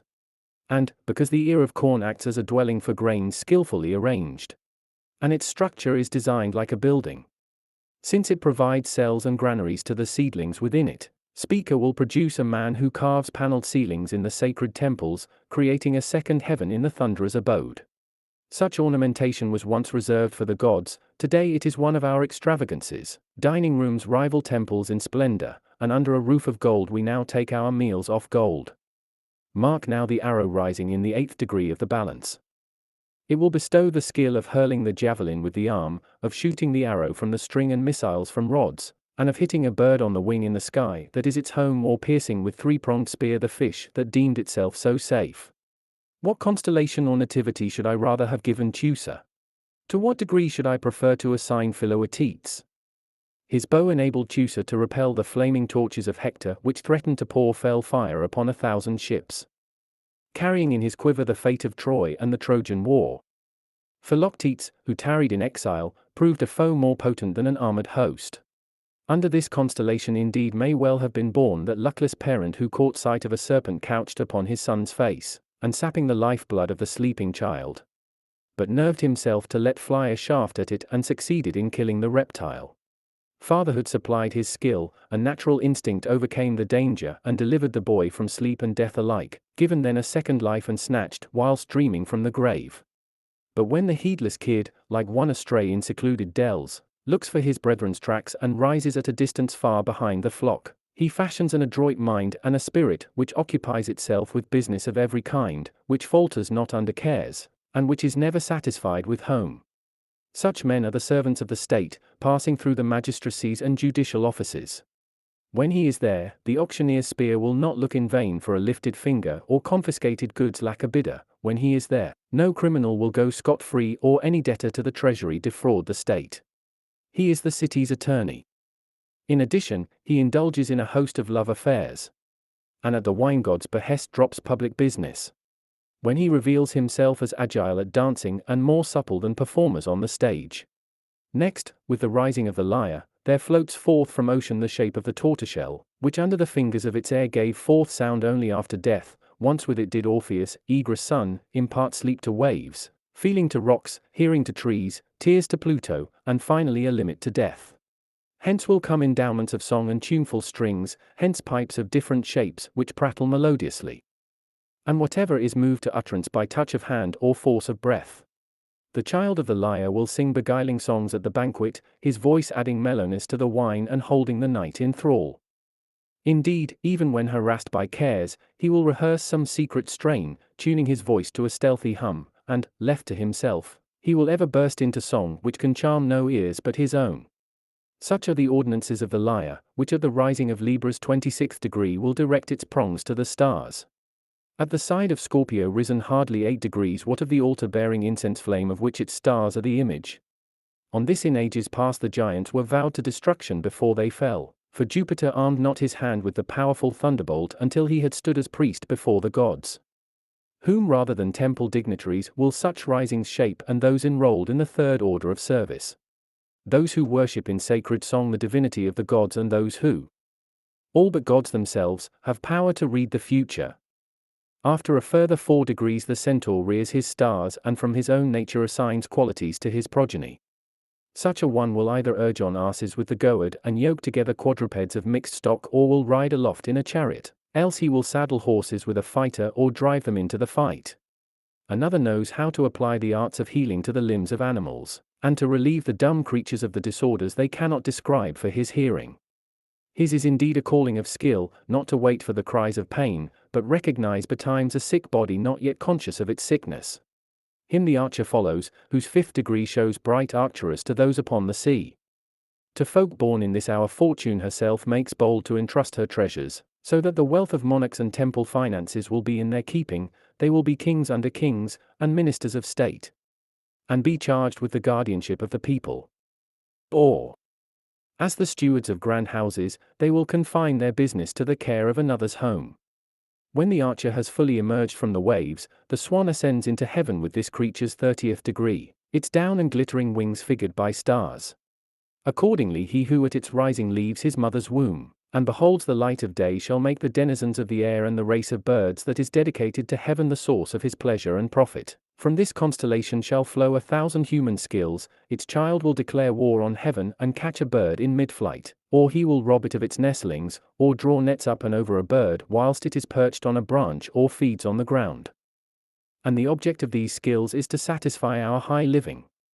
Today we go farther afield for the stomach than we used to go for war. We are fed from the shores of Numidia and the groves of Phasis. Our markets are stocked from the land whence over a new discovered sea was carried off the golden fleece. Nay more, such a man will impart to the birds of the air the language of men and what words mean. He will introduce them to a new kind of intercourse, teaching them the speech denied them by nature's law. In its own person the swan hides a god and the voice belonging to it, it is more than a bird and mutters to itself within. Fail not to mark the men who delight to feed the birds of Venus in pens on a rooftop, releasing them to their native skies or recalling them by special signs, or those who carry in cages throughout the city birds taught to obey words of command, men whose total wealth consists of a little sparrow. These and like skills will be the gift of the golden swan. When Ophiuchus, encircled by the serpent's great coils, rises beside the figure of Capricorn, he renders the forms of snakes innocuous to those born under him. They will receive snakes into the folds of their flowing robes, and will exchange kisses with these poisonous monsters and suffer no harm. But when the southern fish rises into the heavens, leaving its native waters for a foreign element, whoever at this hour takes hold of life will spend his years about seashore and riverbank. He will capture fish as they swim poised in the hidden depths, he will cast his greedy eyes into the midst of the waters, craving to gather pellucid stones and, immersed himself, will bring them forth together with the homes of protective shell wherein they lurk. No peril is left for man to brave, profit is sought by means of shipwreck, and the diver who has plunged into the depths becomes, like the booty, the object of recovery. And not always small is the gain to be derived from this dangerous labor. Pearls are worth fortunes, and because of these splendid stones there is scarcely a rich man left. Dwellers on land are burdened with the treasures of the sea.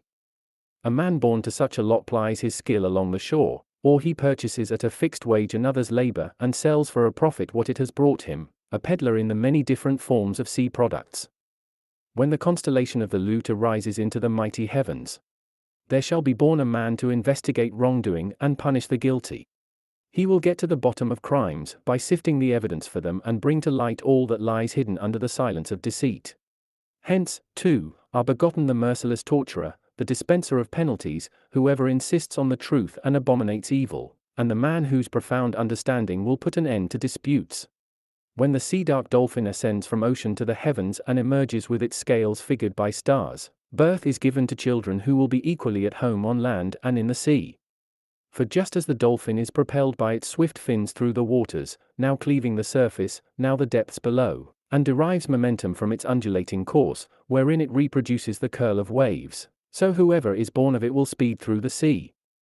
Now lifting one arm after the other to make slow sweeps, he will catch the eye as he drives a furrow of foam through the sea, and will sound afar as he thrashes the waters. Now like a hidden two-oared vessel he will draw apart his arms beneath the water. Now he will enter the waves upright and swim by walking and, pretending to touch the shallows with his feet, will seem to make a field of the surface of the sea, else, keeping his limbs motionless and lying on his back or side, he will be no burden to the waters, but will recline upon them and float, the whole of him forming a sailboat not needing oarage.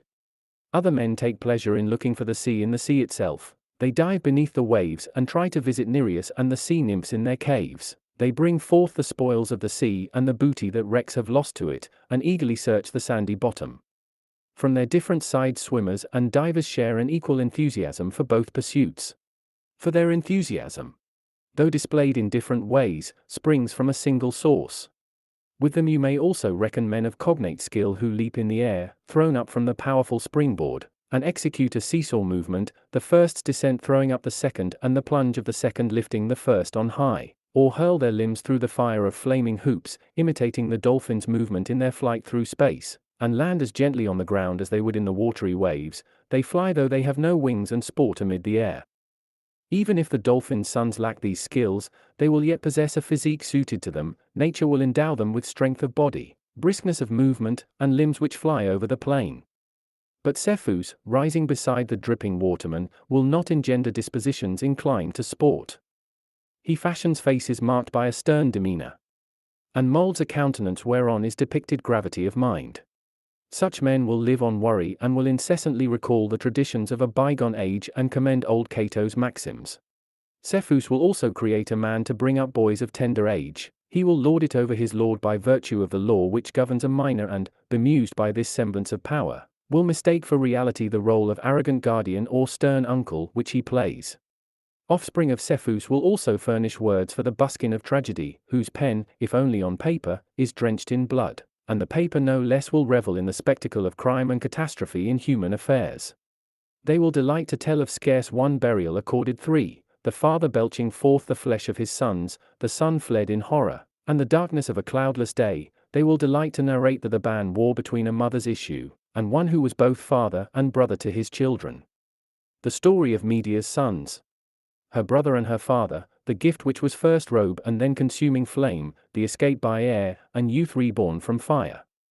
1,000 other scenes from the past will they include in their plays. Perhaps Cepheus himself will also be brought upon the stage. If anyone is born with the urge to write in lighter vein, he will compose for presentation at the merry game scenes of comedy about the loves of headstrong youths and abducted maidens, hoodwinked old men, and slaves of infinite resource. In such plays Menander made his own day live for all generations, a man whose eloquence surpassed that of his native Athens, and that when its language attained its richest bloom, he held up a mirror to life and enshrined the image in his works. Should his powers not rise to such masterpieces, the child of Cepheus will yet be fitted to perform those of others. He will interpret the poet's words, now by his voice, now by silent gesture and expression, and the lines he declaims he will make his own. On the stage he will take the part of Romans or the mighty heroes of myth. He will assume every role himself, one after another, and in his single person represent a crowd. He will draw over his limbs the aspect of fortune's every vicissitude, and his gestures will match the songs of the chorus. He will convince you that you see Troy's actual fall and Priam expiring before your very eyes. Now I shall tell of the constellation of the eagle. It rises on the left of the youth who pours, whom once it carried off from earth, and with wings outspread it hovers above its prey. This bird brings back the thunderbolts which Jupiter has flung and fights in the service of heaven. Its appearance marks the 12th degree of the river-pouring waterman. He that is born on earth in the hour of its rising will grow up bent on spoil and plunder, one even with bloodshed. He will draw no line between peace and war, between citizen and foe, and when he is short of men to kill, he will engage in butchery of beast. He is a law unto himself, and rushes violently wherever his fancy takes him. In his eyes to show contempt for everything merits praise. Yet, should perchance his aggressiveness be enlisted in a righteous cause, depravity will turn into virtue, and he will succeed in bringing wars to a conclusion and enriching his country with glorious triumphs. And, since the eagle does not wield, but supplies weapons, seeing that it brings back and restores to Jupiter the fires and bolts he has hurled, in time of war such a man will be the aid of a king or of some mighty general, and his strength will render them important service. When after the appearance of 20 degrees of the watery youth Cassiope rises on his right, she will produce goldsmiths who can turn their work into 1,000 different shapes, endow the precious substance with yet greater value, and add thereto the vivid hue of jewels. From Cassiope come the gifts of Augustus, which gleam in the temples he consecrated, where the blaze of gold rivals the sun's brightness and the fires of gems flash forth light out of shadow. From Cassiope come the memorials of Pompey's triumph of old and the trophies which bear the features of Mithridates. They remain to this very day, spoils undimmed by the passage of time, their sparkle as fresh as ever. From Cassiope come the enhancement of beauty and devices for adorning the body. From gold has been sought the means to give grace to the appearance, precious stones have been spread over head, neck, and hands, and golden chains have shone on snow-white feet. What products would a grand lady like Cassiope prefer her sons to handle rather than those she could turn to her own employments? And that material for such employment should not be lacking. She bids men look for gold beneath the ground, uproot all which nature stealthily conceals, and turn earth upside down in search of gain. She bids them detect the treasure in lumps of ore and finally, for all its reluctance, expose it to a sky it has never seen. The son of Cassiope will also count greedily the yellow sands, and drench a dripping beach with a new flood. He will make small weights to measure the tiny grains, or else will collect the wealth of gold foaming Pactolus, or he will smelt lumps of silver, separating the hidden metal and causing the mineral to flow forth in a running stream. Otherwise he will become a trader of the metals produced by these two craftsmen, ever ready to change coinage of the one metal into wares of the other. Such are the inclinations which Cassiope will fashion in those born under her. There follows the constellation of Andromeda, whose golden light appears in the rightward sky when the fishes have risen to 12 degrees.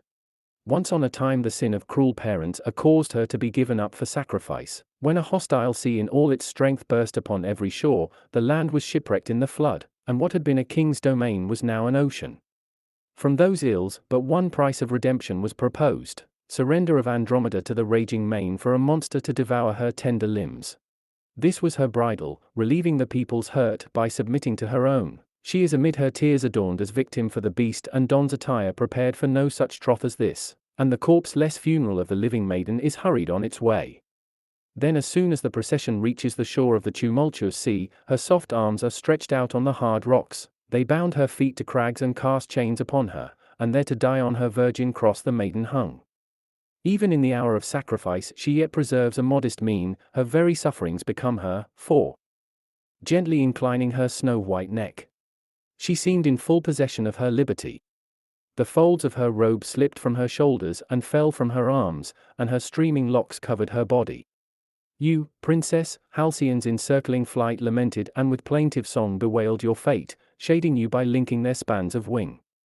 To look at you the ocean checked its waves and ceased to break, as was its wont, upon the cliffs, whilst the Nereids raised their countenance above the surface of the sea and, weeping for your plight, moistened the very waves. Even the breeze, refreshing with gentle breath your pinioned limbs, resounded tearfully about the cliff tops. At length a happy day brought to those shores Perseus returning from his triumph over the monstrous Gorgon. On seeing the girl fastened to the rock, he, whom his foe had failed to petrify with her aspect, froze in his tracks and scarcely kept his grasp of the spoil. The vanquisher of Medusa was vanquished at the sight of Andromeda. Now he envies the very rocks and calls the chains happy to clasp such limbs. On learning from the maiden's lips the cause of her punishment, he resolves to go through war against the sea to win her hand, undaunted though a second Gorgon come against him. He quickly cuts a path through the air and by his promise to save their daughter's life awakens hope in the tearful parents. With the pledge of a bride he hastens back to the shore. Now had a heavy surge begun times to rise and long lines of breakers were fleeing before the thrust of the massive monster. As it cleaves the waves, its head emerges and disgorges sea. The waters breaking loudly about its teeth and the swirling sea afloat in its very jaws. Behind rise its huge coils like rings of an enormous neck chain, and its back covers the whole sea. Ocean clamors in every quarter, and the very mountains and crags quake at the creature's onset. What terror then, unhappy maiden, was expressed on your countenance, defended though you were by such a champion? How all your breath fled into the air! How all the blood ebbed from your limbs, when from the cleft in the rocks you beheld with your own eyes your fate, the avenging monster swimming towards you and driving the waves before it, how helpless you a victim for the sea! Hereupon with a flutter of winged sandals Perseus flies upwards and from the skies hurls himself at the foe, driving home the weapon stained with the Gorgon's blood. The beast rises to meet him, rears its head. Twisting it out of the water, leaps aloft upon its support of winding coils, and towers high in the air with all its bulk. But as much as it rises hurtling up from the deep, always so much does Perseus fly higher and mock the sea beast through the yielding air, and strike its head as it attacks. Yet not submitting to the hero the monster bites furiously at the breezes, though its teeth snap vainly and inflict no wounds. It spouts forth sea towards heaven, drenches its winged assailant with a blood-stained deluge, and sends in spray the ocean to the stars. The princess watches the duel of which she is the prize and, no longer mindful of herself, sighs with fear for her gallant champion. Her feelings more than her body hang in suspense. At last, its frame riddled with stabs, through which the sea fills its body, the beast sinks, returns once more to the surface, and covers the mighty ocean with its massive corpse, still a fearful sight. And not for a maiden's eyes to look on. Having bathed his body in pure water, Perseus, a greater warrior now, flies from the sea to the lofty crags, and releases from the chains which bind her to the rock the girl whose betrothal was sealed by his readiness to fight, and who could now become a bride thanks to the bridegroom's dowry of her life. Thus did Perseus win place in heaven for Andromeda, and hallow in a constellation the prize of that glorious battle, wherein a monster no less terrible than the Gorgon herself perished, and in perishing relieved the sea of a curse. The man whose birth coincides with the rising of Andromeda from the sea will prove merciless, a dispenser of punishment, a warder of dungeon dire. He will stand arrogantly by while the mothers of wretched prisoners lie prostrate on his threshold, and the fathers wait all night to catch the last kisses of their sons and receive into their inmost being the dying breath. From the same constellation comes the figure of the executioner, ready to take money for a speedy death and the rites of a funeral pyre. For him execution means profit, and oft will he bear his axe. In short, he is a man who could have looked unmoved on Andromeda herself fettered to the rock. Governor of the imprisoned, he occasionally becomes a fellow convict, chained to criminals so as to save them for execution. When the 21st degree of the rising fishes illuminates earth's threshold and shines upon the world, the winged horse will appear and gallop aloft in the heavens. In that hour it will bring forth people endowed with swiftness of movement and limbs alert to perform every task. One man will cause his horse to wheel round in caracoles, and proudly mounted on its back he will wage war from on high, horseman and soldier in one.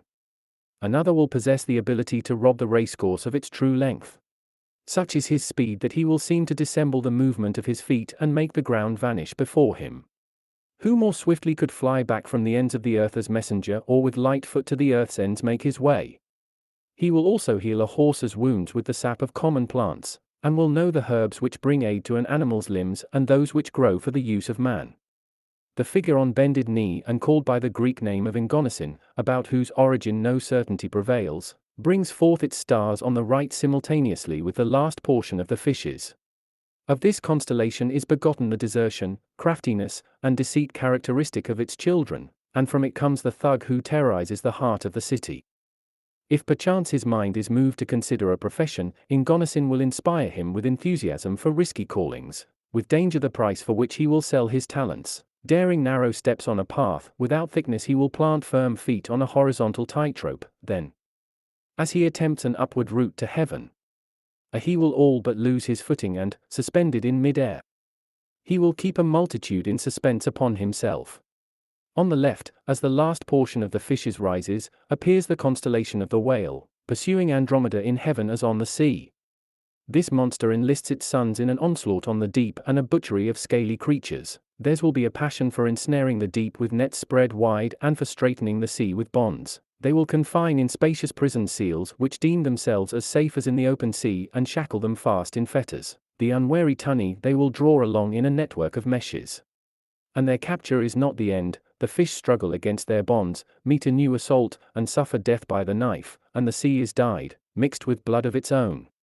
Furthermore, when the victims lie dead along the shore, a second slaughter is perpetrated on the first. The fish are torn into pieces, and a single body is divided to serve separate ends. One part is better of its juices are given up, another if they are retained. In the one case a valuable fluid is discharged, which yields the choicest part of the blood, flavored with salt. It imparts a relish to the palate. In the other case all the pieces of the decaying carcass are blend together and merge their shapes until every distinguishing feature has been lost. They provide food with a condiment of general use. Or when, presenting the very likeness of the dark-hued sea, a shoal of the scaly creatures has come to a stop and cannot move for their numbers, they are surrounded and drawn from the water by a huge dragnet, and fill large tanks and wine vats. Their common endowment of liquid is exuded upon each other.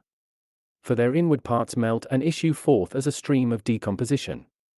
Moreover, such men will be able to fill great salt pans, to evaporate the sea, and to extract the sea's venom. They prepare a wide expanse of hardened ground and surround it with firm walls, next conduct therein waters channeled from the nearby sea, and then deny them exit by closing sluice gates, so the floor holds in the waves and begins to glisten as the water is drained off by the sun. When the sea's dry element has collected, ocean's white locks are shorn for use at table, and huge mounds are made of the solid foam, and the poison of the deep, which prevents the use of seawater, vitiating it with a bitter taste, they commute to life-giving salt and render a source of health.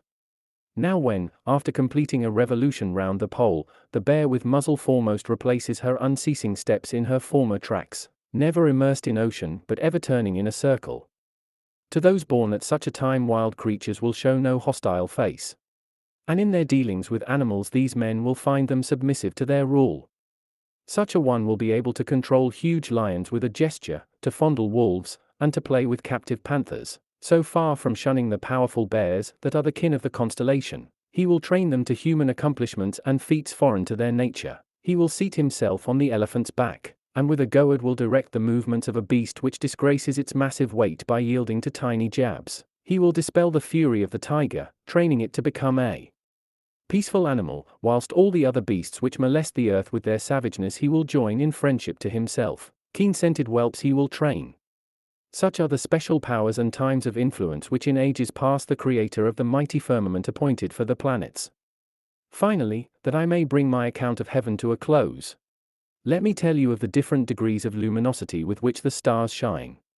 Brilliance of the first order enable you to identify easily the constellations of the Bull, the Lion, and the Virgin, Boötes, the Lyre, and the Charioteer, Orion, the Dogs, the Ship, and the Southern Fish.